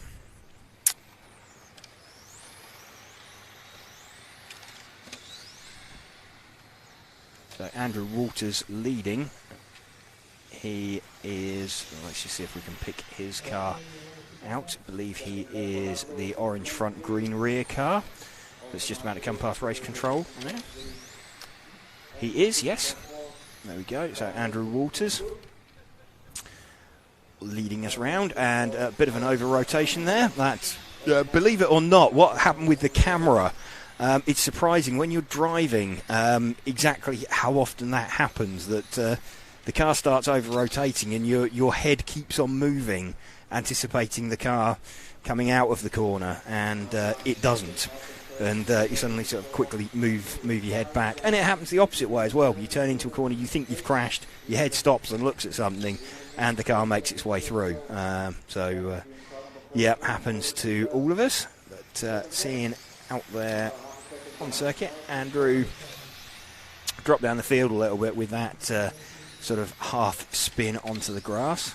Let's just see how he can pick up the pace. He's dropped off of it slightly now. That's also another weird thing that happens. You get into a rhythm at the front of a run, and you can be running quite comfortably towards the front of a heat. You make a small mistake and drop back, and you just cannot get back on the pace that you were on earlier on, when everything was flowing nicely, and nothing's really changed. You've dropped your focus slightly, and you're arguably overdriving, just slightly out of out of your comfort zone. Laszlo Kiss-Orban is now leading this one with the number 4 car. It doesn't look like it at the moment, but he will move up to the front. So I think he's one car forward, the 4 car. Let's see if we can spot him. He is he's the car with the orange roof, I believe. Let's just have a look as he comes through. Make sure that is the 4 car. Yep, that is the number 4 car. So we are running with our leader at the moment. Just getting a little bit unnerved by some traffic in front of him.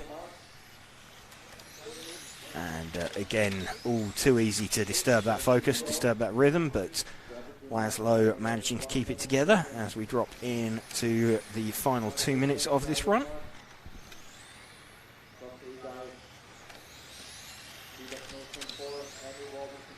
Spec class Laszlo Kiss-Orban leading this heat from Daniel Bergener, Mark de Wit.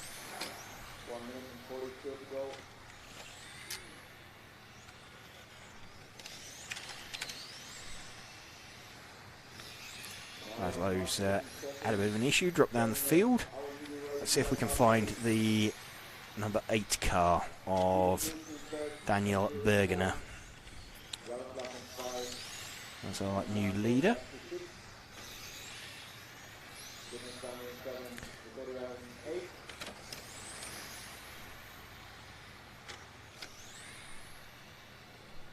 Pick him up in a second as he comes through.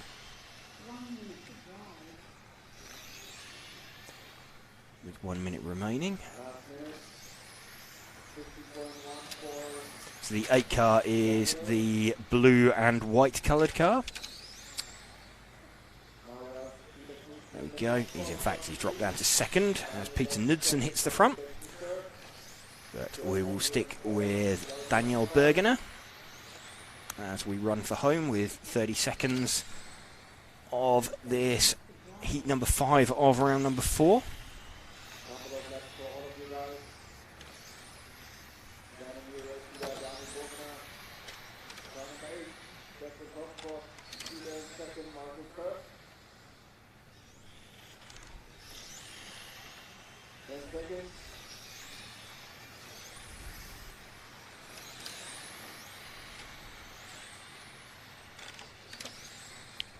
On to their final laps now. This car we're running with of Daniel Bergener has hit the front again. He's got himself in front of Peter Knudsen. Just. So Bergener has crossed the line and takes that one by about 0.6 of a second in the end. From Peter Knudsen, Andrew Walters in third position. It's a decent run for Andrew. Kind of needed. Kind of required.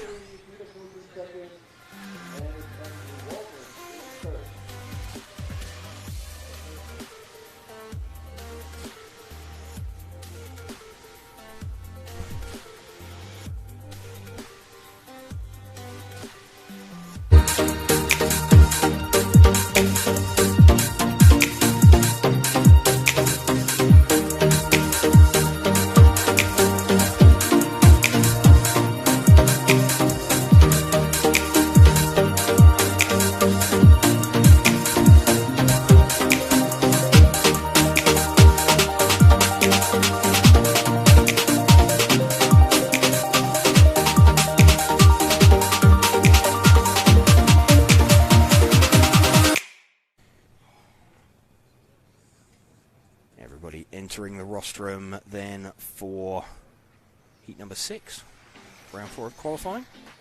Michael Zerold, Sinan Kaptan, Dominic Schmid, Franny van Skorich, Corentin de Kret, Patrick Kolliker, Zelko Selman and Philip Lishka. Going to keep an eye out there for Dominic Schmid and Fran Ivan Skorich. It's been fairly close between them on track the last couple of rounds. They've kind of held each other up a little bit, just by being the same pace as one another.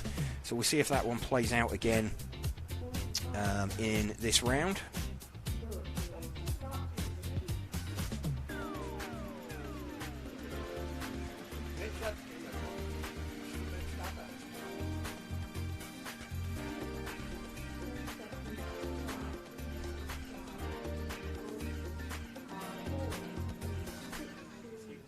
Just getting the 30-second call.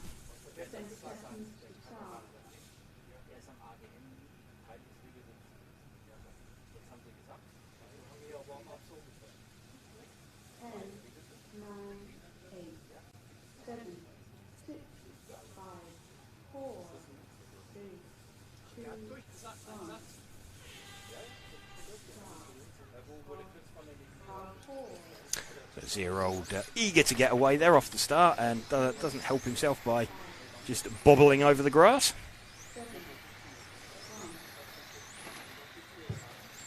Everybody is off and running.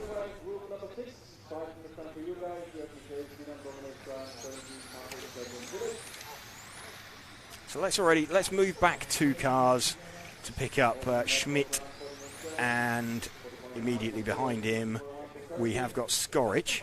Skorich leading after lap 1. Schmidt is the sort of car in shot, the white front, yellow centre, black rear. Skorich is the white, blue and pink car immediately behind him. These were the two that we were saying had been... that's resolved that one. Schmidt off the track, so let's stick with Skorich. Skorich now broken away out in front. He was...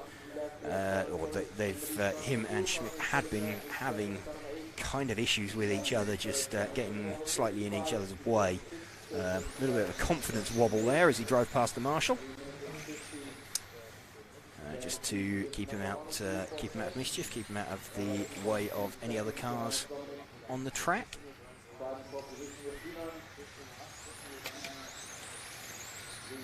Franny van Skorich leading this one. Kolliker in second position. Dominic Schmid in third position. Patrick Kolliker was somewhere near the front too as well, and was leading at points during this heat in the last round.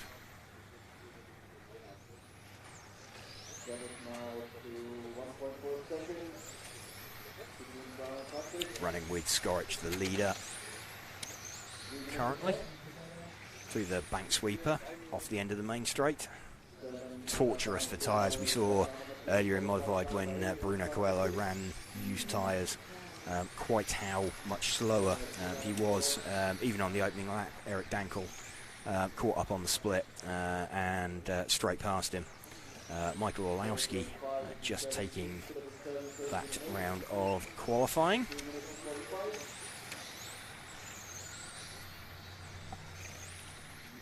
So we'll see how this one plays out. If Bruno takes this round, then he has got 3 wins. Only Michael Orlowski can deny him. So in fact, the modified can't be decided in this round. It's only the stock class that we'll be looking out for. Simon Lauter can, if he takes this round off stock, will confirm himself on pole position. Having taken all 3 rounds, he took the last one from Adam Isay on the final lap of the race. Adam had been leading it pretty comfortably the whole way through, and just edging forward all the time was Simon Lauter, and just caught him and passed him with a super quick last lap.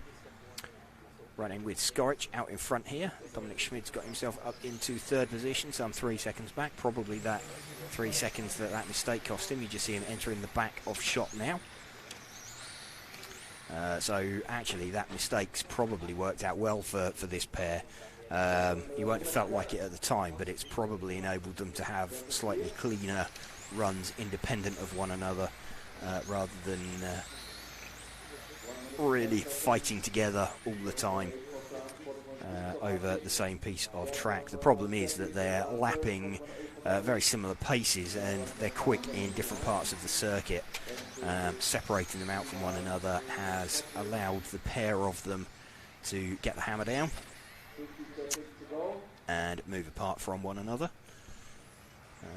Run around the circuit quite nicely. Skorich still leading from Kolliker with 30 seconds to go.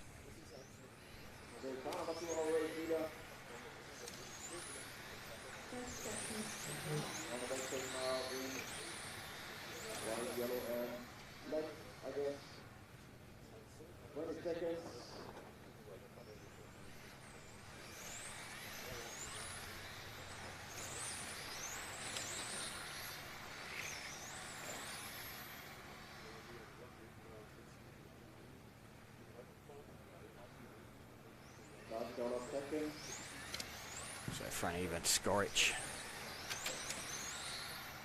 just beginning running around his final lap now.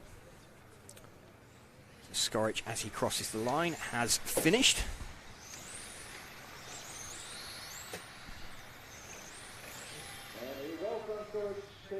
Time expired for all those drivers. Franny van Skorich gets that from Patrick Kolliker and Dominic Schmid.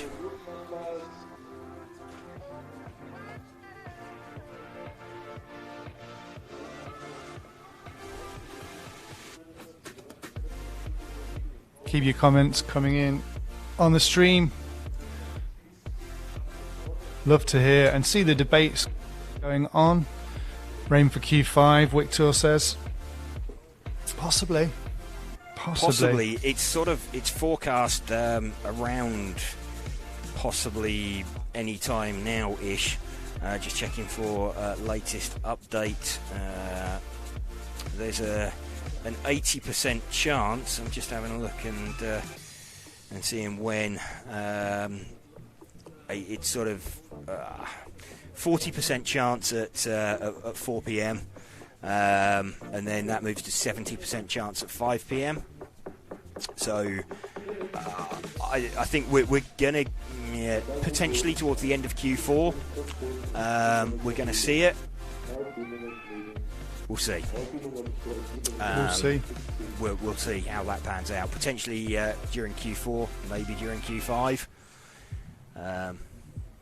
So we're just keeping an eye out. You know, it could have a relatively big effect on overall results in terms of who ends up on pole position.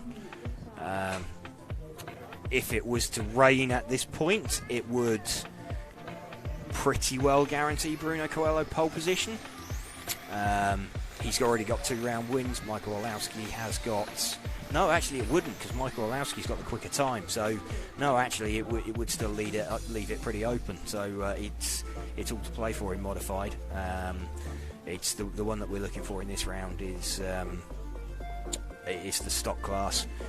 Simon Lauter may well be able to secure a TQ position. So everybody lining up on the driver's rostrum.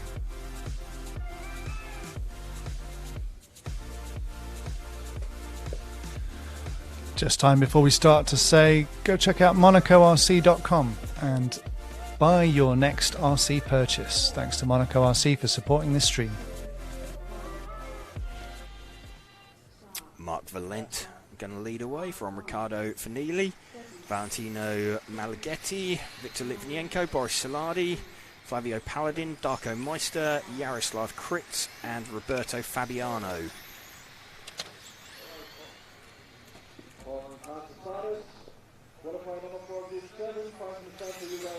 So first lap's complete.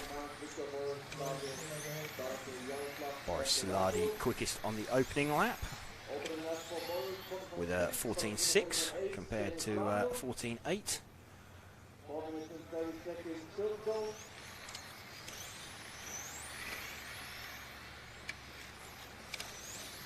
And Mark Valent already pulls into retirement.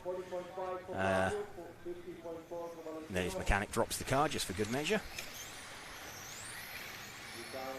That probably won't be the worst thing it experiences this weekend. Boris Siladi leading with the number 3 car. Let's see if we can pick him up.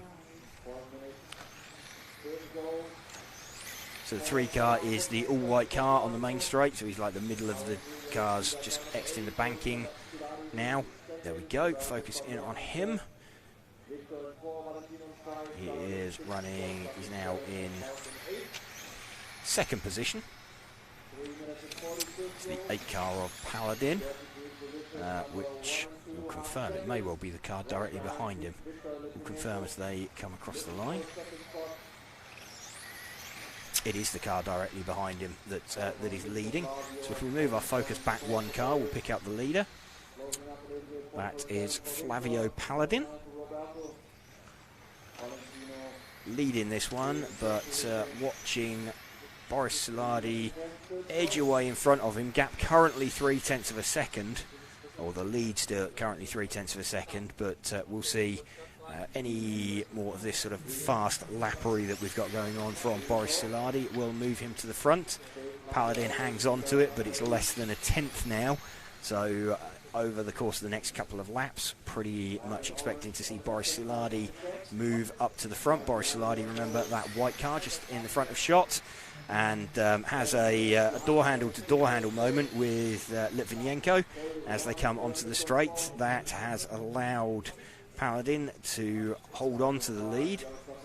Paladin has to negotiate Litvinenko though. He has just about maintained it, and in fact the gap's grown slightly as they're making their way through this traffic. So the 2 leaders are this car that we have on focus on the screen of Flavio Paladin, and Boris Saladi, which is the white car just disappearing out of the front of the shot. They started out 1 second apart. That's worked very, very well for Paladin. The traffic in between them spinning in front of him means he hasn't got to negotiate his way past on track. It's just happened, and they're falling apart. So clear track in front of them now.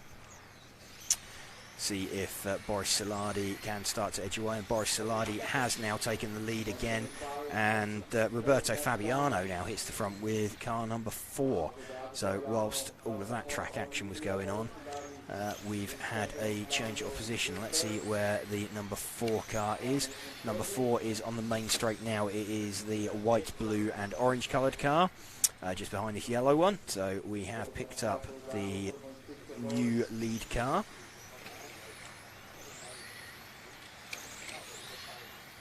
Fabiano moves to the top. He started out quite low down in the heat, which is why he's taking a while. He's dropping quite a long way down the order, and then updating, leading this by about 0.4 of a second with 1 minute to go.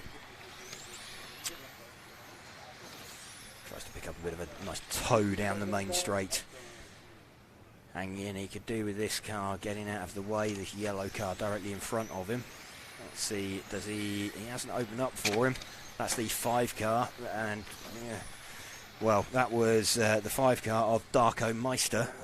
Didn't really open the door, made a bit of a mistake, and I think at the very, very last minute realised that he had to get out of the way, and that was the one of the lead cars. I think that moment of hesitation cost Roberto Fabiano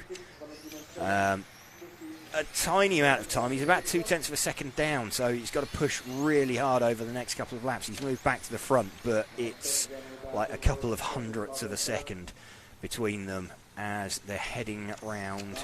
They're not going to be for their finishing times yet, so he has begun what will be his final lap, so I need to stay with him all the way round. He's still leading. Let's just see as he comes round towards the line. So Boris Saladi moves to the top, and Roberto Fabiano nicks it at the end. So 1/4 of a second he manages to get that by.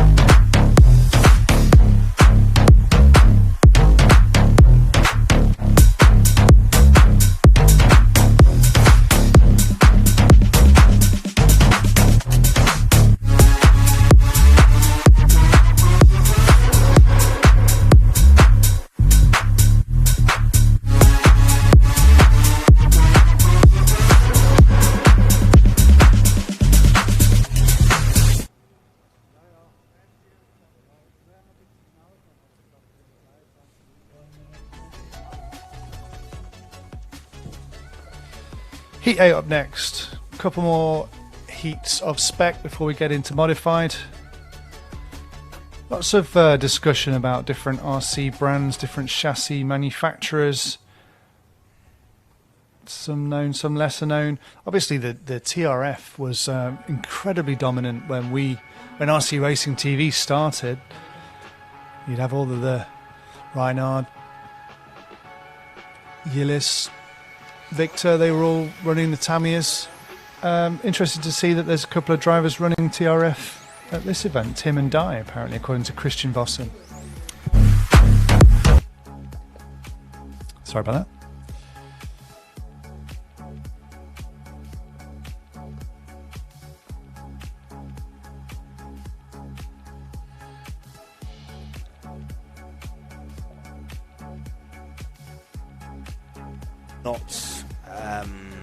Not have a professional team of drivers. It costs a lot to send a professional team of drivers to every race,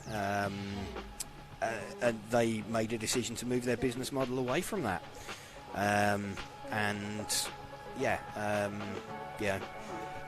It's they don't sell as many kits, but it doesn't cost them as much money. It's a difficult, it's a balance to strike. It's, as racers, yes, you want to see you want to see the best guys out there doing the kit, but these are all businesses at the end of the day. They have to make a decision that makes financial sense to them. Yeah, that's the way that it works. But yes, they still absolutely produce top-notch competitive kits, as do a lot of manufacturers. There aren't really any really bad cars out there anymore. Most cars, they've all got their quirks, they've all got their foibles, but there's no really bad, terrible vehicles out there anymore. Yasmin Donath has hit the front of this one again. So Yasmin, she made a mistake last time out and had a bit of an unfortunate accident, few issues, but let's see where she pops up as she crosses the line. So she's in third position at the moment. Jeremy Delalondre is leading with the number 6 car. Let's see if we can pick out the 6 car. He is I think it's the white and purple coloured car, coming through bank sweeper now. So for the last of the cars, there we go. I believe that is Jeremy. Jeremy Delalondre. That is indeed the 6 car. Got pretty small numbers on some of them. Not the most helpful in terms of picking out the numbers and spotting exactly where they are.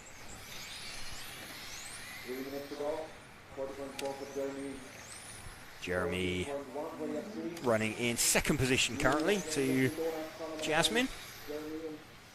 Let's see if we can find Jasmine's car out there. Hers is a pink fronted car. It's on the main straight now. There we go. So this is Jasmine Donath. She was leading this heat last time, and a bit of a mistake dropped her back down the field. She managed to fight her way back to the front of this one as well. Jasmine having a bit of a breakout year. Made a few ETSA finals, won a round in the series earlier on in the year. So really good to see a new breed of racer coming through. Plenty of names that we've been talking about for a long time. So good to see a new bunch of racers coming through. Of course, her dad, Christian, also racing this weekend. He's in the top heat, a very accomplished racer himself. Jasmine leading this one by just over a tenth from Jeremy Delalondre. Jasmine actually had a bit of a wobble there, dropped to second position. Got 1.5 minutes left in the heat.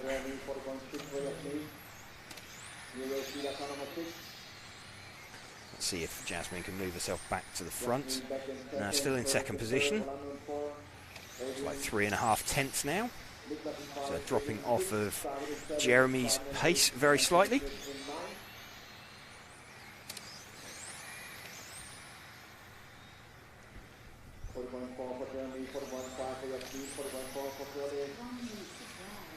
One minute remaining. Running with the second place car of Jasmine Donath. She crosses the line, filters back up into second position. Gap has grown now to around 0.6 of a second, and wobbles like that aren't going to help close the gap down. So that's dropped her down to third position actually. We've got Frederick Hovgaard has moved himself forward into second position. Jeremy Delalondre still leading this one. He was the white and purple car. Let's see if we can pick him up. He is just about to come through past race control under the driver's rostrum onto the main straight now.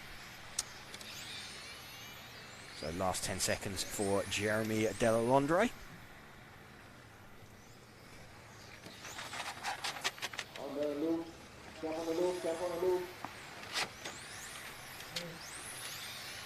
Jeremy makes it through for the additional lap.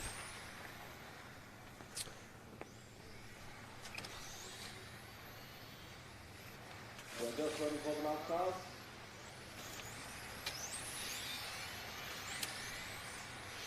And here we go, Jeremy Delalondre taking that one from Frederick Hovgaard in second position. Jasmine Donath in third place. So we're moving into heat number 9. Hello?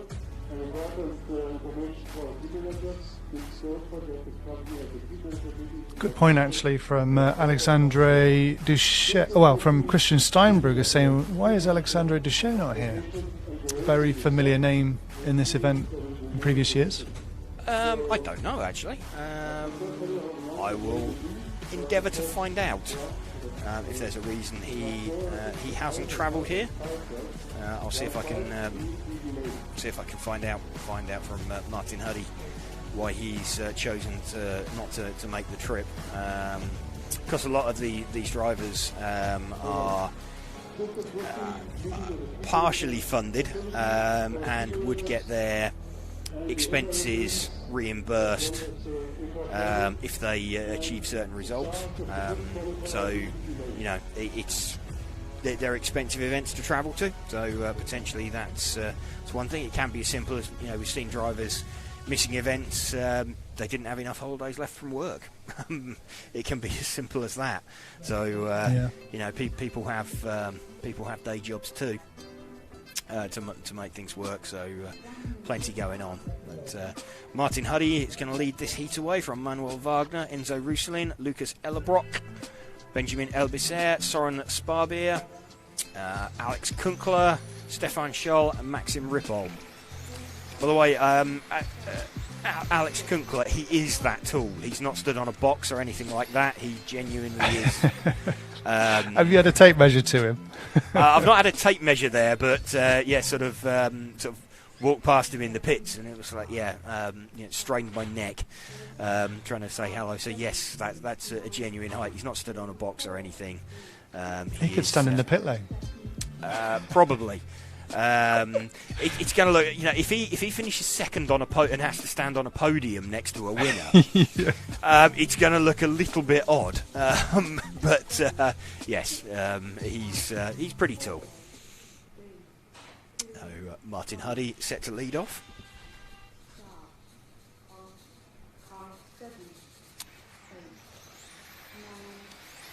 So going to start seeing a little bit of tyre strategy coming into play here. It should be relatively obvious, certainly when we get to the top heats now, who is doing what on tyres. Just hearing as well, actually, there's going to be some kind of team managers meeting after qualification round 4, before qualification round 5 starts. So there might be a very small delay. There was already like a 15-minute delay programmed in, but just letting everyone know there might be a slight extension on that. Exactly what the meeting surrounds at the moment, I don't know. Could be around declaring it a wet meeting. I'll see what I can find out. I'll see what I can find out about what the meeting might be surrounding and what it's intriguing. About. Yes.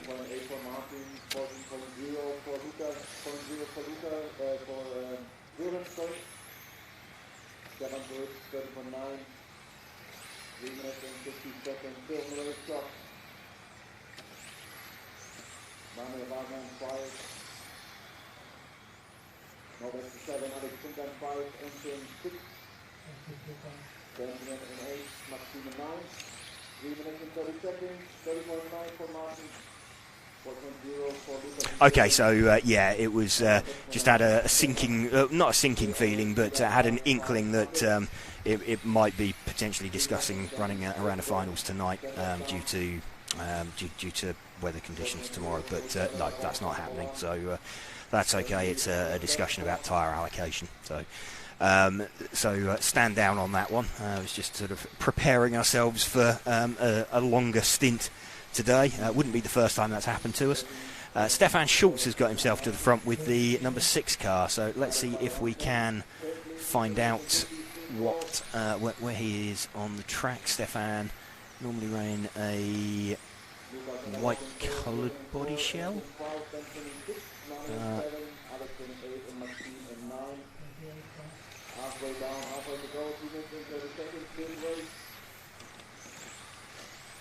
Is he the car directly? No, he's not. He is where's Stefan's car?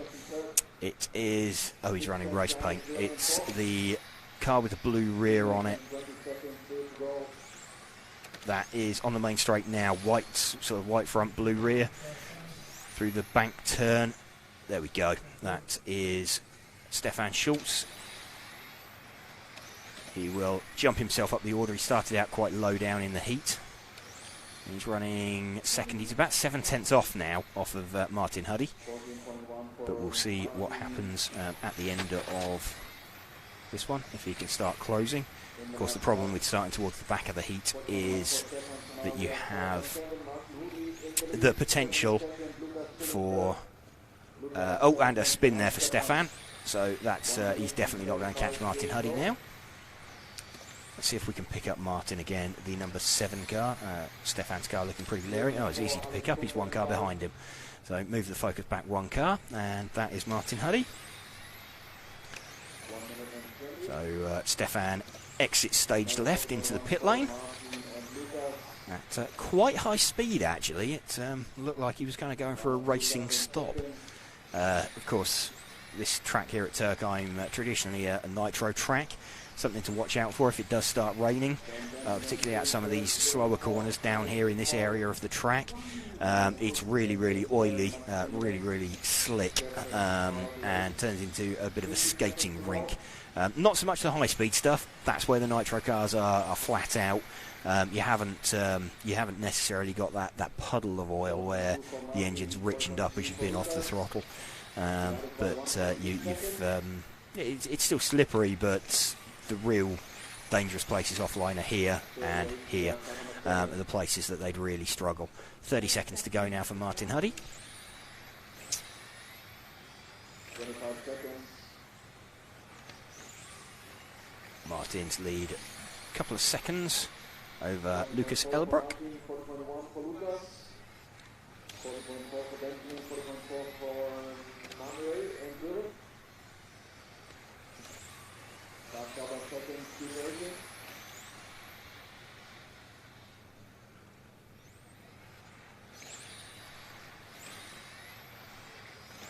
So they're on their final lap now. As they come round, Martin crosses the line. So Martin has finished, just waiting for Lucas. Lucas has finished and is just about a second down at the end of that one. And we go Martin Wood with victory. Lucas Elbrook in second, Benjamin SC in third. He's doing a fast and good lane. Marcus wait for the following marker.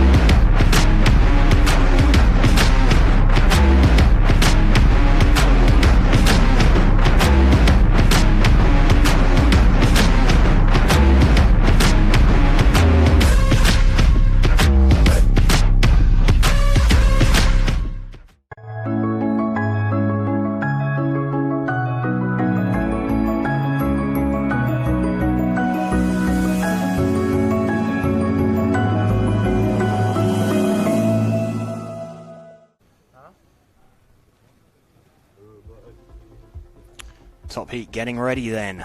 Simon Lauter looking to see if he can seal pole position.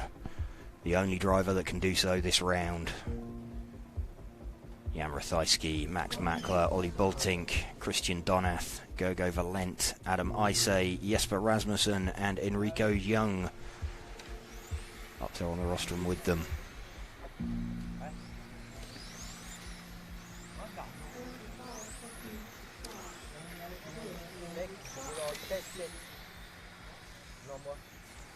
Got the overall positions at the moment. Martin Huddy hasn't got a round win at the moment. He's currently quickest, but that will obviously refresh after this. He might do if it turns out that he's set the quickest run. But yeah, Martin Huddy not in third overall currently until this round is complete. So that we're seeing on screen a little bit erroneous, a bit premature at the moment. 7, 6, 5, 4, 3, 2, 1. Start. Half 1, 2. Simon leading off then, 5 minutes potentially from TQ. See how it shakes out after a couple of laps.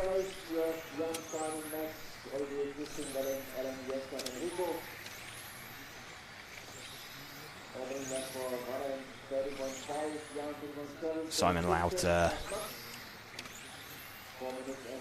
running in second position at the moment. In fact, he's dropping down the order a little bit. He's currently showing 6th, though no one's caught and passed him on the track. Just a demonstration of the pace of everybody else. Let's give it 3 or 4 laps and we'll look and see who is looking fast. Jan Rathajski looks like he's edging in towards him. So if we move our focus back 1 car onto Jan Rathajski.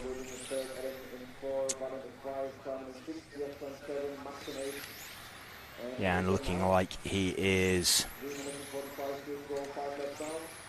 trying to edge forward and pick up some kind of the lead from Simon Lauter. Wonder if we're seeing, and Simon does the right thing, he opens up and lets Jan through. Wonder if we're seeing a difference in tyre strategy coming in here.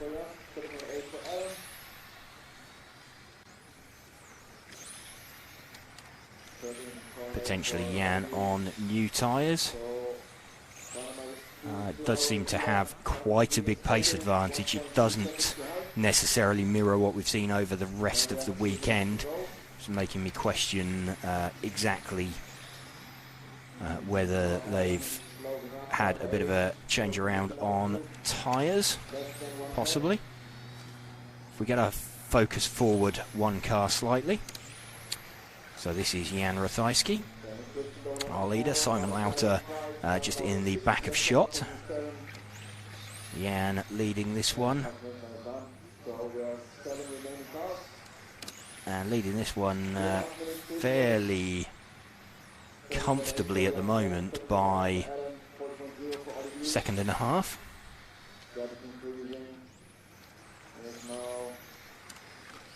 Simon bravely hanging on to the back of him, but he's already over 1 second down because Jan has caught and passed him. So I'm almost certain that there is an offset on the tyres that they're running. Whether Simon is on, I can't imagine he'd be on he could be on a 3rd run set of tyres. With Jan still unused, but Jan certainly looking to have a fairly decent advantage over the first minute or so where he caught and passed. Of course he knows if he's in front of Simon, that's what he needs to do to take qualifying into the last round. If Simon wins this, remember, Simon has secured pole position. Simon, we already know, will be on the front row of the grid for the finals. Ollie Bultink makes his way up into 3rd position. Simon's made his way up into 4th overall. You see him filter up into 2nd place, but then you see Ollie Bultink and Adam Isay. No, they don't move in front of him, so Simon Lauter now in 2nd position. So this is actually the battle for the... it's not really a battle, to be honest. Jan Rathajski is that far in front, plus he started out 1 second behind. So he is a couple of seconds down the road in real terms. I strongly suspect that there is a tyre offset between the two cars, and Jan is on a set of tyres one run newer, because what we're seeing here in the pace doesn't necessarily reflect what we've seen on track all weekend. And Simon's just made a small mistake as well. That could be kind of costly and drop him a little bit down the order. Maybe Adam Isay is going to pop up in front of him. Ollie Boulting pops up in front of him. Adam Isay doesn't, so Simon down into third position. Ollie Boulting second. Jan Rathajski, though, looking really comfortable out in front on this one.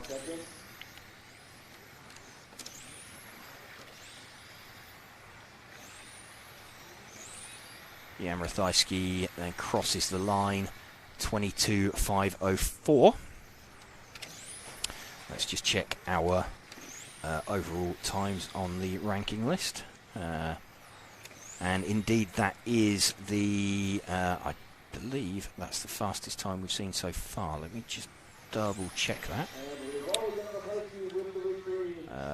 It is the fastest time we've seen so far. So Jan Rathajski taking the round and now has the fastest time. So if he beats Simon Lauter in the last round, we'll have Jan Rathajski on pole position. So battle in the last round between Jan Rathajski and Simon Lauter for pole position. Looks like we've got coming up.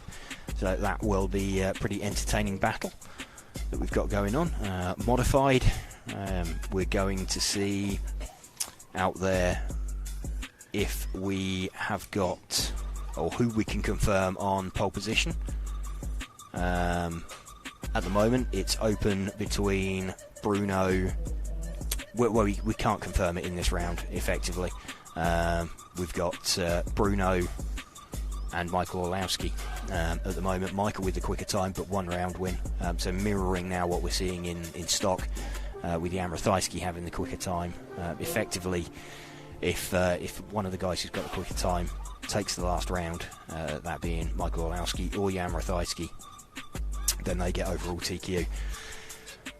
Whew, yeah, trying to do a few different permutations going on. A bit of fingers and thumbs are everywhere at the moment, trying to work out how this could play out, and various different ways that it could work.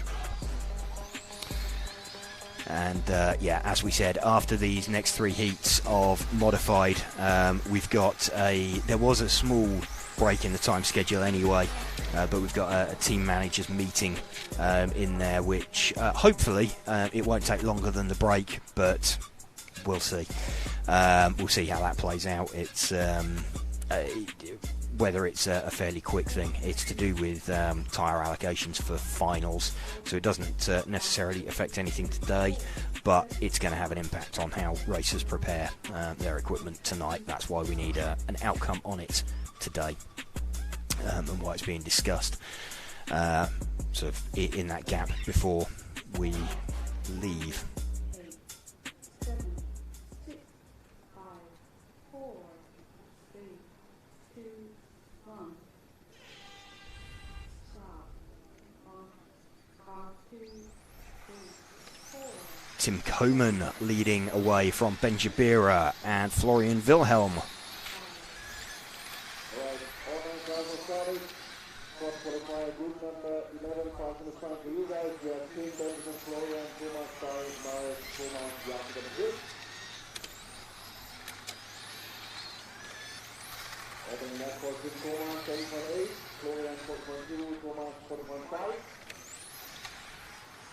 First heat and modified, these cars super fast, much quicker than anything else we're seeing out on track this weekend in a straight line.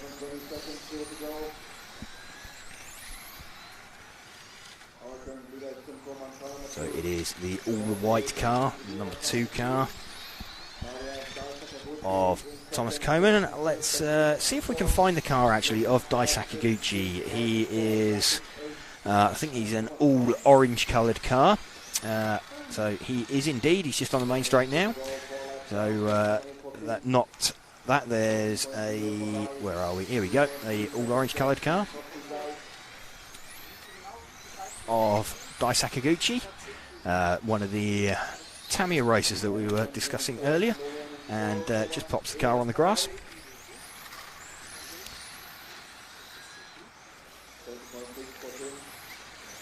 Not too costly is a grassy moment, but car looks a little bit loose, a little bit drifty.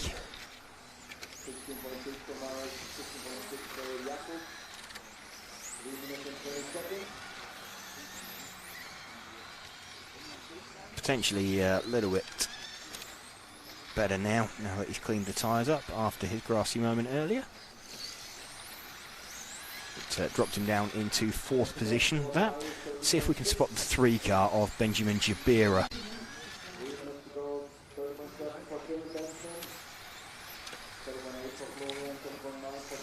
Three car of Benjamin Jabira is the yellow coloured car with the 2 black stripes down the roof. He is under the driver's rostrum now. He's going to be popping out by race control and onto the main straight. There we go. This is our 2nd place driver. 2.7 seconds back on Coman. Tim Coman then going pretty nicely at the front.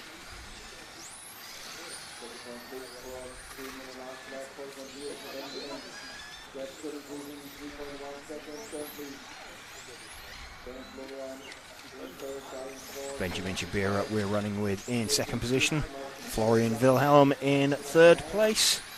Dai Sakaguchi 4th.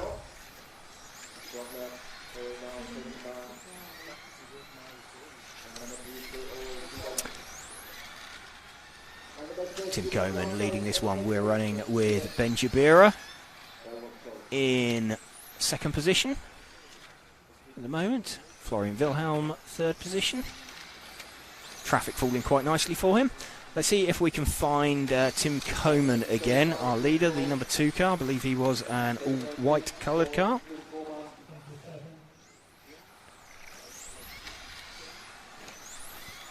There we go, that's the number 2 car. Actually quite distinct, the number 2 on that as well. There seems to be some large numbers and some small numbers at play out on track. Large ones infinitely easier for aging eyes to pick out.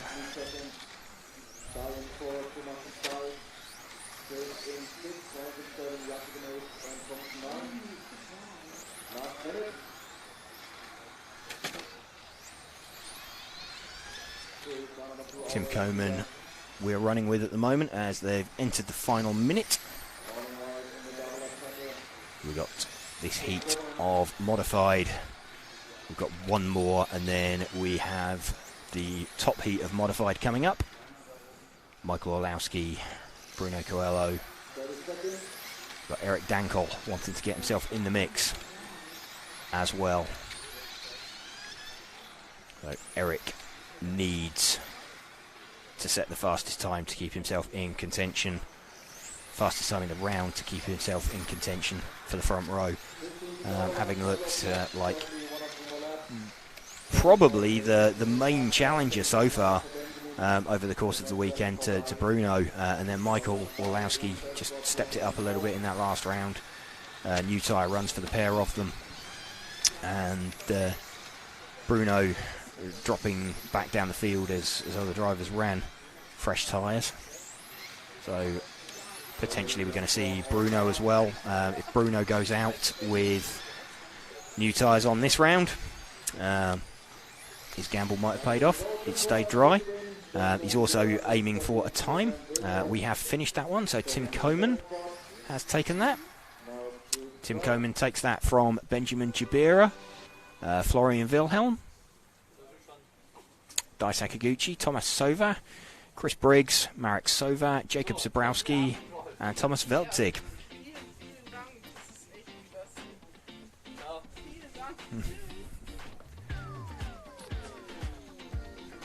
So, hello to Noah Ben Mohammed.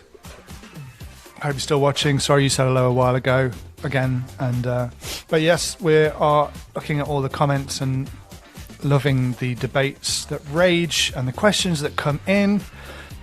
WAN XD in EFRA, do they need to have a specific weight for each kit, James? What, when the car takes to the track? Yes, there's a Yeah, minimum are they weight. looking at weights of the cars? Yeah, there's a minimum weight limit, so the cars pass through scrutineering at the start of each race, for each run that they do. So they're pre-scrutineered before they take to the track. And yes, for various different classes, it's different. There's different weights for each different class that they run out there. But yes, essentially all cars are being checked, teched, scrutineered. Also, motors in the spec class are being checked as well to make sure that they are legal. After the event, the motors of the top three will be taken away and stripped. Obviously, we had last year we had a change of the result after the Euros, post the Euros. Yes, as a result of that, didn't we? Motors not meeting the tech specs. In case you're wondering sort of why it changed after the event, it's really difficult at the event. So there's a homologation list. So motor manufacturers submit their motor for checking and are told that yes, that design of motor passes. And then, in theory, any motor that is bought off the shelf should match the same specifications of that motor. The motors in question didn't match the exact specifications of the sort of original sample motor that was submitted. So that was why they got moved out. It's not really possible at the meeting itself to strip motors down in that detail to check to that fine spec that they are exactly the same motor. So that's why the top three guys get taken away.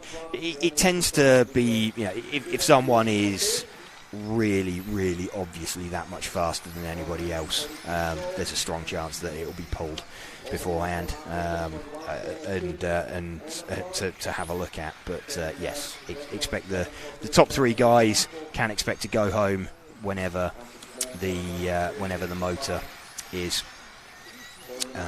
or minus their motor. Tim Wahl out in front of this one with the number 3 car. Let's just check we have got him on shot at the moment.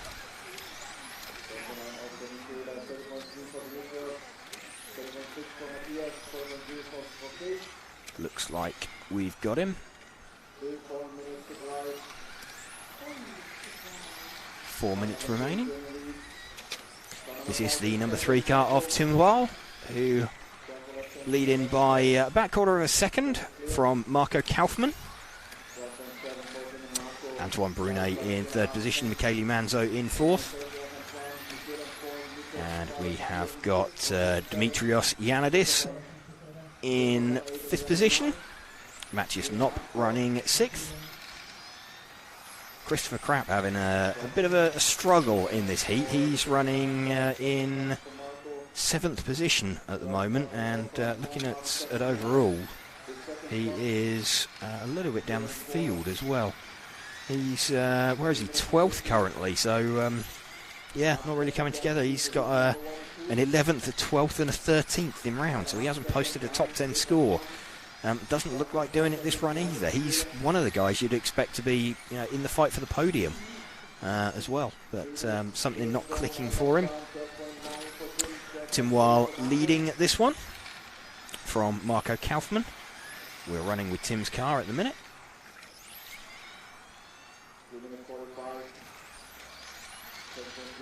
The top heat coming next. That's going to be pretty thrilling. We're going to have Michael Orlowski will lead away because he has got the fastest time. Got Bruno chasing him down. Should have some kind of an idea fairly early on what the score is with any sort of tyre offset between the two of them.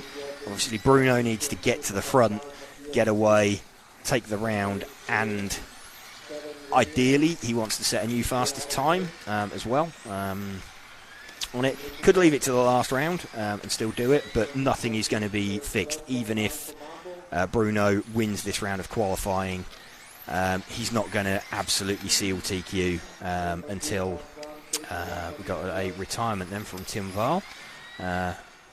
Bruno's not going to absolutely seal TQ until the end of the last round of qualifying, and same situation in stock. We've got Jan Rathajski giving himself a chance by setting a faster time than Simon Lauter. We suspect that was on a new tyre run versus an old tyre run. Drivers kind of keeping cards a little bit close to their chest. You can quite often work it out, and the only reason that we suspect that's the case is it doesn't match the sort of profile of the runs that we've seen over the rest of the week. It could be that Jan's made a change to the car that's stepped up his game a little bit and moved it forward, but tyre offset would be the most logical explanation. We'll get the answers after the last round of qualifying. Marco Kaufmann with the number 5 car is our leader on this one as we've entered the final minute. Let's make sure that we have got him in shot.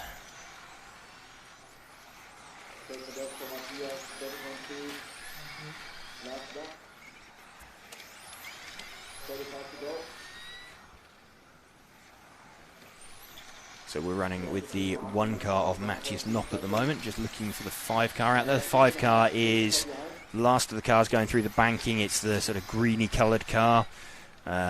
Solid greeny coloured car. He's behind a gaggle of other cars. There we go, the last of those. That is Marco Kaufmann leading this one.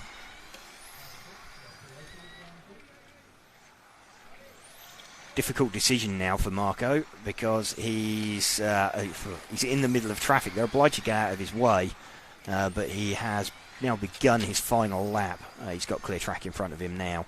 You're never quite sure when you catch them that late into a run. You know it's that late into a run. It's like, do I go past them? Do I just sit there? What's that going to cost me? But Marco Kaufmann takes that one from Antoine Brunet. Christopher Krapp pops himself up into 3rd position. So that's a pretty good recovery in that one. That's good work from him. Then we're up to group number 13, both qualifier.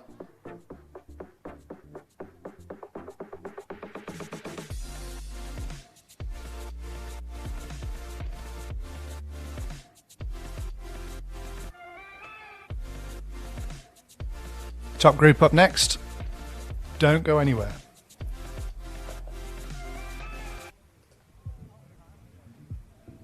Indeed, apologies, just indulging in a sugar rush from a couple of Haribo. Get me nice and energised for this last heat. Bruno Coelho set to lead off from Michael Olowski, Eric Dankort, Ronald Volker, Mark Reinhard, Alex Hagberg, Robert Peach, Yuri Weisin, Arthur Havranak and Alessio Menicucci. And you're watching the EFRA 1/10th Electric Track European Championships coming to you live from Türkheim in Germany. This is the top heat of spec, going out for their penultimate round of qualifying, perhaps the final round of dry qualifying. Well, let's see what the next hour or so brings. But it's going to be exciting either way, and we thank Monaco RC, we're RC Racing TV, and we also thank Hobbywing, Tony Sport, Lens Bodies and X-Ray for supporting this coverage. Go to EFRA, EFRA.ws, find out more about this kind of racing and other kinds, and find your local federation, even find your local club and get started racing cars just like this yourself. So cars circulating on their warm-up lap. Fastest time so far then in this class. Michael Olowski, 24:307.535. That's the time that we are looking out for any one of these guys to be predicted to beat. So we'll give it a couple of laps to settle down before we start checking in on predicted times and where they are overall, what that's going to mean. We'll have a look and see what the implications of that are, but no one can completely seal TQ in this run as things stand.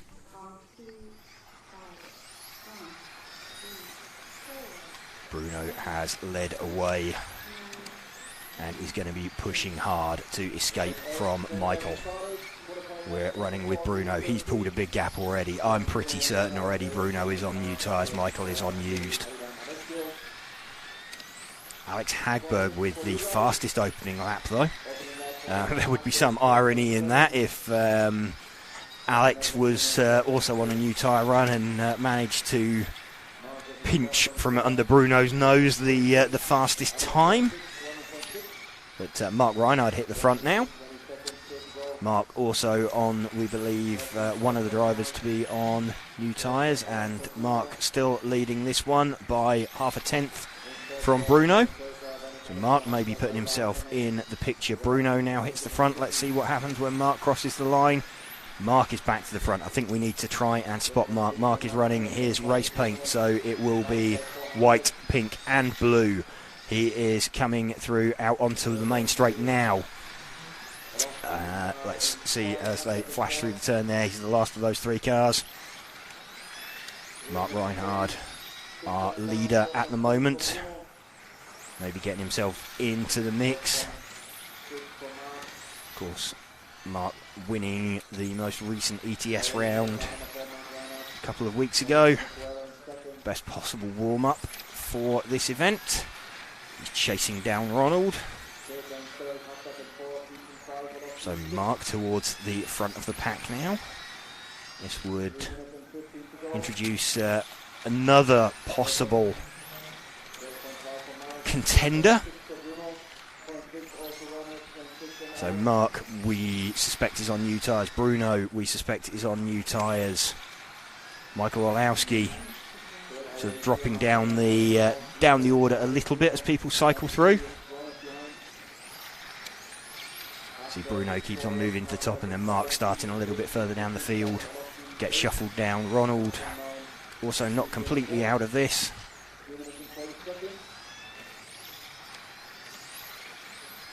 Started just in front of Mark on the clock. Mark leading this one on the split. Bruno now back in the lead by about a tenth of a second from Mark. Let's stick with Mark a little bit longer, just see if that gap grows. It does. So Bruno now is looking like he's edging away. Let's see, with 2 minutes to go, if we can catch the car of Bruno again. He is... Bruno is just... where's he gone? There's a bunch of white cars out there. Okay, Bruno now coming out of the main straight now, the last of the white cars on the main straight. Through the banked sweeper. It's not that one. Back 2 cars from that. There we go. This is Bruno Coelho. Now leading this one from Mark Reinhard. Let's see what happens as they cross the line. Gap now 4/10 of a second. Advantage in Bruno's favour. Predicted time 24.505. So Bruno is predicted to go quicker currently. No, Bruno has put it on its roof. So Mark Reinhard now takes it back to the front. Let's pick up Mark again. So Bruno puts his car on his roof. That was a big, big moment here potentially at the European Championships. Mark then moves to the front. Mark's predicted time, a 24.307.324. We were on a 24.307.5 for Michael Orlowski. So if Mark can continue this pace, we're sat with him now for the final minute of this run. Going to see what Mark can do. Mark will put himself into the mix. Ronald Volker's now hit the front. So Volker now moves to the front. Ronald Volker puts himself into contention as well. Ronald is 1 car in front of Mark. Let's see if we can get him as they cross the line. There we go. That is Ronald Volker now. 25 seconds to go. Ronald been put in slightly in the shade of his teammate Eric Dankel, but Ronald looking now with 15 seconds to go. He's leading by about 1/4 of a second from Mark Reinhard. Alex Hagberg also not a million miles away in the mix. So they are beginning what will be their last lap So this is Ronald Volker leading this one. Let's watch him round all the way to the line, and Mark Reinhardt immediately behind him. It's a decent lap come together. They charge for the line. Ronald throws it across the line and gets it from Reinhardt. 24:307.257. Volker takes that and sets a new fastest time as well. So Ronald Volker puts himself in contention. That number 3 car that you see, or that you just saw, get nudged out of the way by Alex Hagberg on shot in front of him. So literally everybody there charging for the line in a bid to get the fastest time. So Ronald Volker setting a faster time than we saw from Michael Orlowski. You saw Mark Reinhardt also doing a faster time as well. Bruno Coelho looked like he had it in his pocket, and then a small mistake from him, really uncharacteristic. But him putting himself on his roof, a little bit too much curb in front of race control, and we don't know how costly that's going to be. Bruno's still out in front. Ronald now giving himself the best possible position. You can see there, like 0.3 of a second. Eric Dankel also has a pretty good time. So in contention now for TQ, we've got 3 drivers who could do it. So it's not exactly winner takes all in the last round, but if any one of Bruno, Ronald or Michael wins the last round, they are on pole position for the final.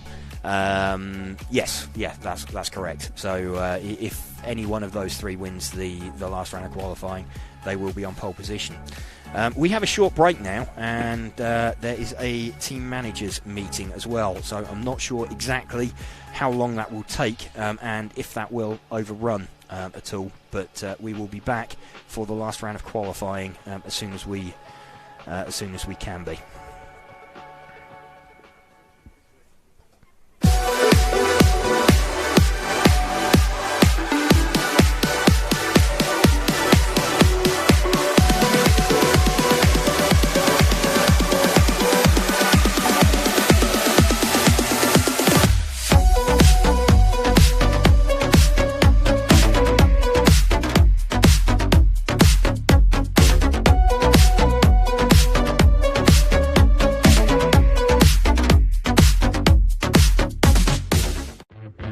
These are 1/10 scale on-road racing cars, built to replicate the fastest four-wheeled on-road vehicles. And in this championship come in both touring car and formula platforms.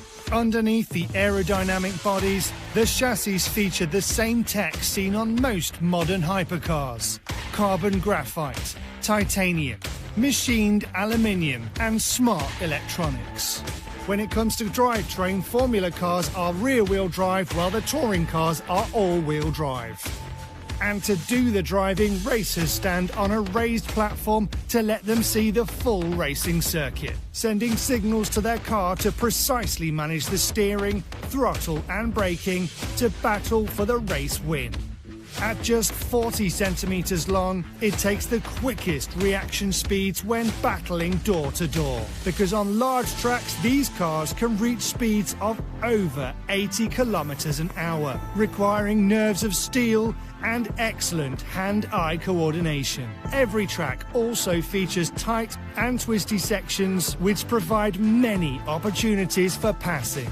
Everything on the car is completely customizable, from the aerodynamics, tyre compound and pressures, suspension including shock angle, camber and much more, and of course the electronics.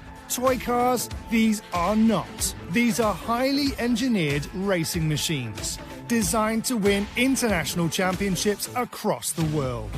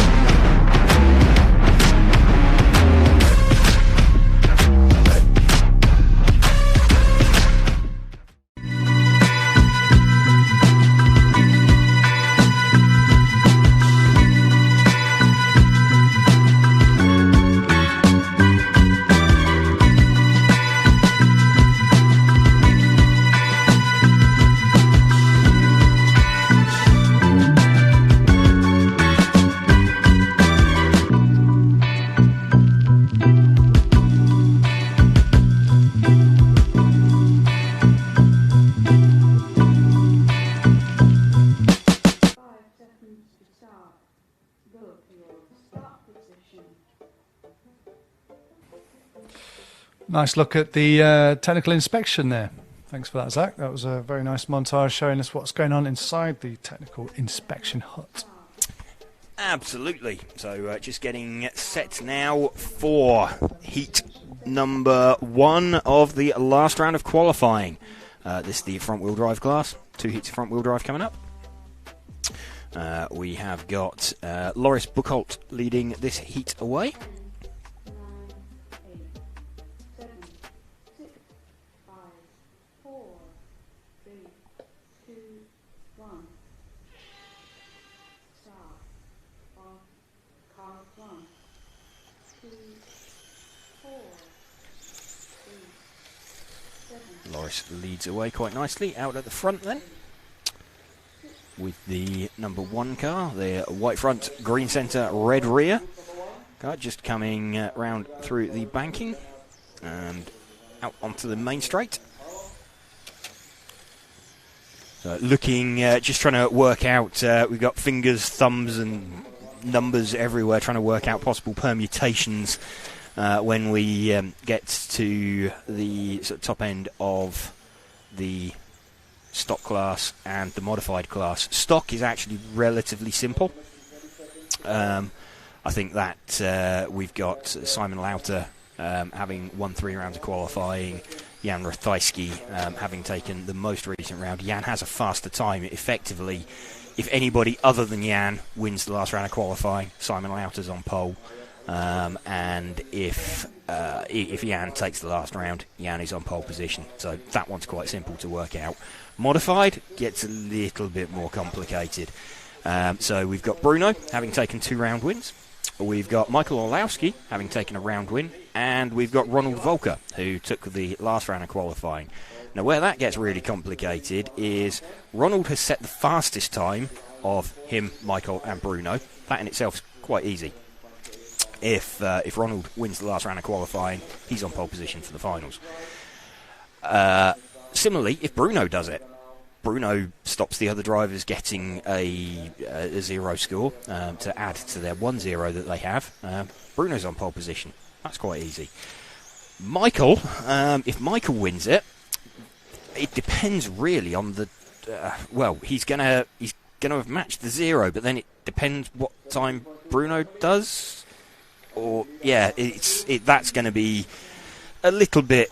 It all depends on exactly where everybody else finishes. So that one could be quite entertaining, and we're going to be sort of trying to keep up with that one a little bit on the fly to see what is going on with that one. But back to the front-wheel drive action. Emily Ratajski is leading this one. She is running the number 2 car. Let's see if we can spot that out there on circuit.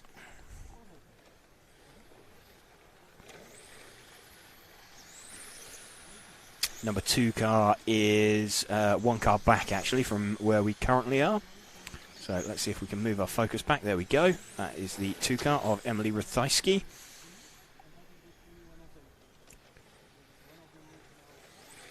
She is leading this one by about 0.4 of a second from Oliver Heiser.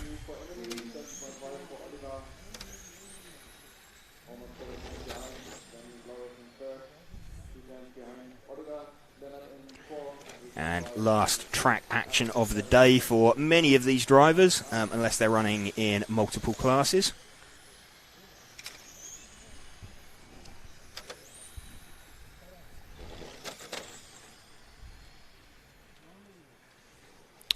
A little bit leery, bit of a tail slide. So once qualifying is done, then we have got our 3 finals tomorrow. So there'll be a practice final for everybody. Then we will be on air for the start of the finals proper. Practice results, of course, will be available to you to view on my RCM.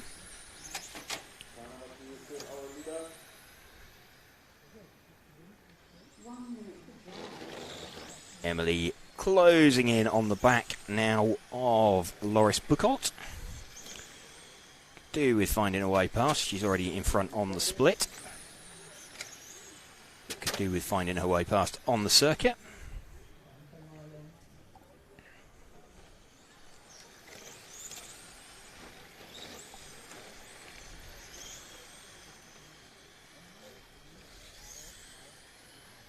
seconds to drive. Couple of seconds in the last qualifier for group number 1. 17.2 for Emily, 17.4 for Loris, 17.9 for Oliver. Into the final 15 seconds. Emily Rathajski still leading this one. She is the second of the two cars in shot now. A slight sideways moment there for second place car of Loris Buchholz. They're both on their final lap now, so it would make sense, kind of. No, Emily slides through on the inside.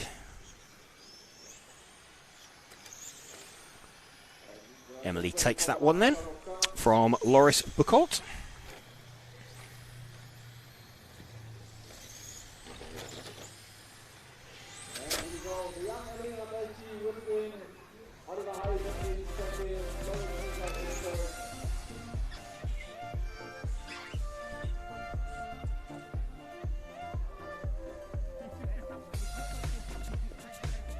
Incredibly young, some of those drivers. Fantastic to see. Absolutely. So mainly Jan Rathajski's progeny that we're seeing out there on the drivers' rostrum. 3 of them in one run. Plenty of Rathajskis and Buchholz. Yes, absolutely. More Buchholz in this one. Yes, we have another Buchholz coming up in this one, but got interesting thing at the front of stock. Daniel Pohlmann took the first 2 legs, or first 2 rounds of qualifying, and then hasn't run since that point. So be interesting to see. We've got Soren Sparbeer has won the most recent round, and Adam Isay took round number 3 of qualifying. So again, this one's going to come down potentially to times. Just having a look, 18.305, 304. Right, so quickest run is an 18.301. Soren Sparbeer has the most, or has the fastest time. Oh, does he? No, Daniel Pohlmann. Let's just check. Back onto yesterday's times, 501.686. No, Daniel Pohlmann currently has the fastest time as well. So he's looking pretty good for TQ that'll be brave of him if he's sat it out after 2 rounds. So we'll keep an eye on that. Effectively, someone's going to need a 19-lap run, or almost a 19-lap run. Let's see what we have. 4,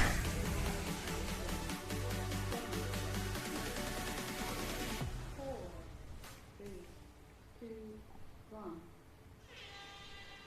Start. On. Car 2. Daniel Pohlmann has taken to the track then. So he's potentially got himself a fairly big tyre advantage. So he's out on the track to try and defend his TQ position. Let's see what Daniel can manage. Soren takes the spoils on the opening lap. Car number 6, let's just give it a couple of laps to settle in. Andy Murray also looking like he's had some good pace, but been sort of throwing it off the track at inopportune moments. I think having a quick catch up with him earlier, he said the car was considerably better than the driver.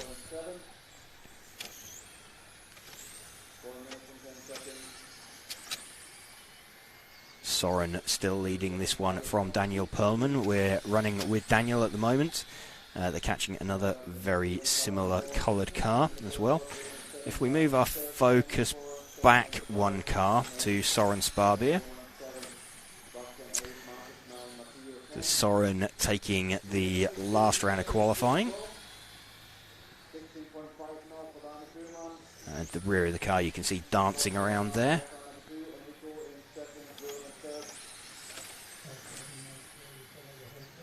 Sparbeer now in 2nd position from Pohlmann. super, super close. That's not the car of Pullman that he's just passed, though it looks very much like it. That was some other similarly coloured traffic out there. So Daniel Pullman is leading this one. He is just disappearing out of your shot there. Enrico Jung has got himself up into second position. So it's looking pretty good for Daniel Pullman at the moment, and he's predicting a 19-lap run as well. So that would give him 3-round wins, with everybody else, best anybody else have would be 1-round win. It would also give him the fastest time. That would be a very nice way to go into the finals tomorrow for Daniel Pullman. Take the inaugural EFRA front-wheel drive European Championship. Class has run before at these meetings, but has run as a European Cup previously. So we are at half distance. Race leader is just going underneath the rostrum now, the minty green coloured car. Let's see if we can pick him up. There we go, out onto the main straight once more. Still 19.316.330, average lap 16.631, so he's about 0.3 of a second inside the making the split with 2 minutes to go. Might just drop off to a very, very quick 18 at the moment.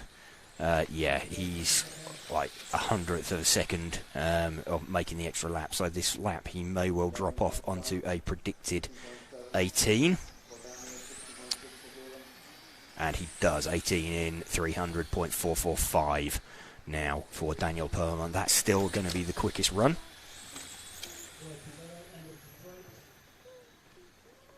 The time he needs to be is a 3:01. So we'll keep an eye on this as he comes through. Currently predicting a 300.218. Adam Isay absolutely not out the mix. Neither is Enrico Jung. But the pair of them currently 1.2 seconds off of the back of Daniel Pullman.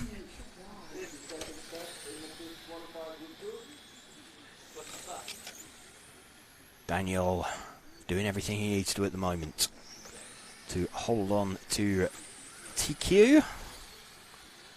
Give himself the best possible starting position.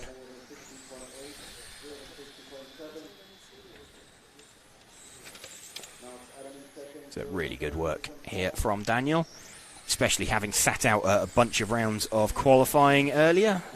He has sat out the previous 2 rounds. So won the round qualifying yesterday, won the wet round this morning. It was wet for front-wheel drive, dried up a little later on for some of the other classes, in case anybody is watching the times. Predicted time now 3:01.249. Just keeping an eye on where Soren's time is as well. Daniel Pullman has done a 3:01.65. Adam Isay 3:01.762. So Daniel Pullman has taken that one. Daniel Pullman is our TQ man for the front-wheel drive class. That is secured for him. So already had 2 wins in his pocket. So it's just what he wanted. It's a 3rd one. So he'll be happy with that. It's good. That's what he was hoping for. Daniel, not quite sure if he's made that, but yeah, he's done it. So Daniel doing everything he needs to secure himself pole position for the finals beginning tomorrow. Now, true RC racing fans out there, I'm sure you've got 2 windows open right now and you're watching the semi-finals of large-scale off-road, and you're watching the electric touring car or electric track Euros side by side. It's finals day over in the Czech Republic, and we've just seen it's absolute chaos. Pekko Ivanen leading the semi-finals, just lost a front wheel and made it back to the pit lane to have his wheel put back on. We've got people going around with no wing. it's a real slugfest out there. Not anywhere near as graceful as what we see here in Türkheim, thanks to Monaco RC. But yeah, lots of fantastic RC action happening today. And of course we'll have our finals day tomorrow, which I personally hope will be really wet. But well, once sorry, we've, James, I mean, I kind of do hope that. I think qualifying. I mean, you're indoors anyway, so you don't mind. I don't mind, although that means you get a lot of wet kit back on Monday. Yeah, I'll risk it. I mean, it will just be fun to watch.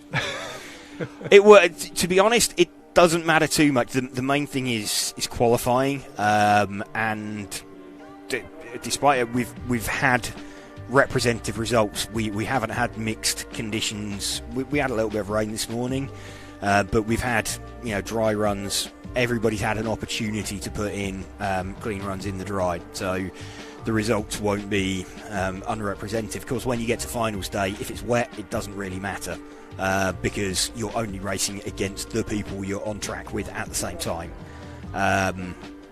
So it's a more direct comparison. The problem is when you've got especially in the larger classes, like the spec class where you've got 6 heats, if you're out on track half an hour later than someone or half an hour before someone, the track conditions can vary quite wildly in that. So you tend to get a bit more variation in the results compared to heats that classes where you have 1 or 2 heats.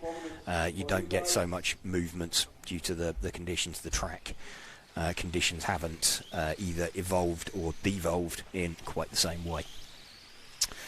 But watching the first heat of the Formula class now, Michael Mirka is leading. Michael, I don't quite know what he was up to in seeding practice yesterday, because he has been comfortably faster than anybody else in this heat all day, certainly over the course of a run.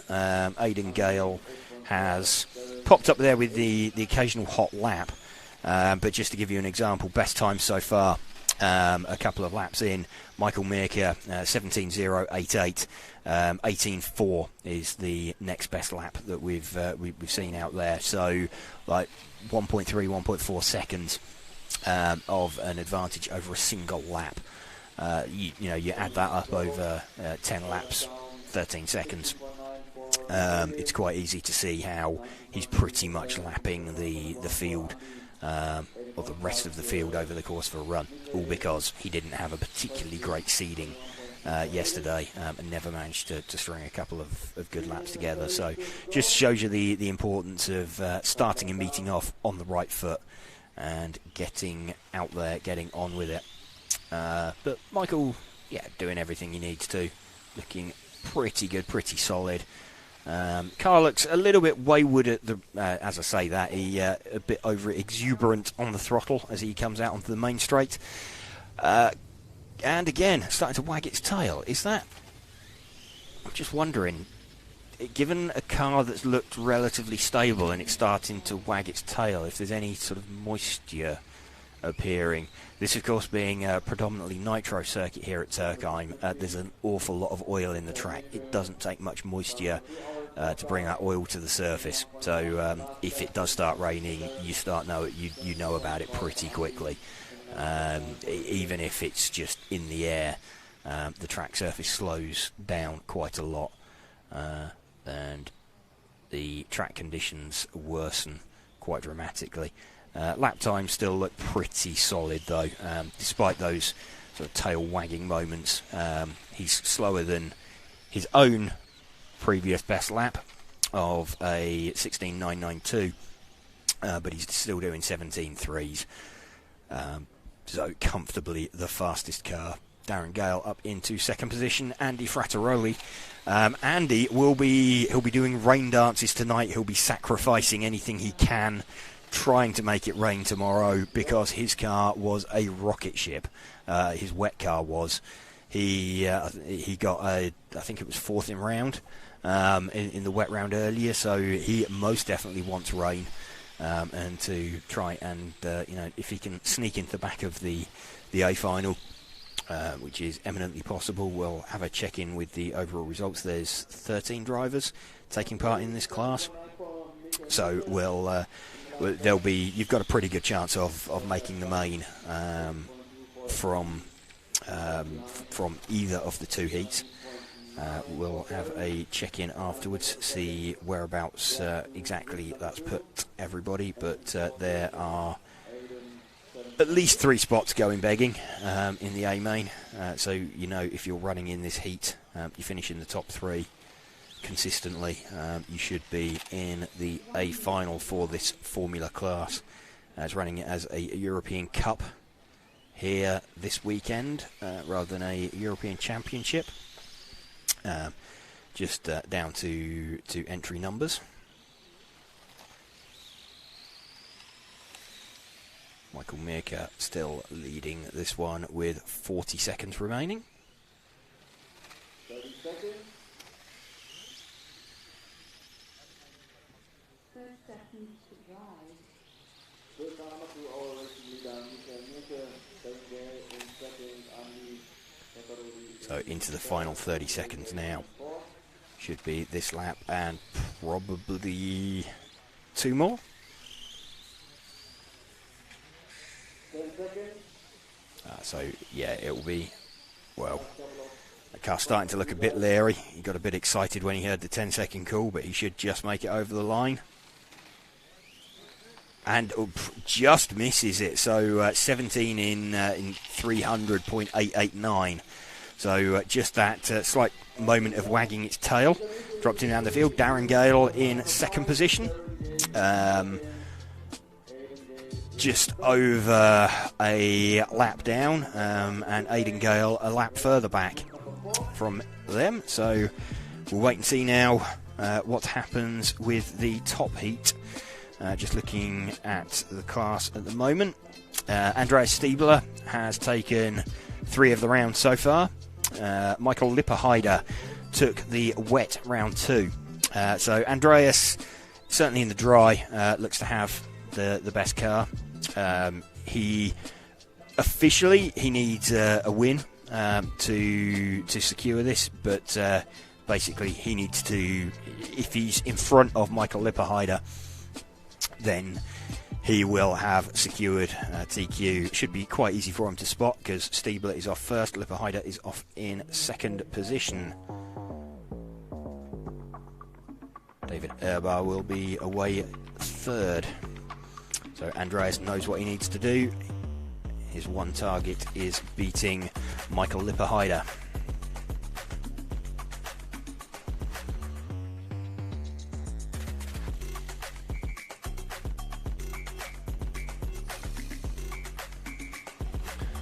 Well, we're on the home straight for qualifying. Thank you all for watching along and commenting all day today and a bit of yesterday. We've still got a full day of racing to come tomorrow, which it promises to be incredibly exciting. This is the EFRA 1/10 Electric Track European Championships coming to you live from Türkheim. It's presented by Monaco RC. Go to monacorc.com to get all of your RC merchandise, all of your RC wares, everything you need to get running. Go to monacorc.com. We're RC Racing TV. We've got James Stewart, who is commentating for us. We have me, I'm Matt McCallum. Zach is making all the sexy videos, and Ash is moving the camera. And yeah, this is an EFRA event. Thank you to Hobbywing, Tony Sport, Lens Bodies, and X-Ray.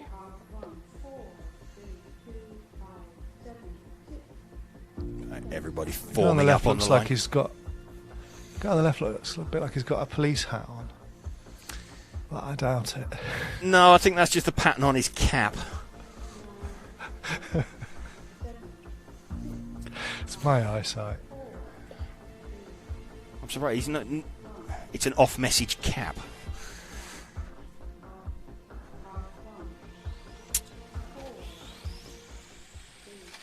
Andreas Stiebler leads away from Michael Lipperheider.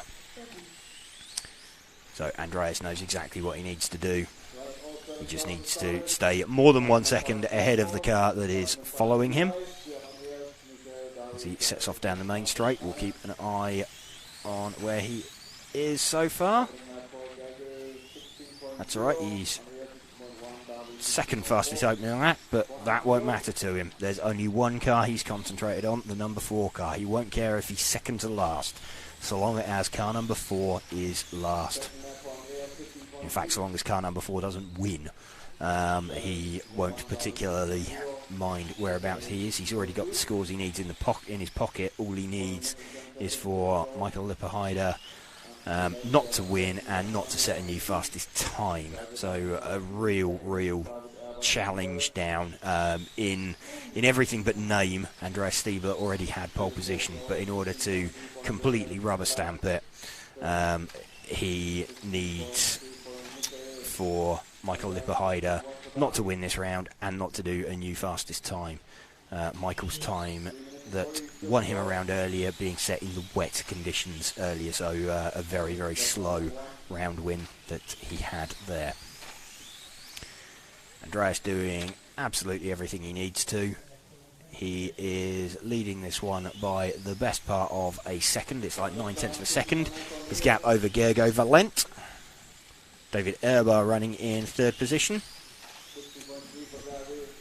Lipperheider is currently in 4th position. So Andreas just doing exactly what he needs to, just seeing a car in front of it, using it as a target, drive up the rear of it, make a clean pass, set your sights on the next car in front, just move your way forward. Flowing nicely, flowing really well for Andreas Stiebler.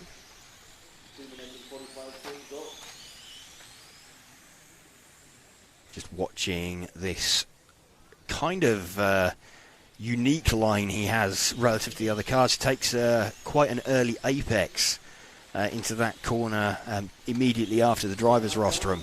So turns in quite early at sort of a shallower angle and runs a bit more wide on exit. Other cars sort of take a wider line in and exit a bit tighter. So you're seeing Andreas carrying a little bit more speed into the turn, a little bit of a wobble there as he got on power, but just holding on to it. It's clearly working for him. He is just wait and see where Gergo Valent is when he crosses the loop and what his time is showing as. Quite a long way back. Gergo is like 6 seconds back on track, so or 6 seconds back on the clock. And predicting here for Andreas Stiebler a 19 in 3:06. So nice run coming together. Minute and a half left. Car wagging its tail very slightly. These Formula cars, they're quite long for their width, so they tend to understeer a little bit into snap oversteer in the middle of the corner. And the key is sort of trying to get a balance of getting the right amount of slide in the rear of the car that enables you to pivot the car around the corner without it becoming too unstable.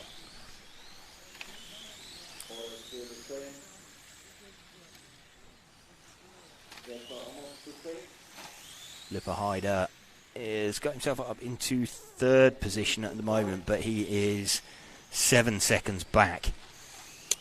So Michael looking pretty good for 2nd on the grid, I believe, with his 0. That should beat anybody else's score that we have out there. What would he have? He would have a 0.33. That would trump anybody else's score.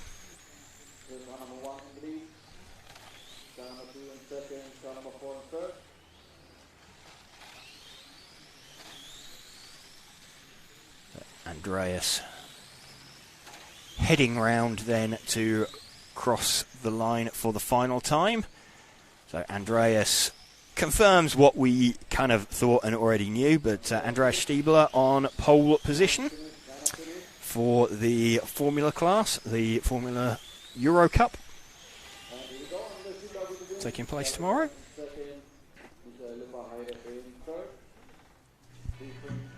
Gergo Valent in second. Let's just see what that has done for the overall results and where everyone has ended up.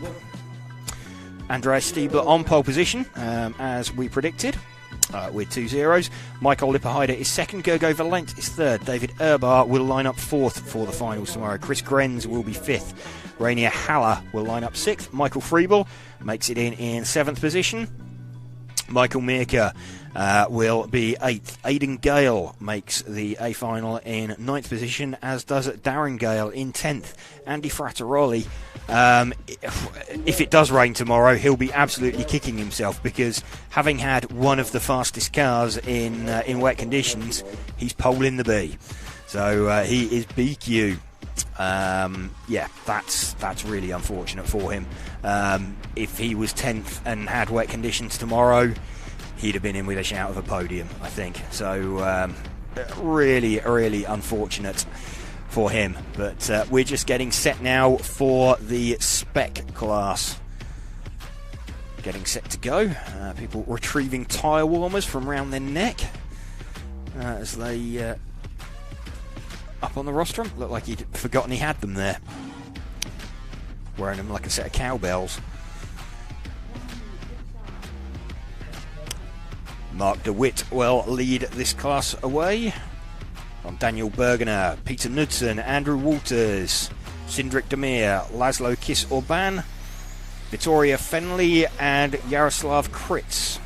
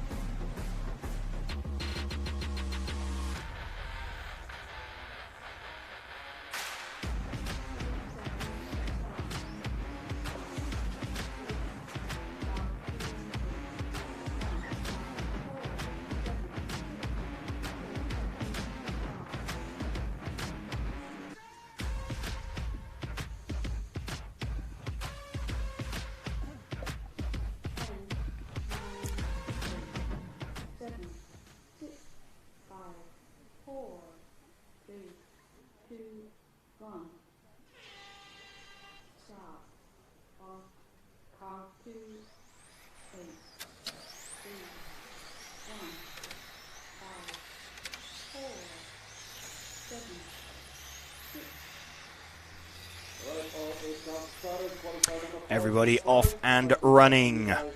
So the spec class now underway. We've escaped the threat of rain for the Formula class. We've escaped it for the front wheel drive class. We're now running with the number 2 gold coloured car of DeWitt. And Mark DeWitt leading.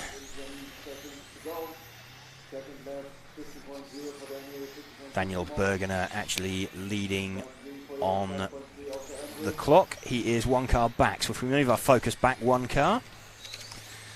There we go. The white and pale blue coloured car out there. This our leader. He started out 1 second behind. As you can see, he's leading that one by about 0.4 of a second.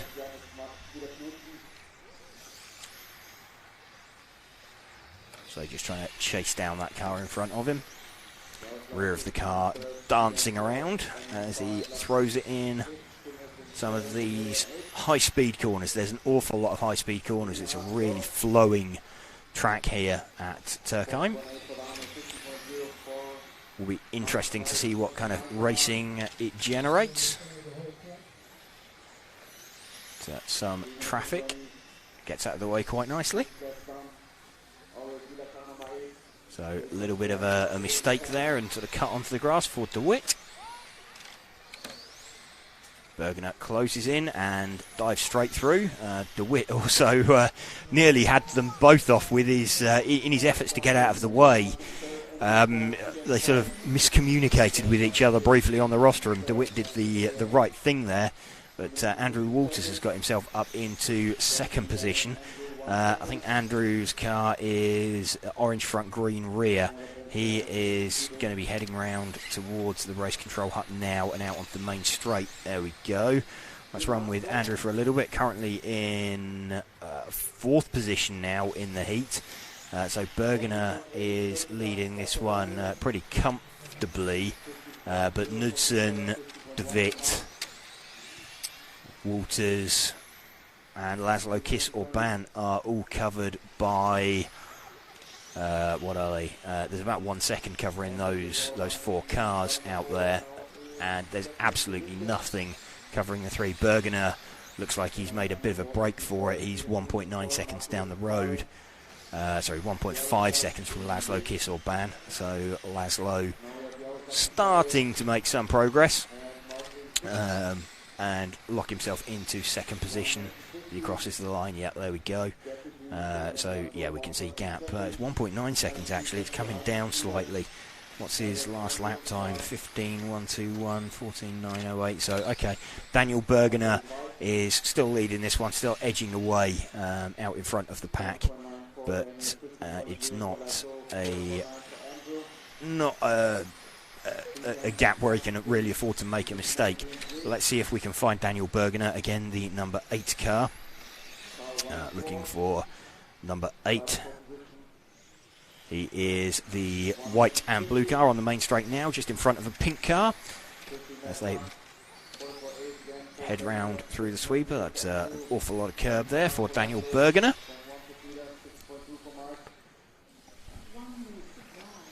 Just 1 minute remaining.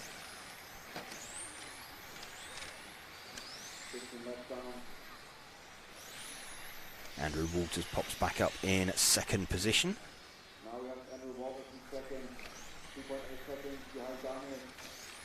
2.8 seconds behind Daniel.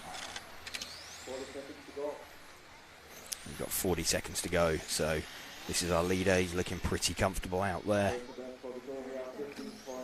So last time he's driving on this track today.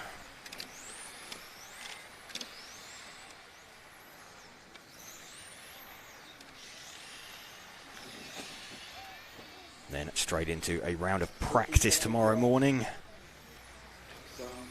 First opportunity that you'll race with the people that you're in finals with. Race for the line. Is he going to make the extra lap? Yes, he's just snuck through onto this, so this is his final lap as he heads round once more under the driver's rostrum. Really nice feeling that when you just make the split. You know it's going to be close, you know it's going to be tight. You know whereabouts you are on track relative to the buzzer, but he crosses it, makes that that extra lap, the 21-lap run from Daniel Bergener. Nice run from him. Decent run from Andrew Walters to finish in 2nd position. Laszlo Kiss-Orban in 3rd.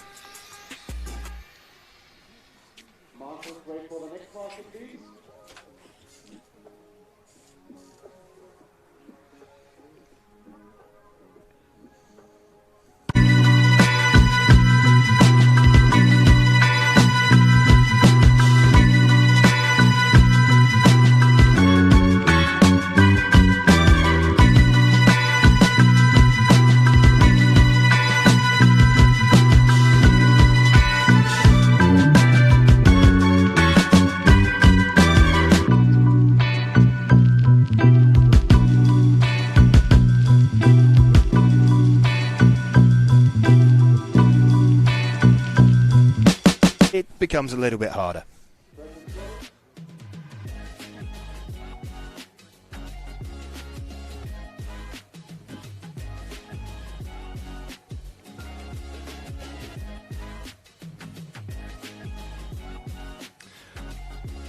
So where's all you lot at home watching? Jason says this is great.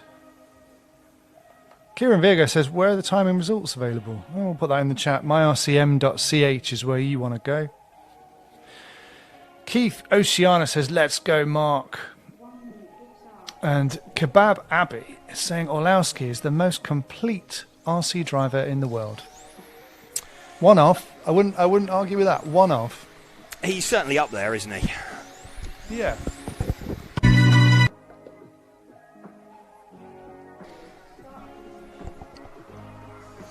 But yes, just doing some more fingers and thumbs calculations, like we were saying the stock class is relatively simple. I've modified, we might be playing rock, paper, scissors. I think come the end of that, depending on how that one turns out, we'll see what happens. Skorich gonna lead this one away. So he's finally managed to break clear of Schmid. So Franny van Skorich and Dominic Schmid were kind of getting a little bit tangled up on track together earlier on. This heat number 6 of 13 in total. We run all the way through to heat 10 will be the stock class. And then we've got heat 11, 12 and 13 will be modified. And that will complete our track action for the day. We are out and running on track now.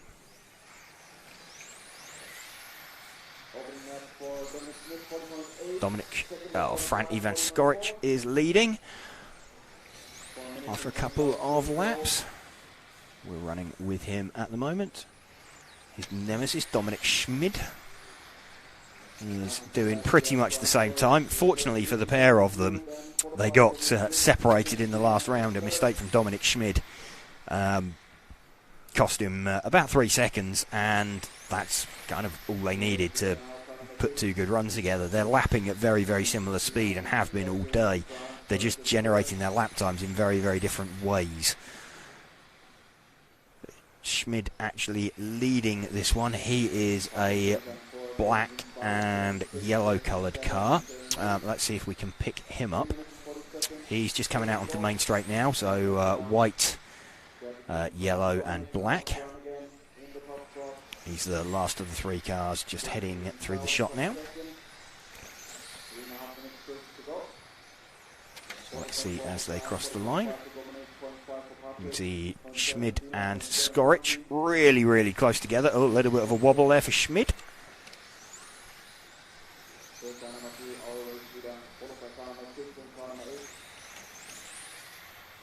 He has traffic in front of him because Franny van Skorich, starting out first, doesn't need to worry about that. Can just drive away from the pack.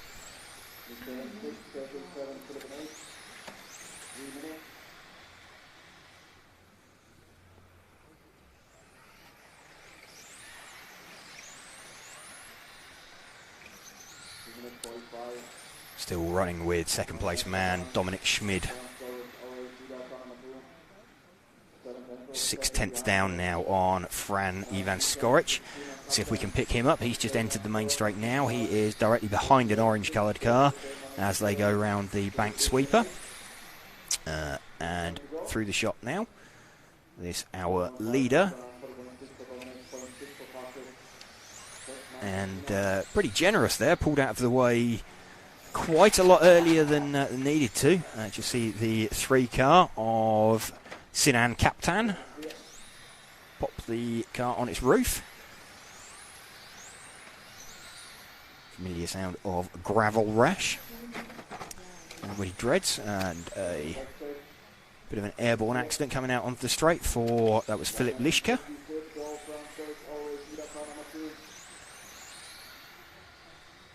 But just cruising on round Franny van Skorich.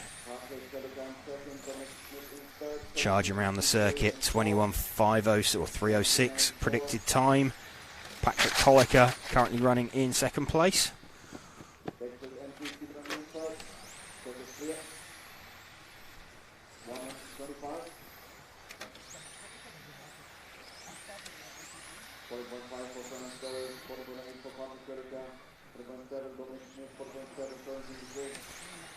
Looking at lap times, best lap is 14.3 for Franny van Skorich.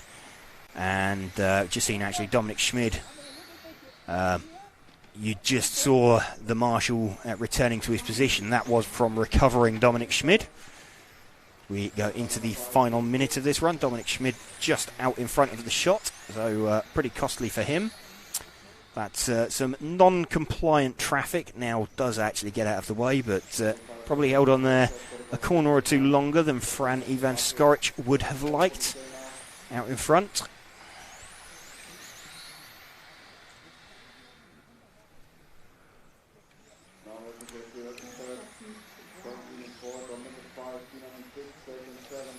into the final 30 seconds now. Last track action of the day for these guys. For many of these guys, there are a few of them doing both the stock and modified classes. The scene goes from bad to worse for Schmidt. He was just on his roof there as well. But, we saw a car turn turtle. This the last lap for Fran Even-Skorich. Looks like a kind of Mark Reinhard inspired body shell. Fran crosses the line to take that one. Just going to wait and see who pops out in second place. Looks like Patrick Kolliker is going to get that one, unless Michael Zero does anything extraordinary on the last lap.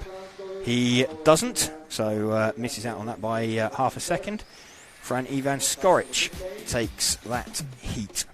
So that's heat number 6. Done and out of the way. On to heat 7 next.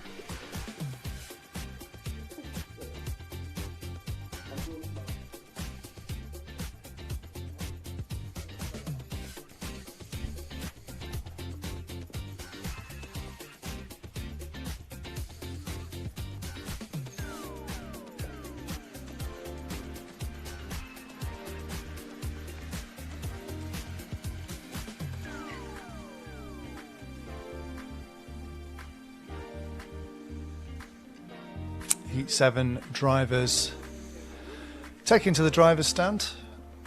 We keep going right the way through to the end of qualifying now, where it is all to play for, and James is going to have an abacus to try to work out who's TQ'd mod. So stay tuned for that. That's going to be fun. It might be quite simple. The complicating one would be if Michael Orlowski wins, and then it depends what time he manages. That's when it starts getting complicated. Ronald winning or Bruno winning makes things quite simple, so relatively simple. So Ronald's got the advantage of having the faster time. Bruno's already got the points in his pocket, so one of those two's quite easy. It's Michael Orlowski who has a time in between the two of them, and one round win that's gonna confuse matters. So we shall see how that one pans out. Who have we got coming up? We have Mark Valent, we have Riccardo Finili, Valentino Maglietti, Boris Siladi, Victor Litvinenko, Flavio Paladin, Darko Meister. We have Roberto Fabiano and Yaroslav Kritz.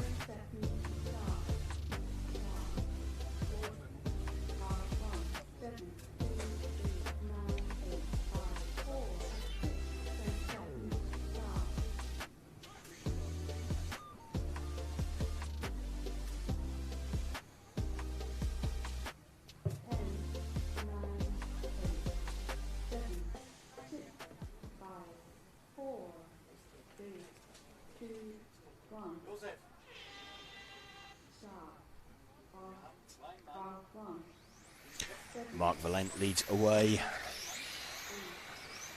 the Candy Force pink coloured car.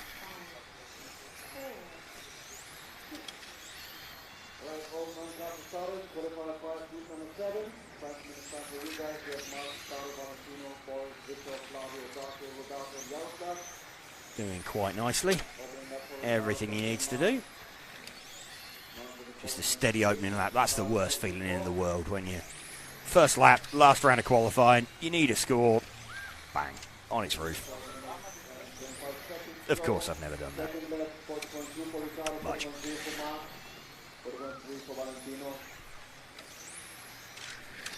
Mark Valent shows in the lead as he crosses the line, although he is actually in second place because Riccardo Finili with the 7 car is in front of him. I think that is 1 car back. It is 1 car back, so if we can move back to the white front, yellow rear car.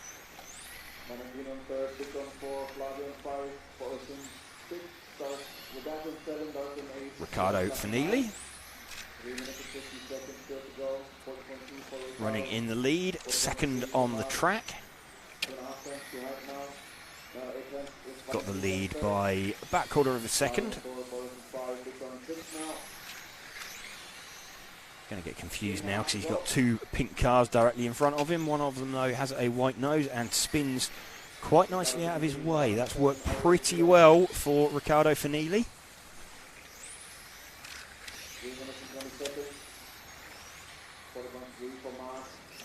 Mark Valent just in front down the road. There's 1 second gap between them as they started. And Mark Valent now moves back in front by about 1/10 of a second.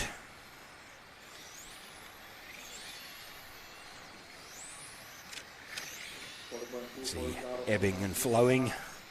It's like a high-speed game of chess. Watching these two out there. Whose move is it next? Fanili, who we're running with. Leading by a couple of tenths.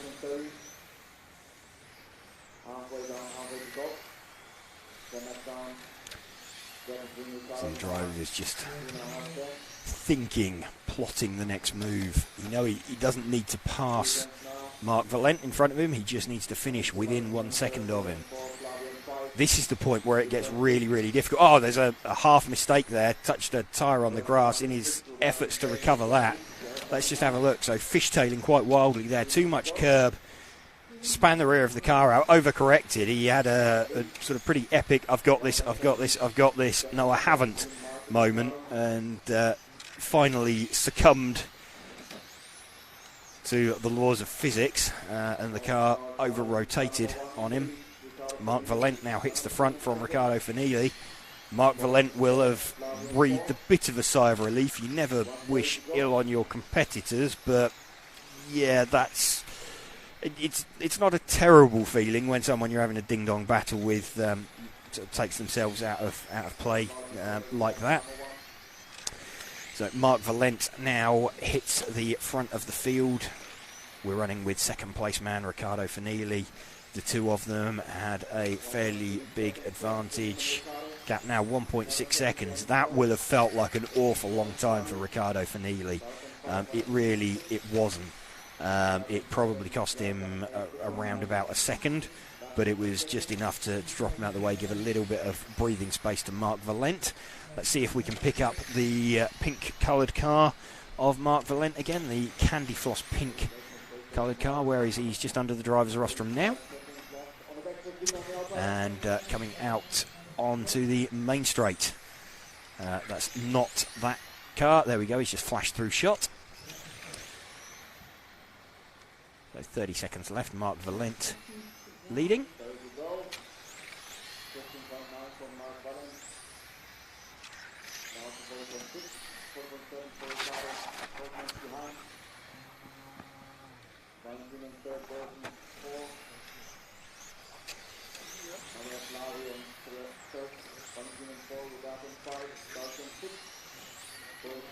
So last lap now for Mark Valent. Riccardo Fanili's got himself back to within half a second, so charging pretty hard. Let's just check, see what as they cross the line. It was about 0.8 of a second. Little bobble onto his roof there for Mark Valent. It didn't matter. He had already finished. Doing donuts as he... Oh, he's tucked the body at the back of the car. He'll be very, very glad that he did that on the last lap. Heat number 8 coming next.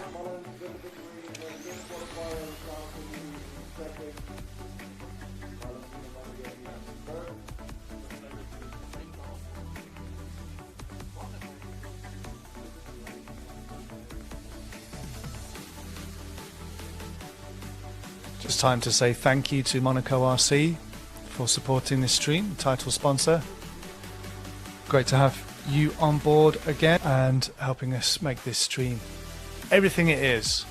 We're RC Racing TV. Why don't you, if you're watching us on EFRA's Facebook or YouTube, or RC Racing TV's Facebook or YouTube, wherever you're watching us, why don't you just hit follow? If you're not following, it'd be amazing if you would hit follow, because that helps us get noticed by bigger brands, which helps us get more investment, which helps us bring better coverage to the sport. The sport deserves better than even we can give it. So we always want to try and improve what we're doing. And with your support, just by liking and sharing, that really, really helps. In an indirect way, it helps the whole. So if you do that, we love it. We really love it. And if you want to go one further, then go to RC Racing TV's YouTube and join us. Become an RC Racing TV hero. And that really supports us and helps us move forward. And we will send you some free stickers. We'll send you a sticker sheet through the post. And we'll do lots of other nice perks for you. So yeah, if you hit join and become an RC Racing TV hero, we will be your best mate for life. And really helps us more than you know. You almost said that it deserves better than us, didn't you? It almost came out, yeah.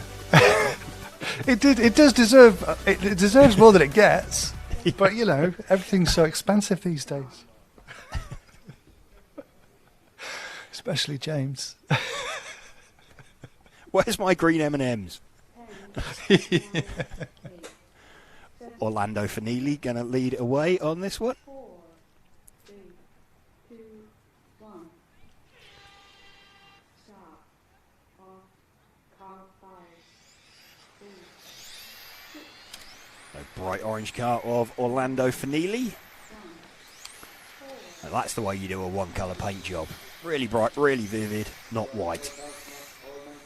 Not plain white. Everybody runs plain white.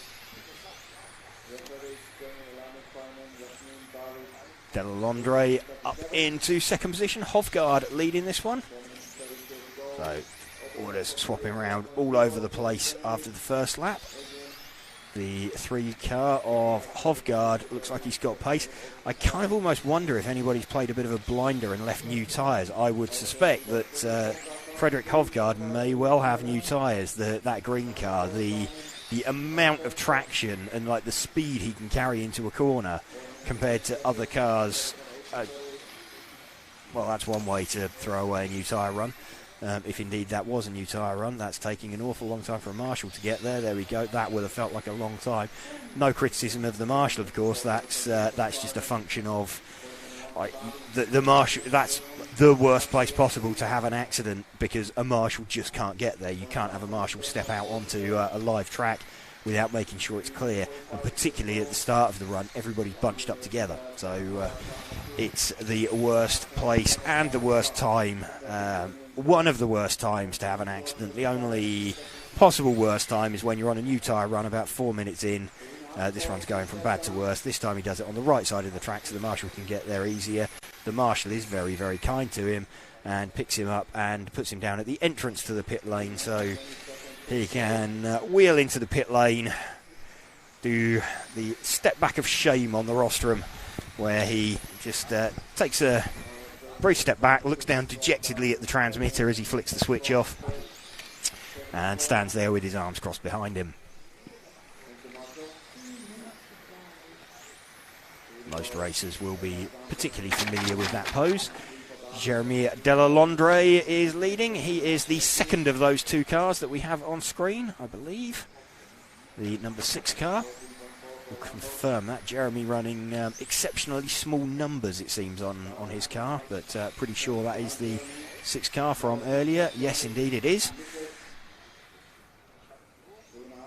Jeremy Delalondre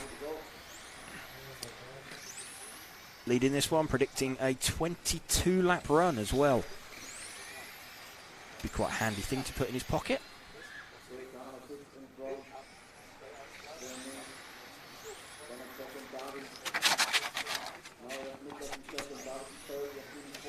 Ambient mic picking up noises of Lexon meeting tarmac.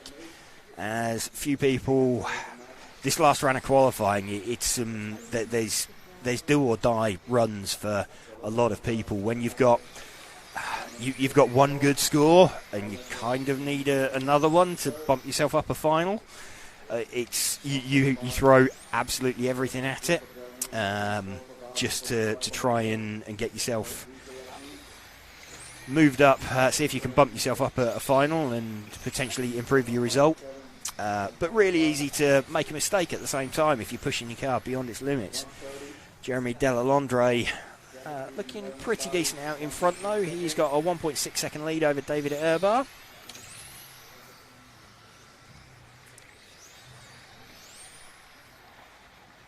Jeremy's car staying nicely away from any of the risky looking bits of the track. Just clipping the curbs nicely, not taking too much of them. It would be so easy to throw it away now.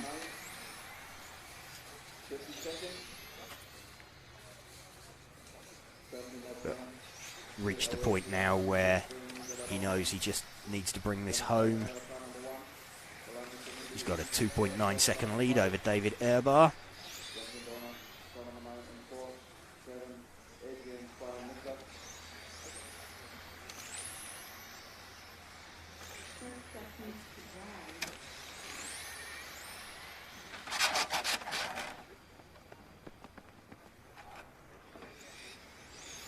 Into the final 20 seconds now for these drivers. Still looking like Jeremy is going to make the extra lap. It's going to be tight. Last lap was a 14.47. I think he's going to make the extra lap by about 2/10 currently. Let's see as he crosses the line. No, just misses the extra lap. So Jeremy has finished. Misses it by 0.05 of a second. Does Jeremy Delalondre? Super close out there.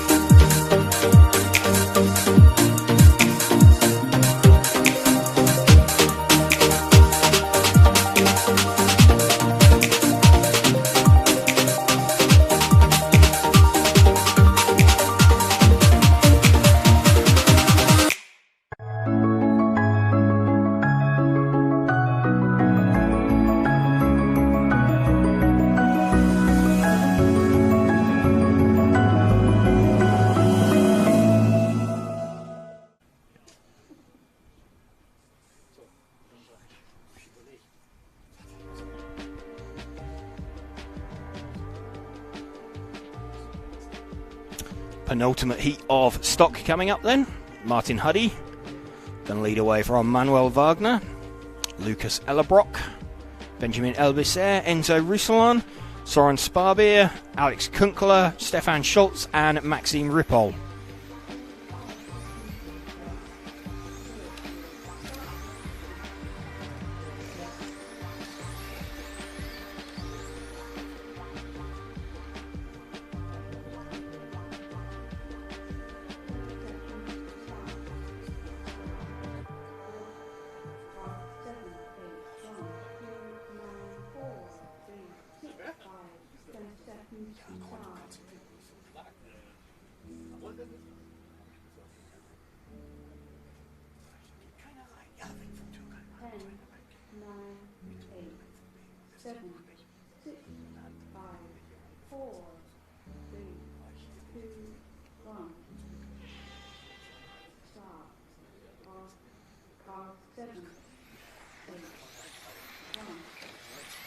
Martin Huddy launches his car off the line into his final qualifying run of the European Championships here at Türkheim.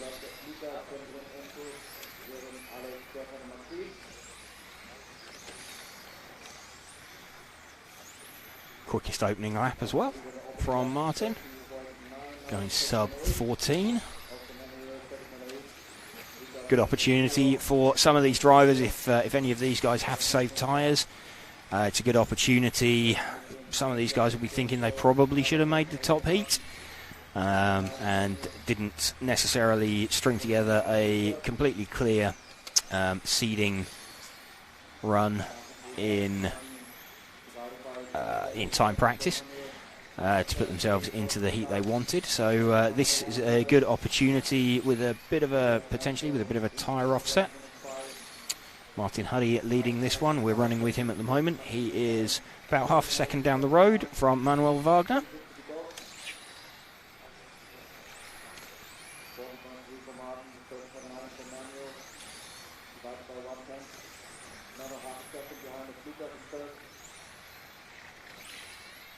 Martin, super experienced driver.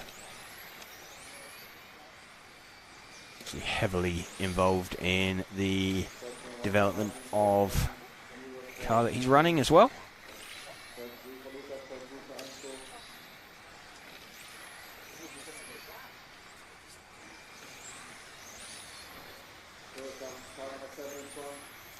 Edging up towards some traffic.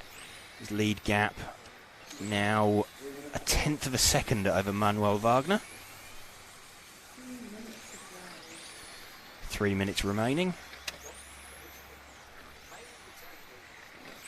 Just checking to see where Manuel Wagner is on circuit. I believe he is that car we can just see out of the back of our shot. Still only 1/10 of a second in it. Let's have a look. That's the 7 car. That's the 8 car. That's correct. So 1 car further back is Manuel Wagner. Let's see if we can just move back our focus. Back 1 car. There we go. That is Manuel Wagner's car. Currently 3/10 down on Martin Huddy, who we're just seeing disappearing out the front of shot. So seeing a bit of a battle raging between these two out on the circuit.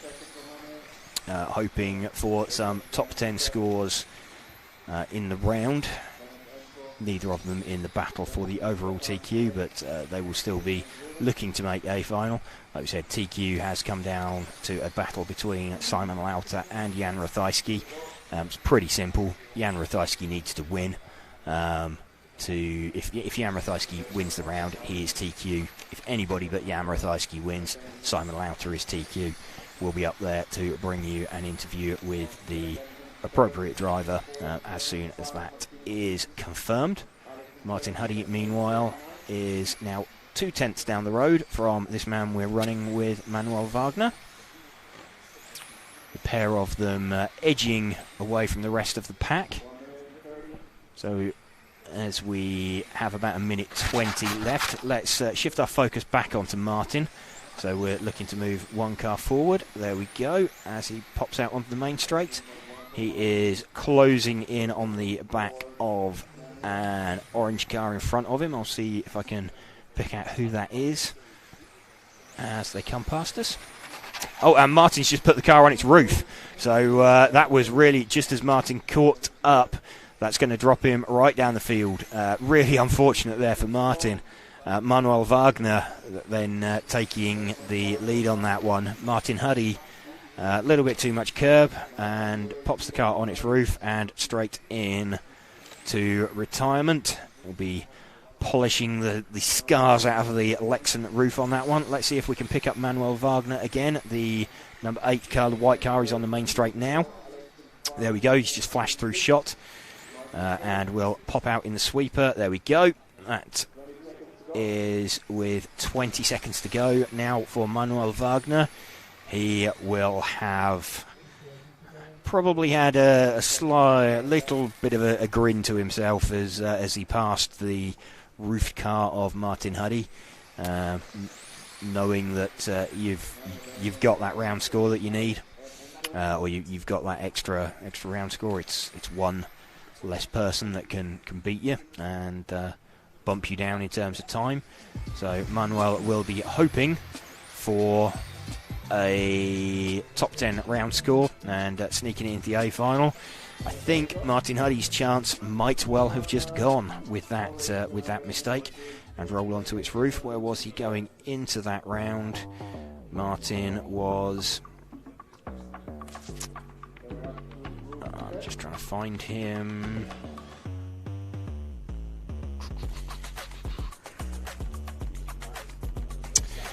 Martin was third on the list. Yeah, he should still have enough to make it. Looking at that, so he should probably be okay.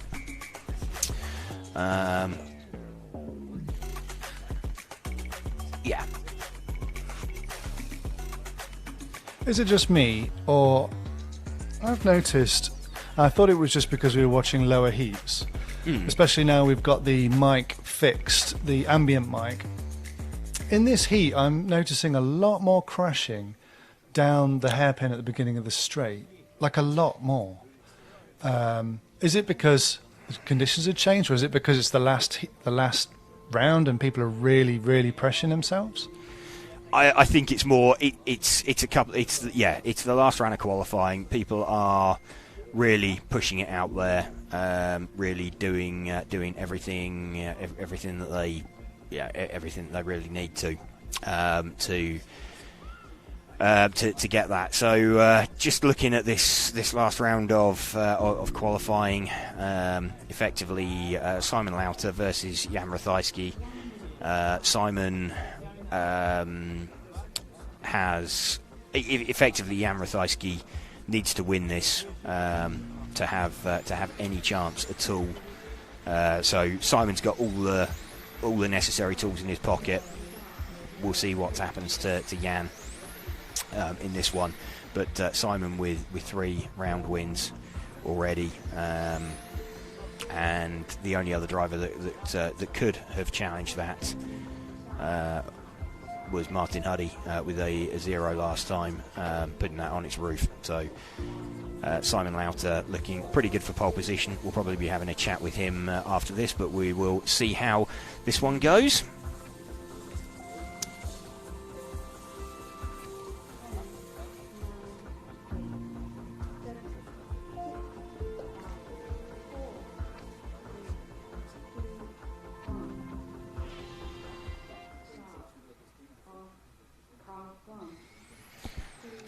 Simon Lauter fires the car off the line. Knows what he needs to do. Just needs to stay in front of Jan.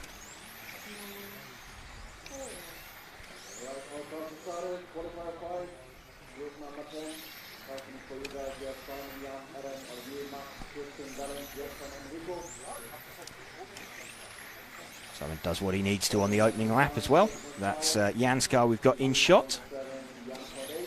Let's move forward 1 car onto Simon's car.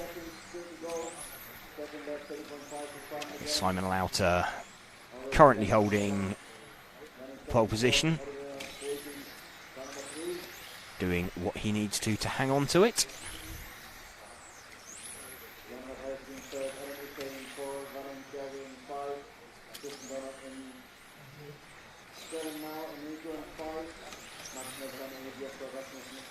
See 0.7 of a second Simon's lead.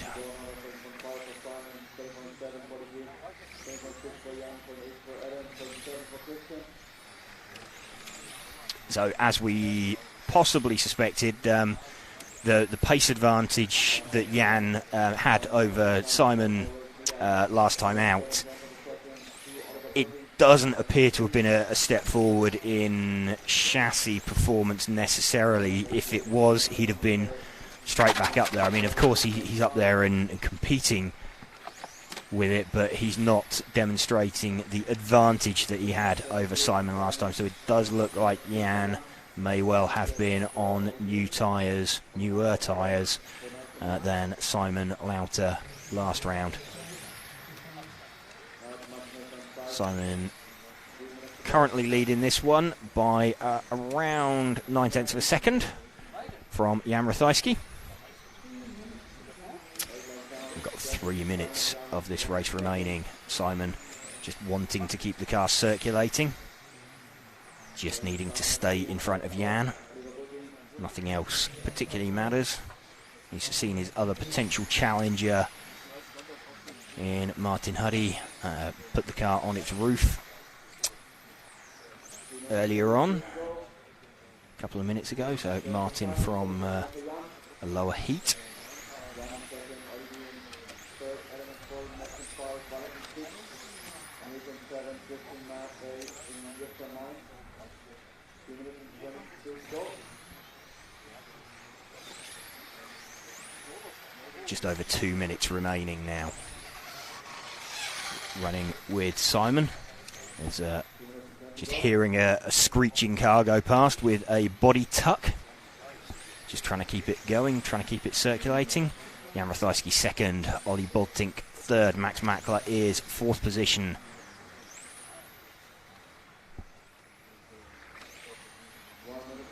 But at the moment, gap is now 1.4 seconds and growing. Looking very, very good for Simon Lauter to secure TQ.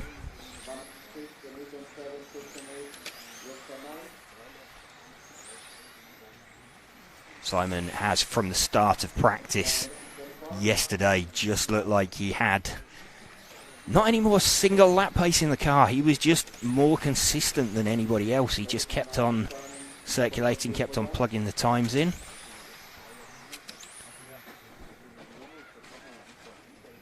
So we have just over 1 minute remaining.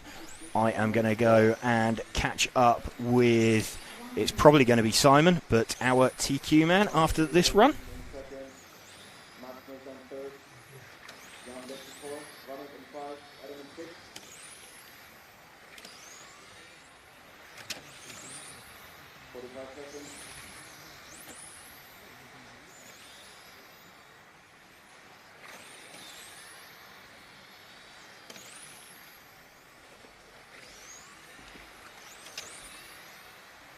seconds to drive. 30 seconds to go. 20 seconds remaining of spec qualifying for this 2023 1/10th track European Championship. Brought to you by Monaco RC, Hobby Wing, Tony Sport, Lens Bodies and X-Ray.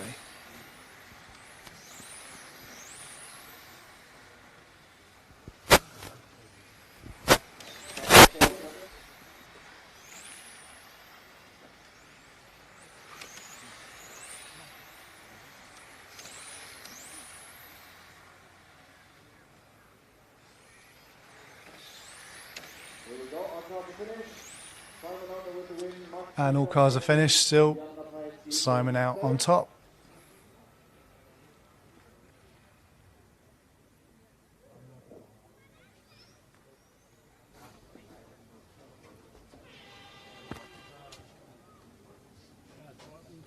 And let's see if we can have a word with Mr. Lautner, get his view on qualifying and his approach to finals. Sure, there's lots of discussion going off on the driver's stand, but yep, we're ready for James. Over to you, James. Okay, so well done, Simon. Thank you very much.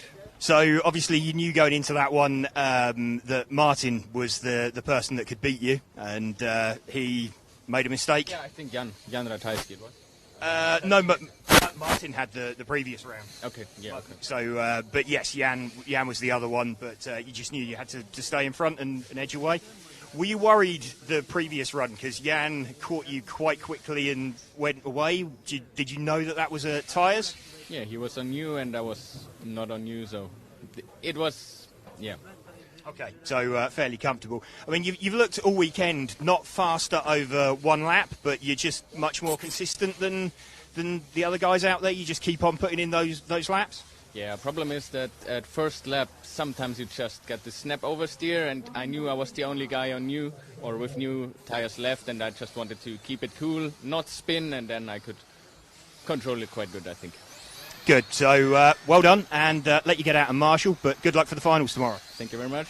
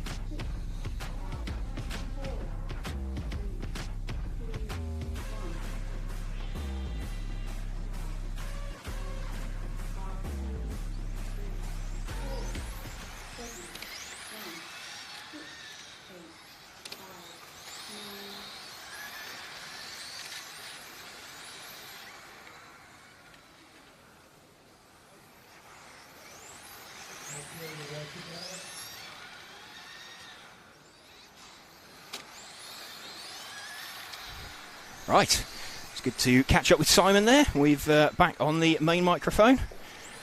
So we have modified running now. Ben Jabira looks like he is leading this one from the front.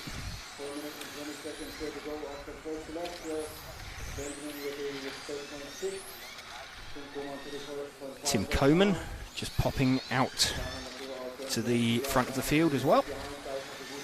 Just catching up with what was going on while I was away briefly. Catching up with Simon there.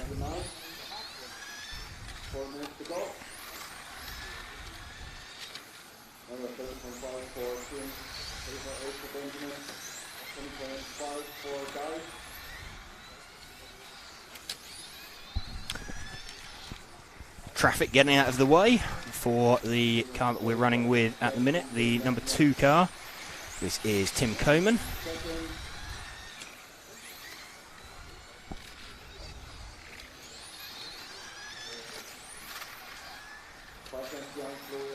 Benjamin Jabira is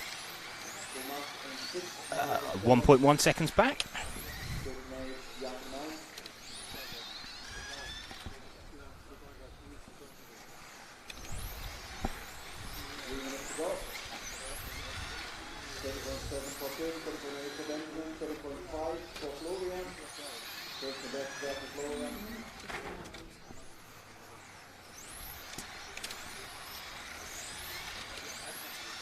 Still running with Ben Jabira. Sorry, it's Tim Kerman that we're running with.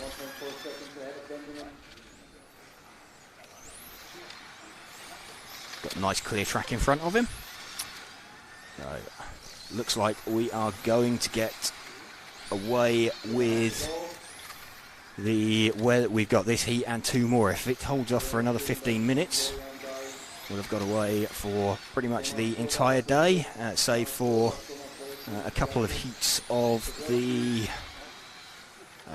Formula class and the front-wheel drive class in round number 2 of qualifying this morning.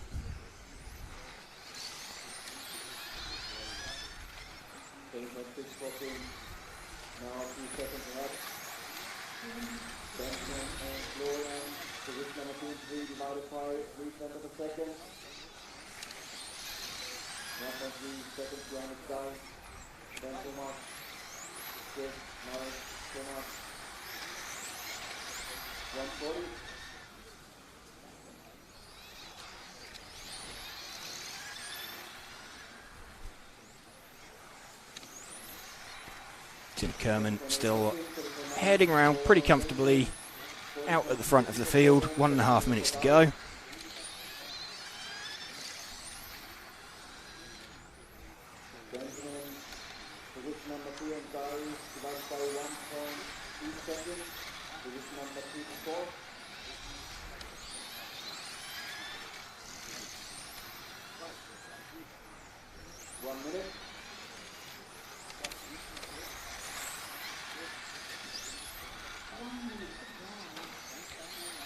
One minute remaining for Tim Kerman. Running with him at the moment. Doing everything he needs to do just to bring it home. Try and pop himself up into the modified B final tomorrow. Be joining us tomorrow for all 3 legs of the finals.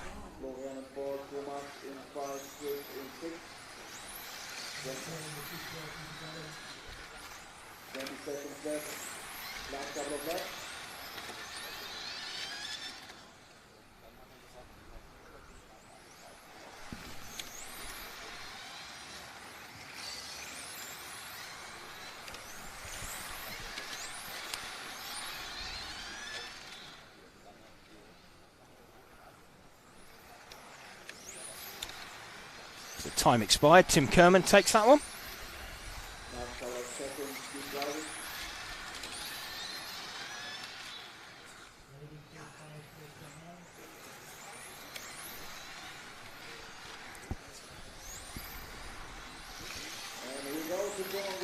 2, Dalton Wood in second, Benjamin De Vera in third. Please bring your cars to the pit lanes.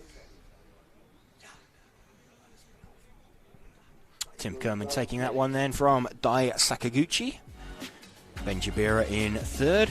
Florian Wilhelm.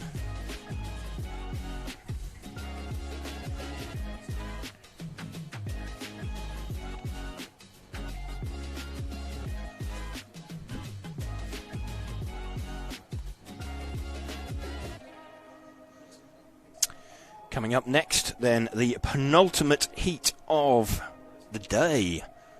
We've got Marco Kaufmann is going to lead us away from Timwal. Antoine Brunet, Remy Callens, Christopher Krapp, Dimitrios Yanidis, Michele Manzo, Matthias Knopp, and Jose Pereira.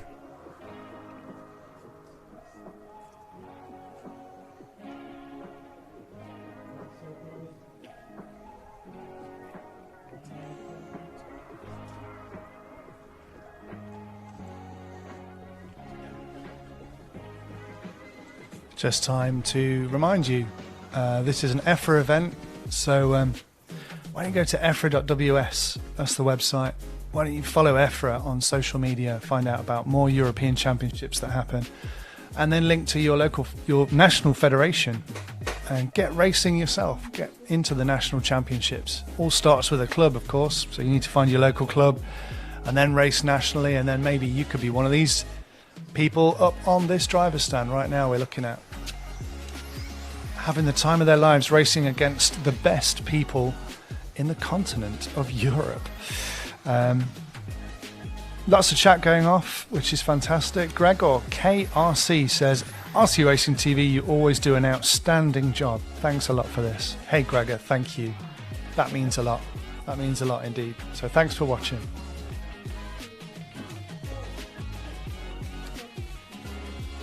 Marco Kaufmann currently in the A final, as is Tim Well. So front two in this heat, looking to cement their places in the A final.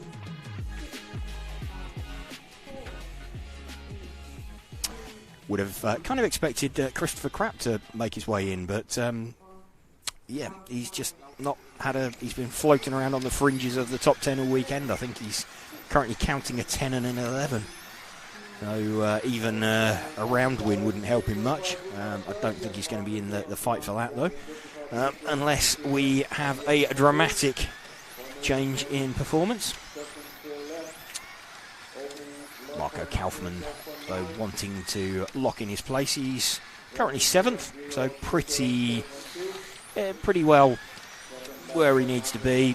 Should be in anyway, but he'd like to just make sure it makes you you're a little bit calmer going out there to marshal. That's probably the worst feeling in the world, knowing that you're on the bubble and you're out there marshalling, watching one of the people that can beat you go out there and construct a good run, and you can't do anything about it. Your time to do something about it, your best run, and you sat there, you're thinking about it, that little bobble that you had on the way into a corner, that little half spin.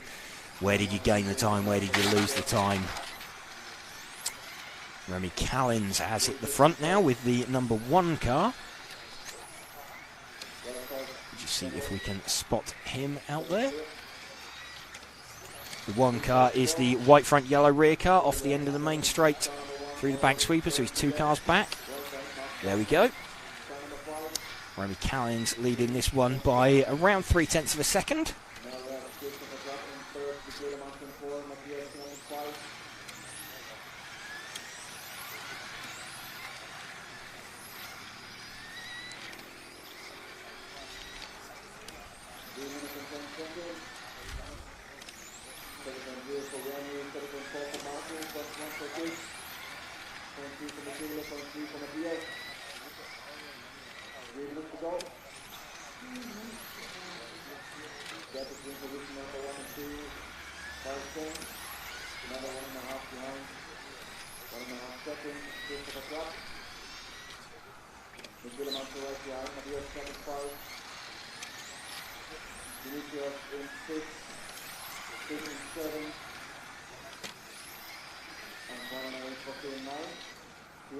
Remy Callens still sitting at the front of this one, leading by around 2/10 from Marco Kaufmann.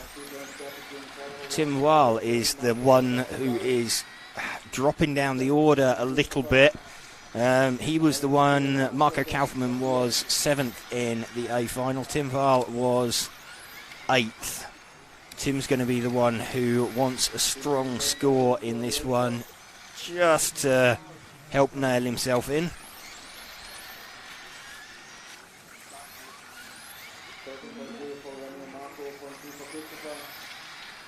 Of course, some of the other guys, Remy Callens, would like to launch himself into the final.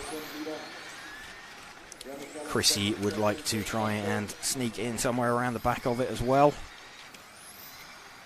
It's going to be pretty difficult with the scores he's currently counting. He'd need to be out at the front of this heat and dominating it, I think, to have a score with to go with a 10, his best score currently. He'd be wanting a 4 or a 5, and obviously with the next heat coming up as well, the only way he's going to get that is by winning this heat and winning it pretty comfortably. So not looking like it's going to come together for Chrissy at the moment. Marco Kaufmann now leading this one. Let's go back to him. He is the 5 car on the main straight. He's the kind of the metallic-y light green coloured car. There we go. Got him in the middle of shot for the final minute. So looking to cement his place in the A final is Marco Kaufmann.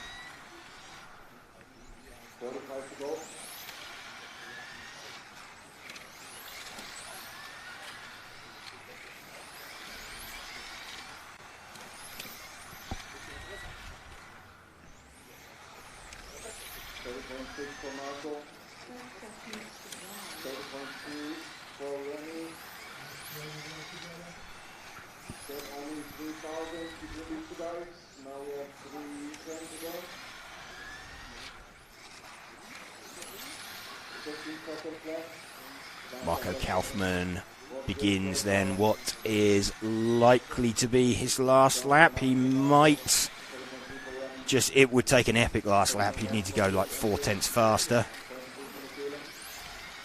And he doesn't, so there we go, 3/10 misses out by Remy Callens. Does a good job in second position, but Marco Kaufmann will be happy with that. A 23-lap run. That's nice run. Good run come together. So we'll be pretty happy with that.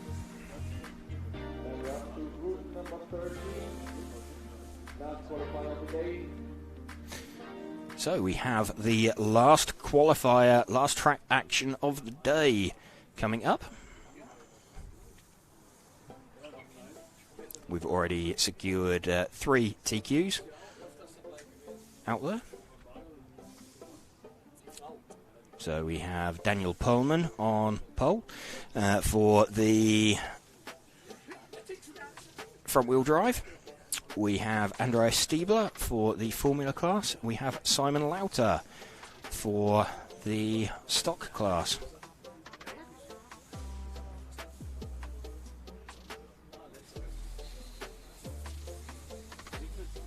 Modified, we are about to find out who will be on pole position. So again, permutations. We've got Bruno Coelho with 2 round wins. We've got Ronald Volker with a round win and the fastest time. We've got Michael Orlowski also with a round win. So for Bruno and Ronald, it's quite easy. Either one of them takes the round, they are TQ. Michael, it becomes a little bit more complicated, because if Michael wins the round, then it depends on the time he does. If he does a new faster time, he's on pole. If he doesn't do a faster time than Bruno has done as his throwaway time, then Michael is on pole or Bruno. Basically, I'm no offence to Michael, but I am hoping Bruno or Ronald take this so that I know who to speak to, because otherwise I'm going to be counting on my fingers and thumbs, and we'll have to play rock, purely paper. For convenience. Yes, purely for convenience. So we'll be playing rock paper scissors at this rate to try and determine who's on pole. It's for ease, it would be Bruno or Ronald will make life easier. Whoever's on pole, it won't be boring, will it? Whoever's on pole, it's not like they're going to run away with it. No, Well, absolutely maybe not. Bruno, So I'm going to be I'm like I said, fingers and thumbs, trying to figure out who is on pole position. So they have set off. I do have a cunning plan in that I shall take an iPad with me when I go up there, so that I am able to confirm at the top of the rostrum who has got pole after this, if it is not immediately obvious. Ronald with the quickest opening lap. Oh, and Robert Peach has popped up there just to confuse things. Actually, that doesn't confuse things. That would put it in Bruno's hands. Bruno already has the 2-round wins in his pocket, so the best anybody can do is match his score, and then it comes down to times. Currently, it's Ronald who has the time, and Ronald at the moment is doing what he needs to. He is in front. No, Robert Peach is now in front. Is Robert Peach going to deny his own driver in Ronald the TQ by winning the round? Surely not. We'll find out. Running with Bruno at the moment. Ronald 1 car back from him. The pair of them charging around this circuit. Eric Dankel getting involved. Robert Peach again back to the top. Has Robert saved a new set of tyres for the last round of qualifying? Is he going to try and play spoiler for... How would he work that? Would he try and drop him? I'm trying to work out what the... this would be an extra... It's not going to help Ronald if... It's really not going to help Ronald if Robert Peach takes the round. Put it that way.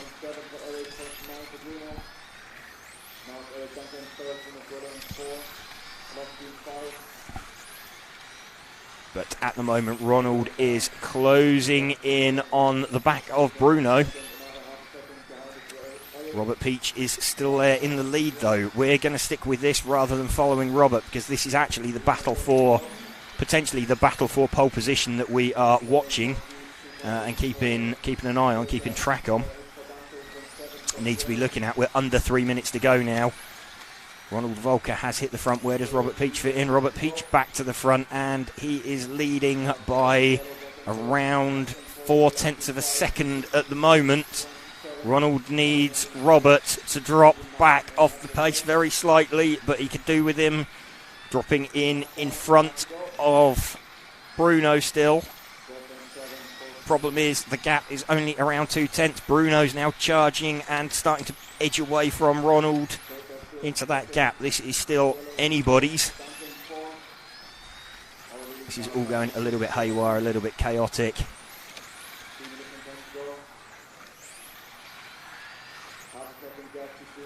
Robert Peach still leading this one by about half a second now from Ronald.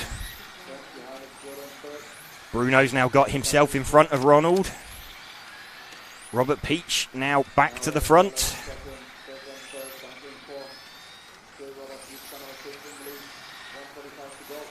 Ronald now back in front of Bruno. Eric Dankel in there. Robert's now down into 3rd position, so Bruno in position now. Sorry, Ronald's in position now. Ronald is in the position that he needs. So charging up towards the back of Bruno. 1.5 minutes of this remaining. Who is going to take this? There is like 1/10 of a second. If Ronald takes this, Ronald is pole position. If Bruno takes this, Bruno is pole position. Robert Peach has dropped off the pace somewhat. We're coming up towards the final minute. Ronald still leading this one. I am going to go and catch up with either Ronald or Bruno. It looks like it will be one of them on pole position for the main final.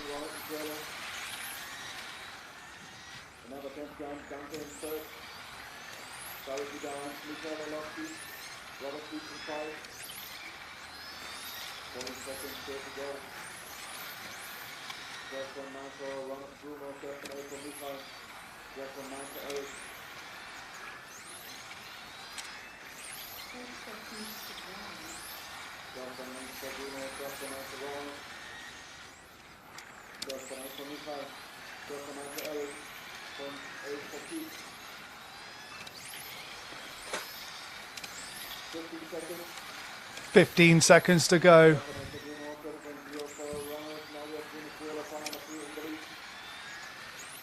Coelho is edged out in front.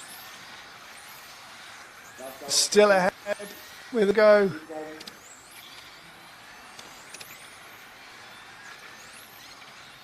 Oh, it's Coelho takes it by the narrowest of margins. Wow.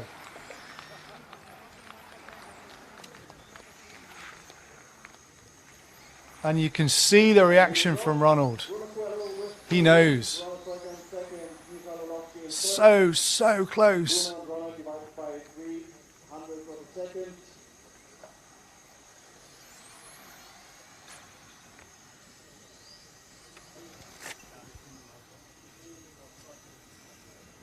And there you see, Bruno has it.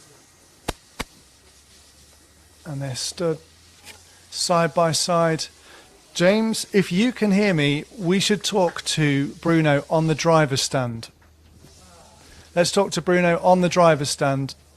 Bruno, can we have a chat? Sure, yeah. Okay, well, obviously that was pretty close. Looks like Ronald, well, if Ronald took that, he would have it, wouldn't he? Yeah, of course. I mean, it was a very tough round, and we knew it. Our car on used tires should be better than Ronald. I was really surprised in the beginning when Ronald was super fast and was like almost catching me.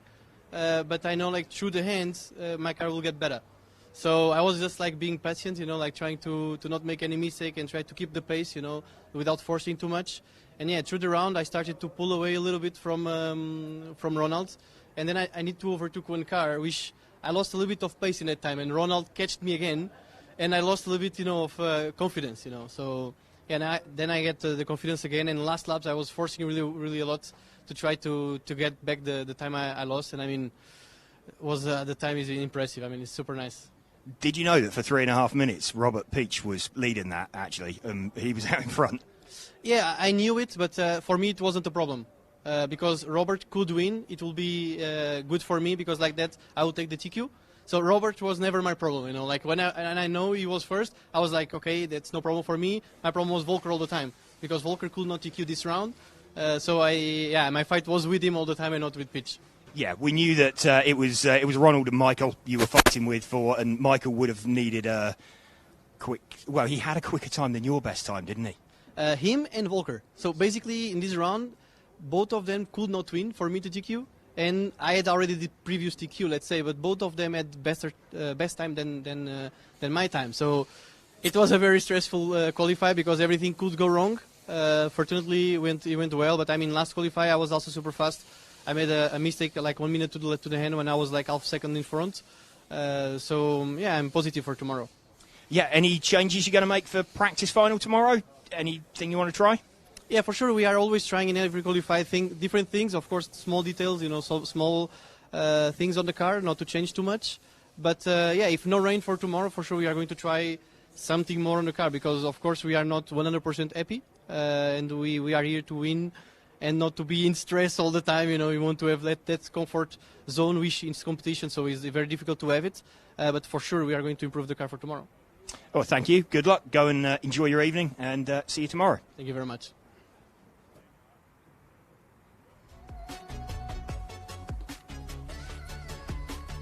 Well, there you have it. Let's take a look.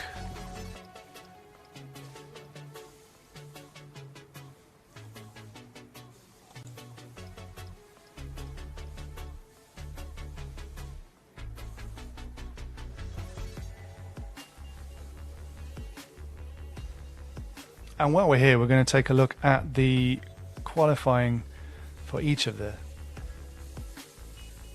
classes. So we've got 4 classes to take a look at. So that's where we've just seen confirmed Bruno Coelho takes TQ by the narrowest of margins.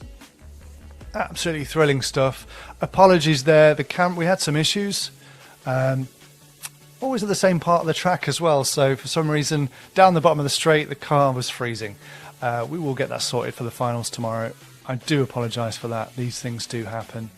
There is your modified qualifying. Let's take a look at spec. So we heard from him earlier. Simon Lautner, Jan Rathajski, Adam Issei, Oliver Bultnick, Max Mackler, Christian Donath, Martin Hoodie, Valent Gergo, Manuel Wagner and Jesper Rasmussen will be your A-main finals tomorrow in spec. So I'm back with the main mic. Matt?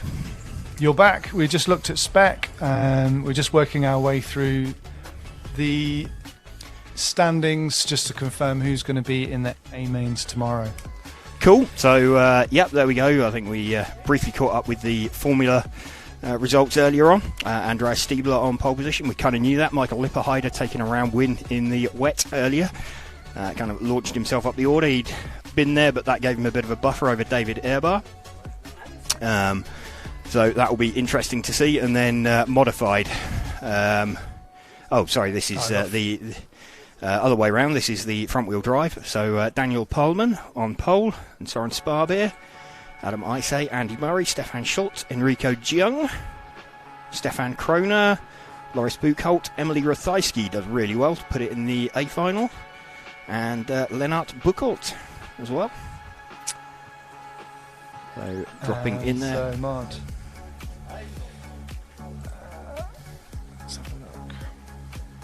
Modified. So we know Bruno is pole. I believe Ronald's going to be second. He is. So Bruno on pole, Ronald second, Michael third. 3 different manufacturers in the top 3. Eric Dankel in 4th position and Mark Reinhard 5th. You know, Mark Reinhard was within, he was within like 0.2 of a second of taking that 4th round of qualifying on new tyres from Michael Orlowski. If he'd have taken that, that would have been him sort of sat there up in 3rd on the grid. So really super close. Alex Hagberg in there, Marco Kaufmann's done well, Tim Wild did make it in there, Robert Peach very nearly at the death there, sort of stole, took that position off of Ronald. In the end, Bruno did enough to hang on to it, and Oliver Havranak did really well to make it in as well. So Antoine Brunet will be a little bit, coulda, woulda, shoulda. To be BQ, as most people. Christopher Krapp, that's not a good weekend for him to end up 14th. So have to find out exactly what's gone on there and why he has ended up quite so far down the field. Just not really come together for him. Best scores are 10 and 11, and you'd normally expect him up there with, at the very least, sort of 4s and 5s in there. So we would have expected to see him in there somewhere.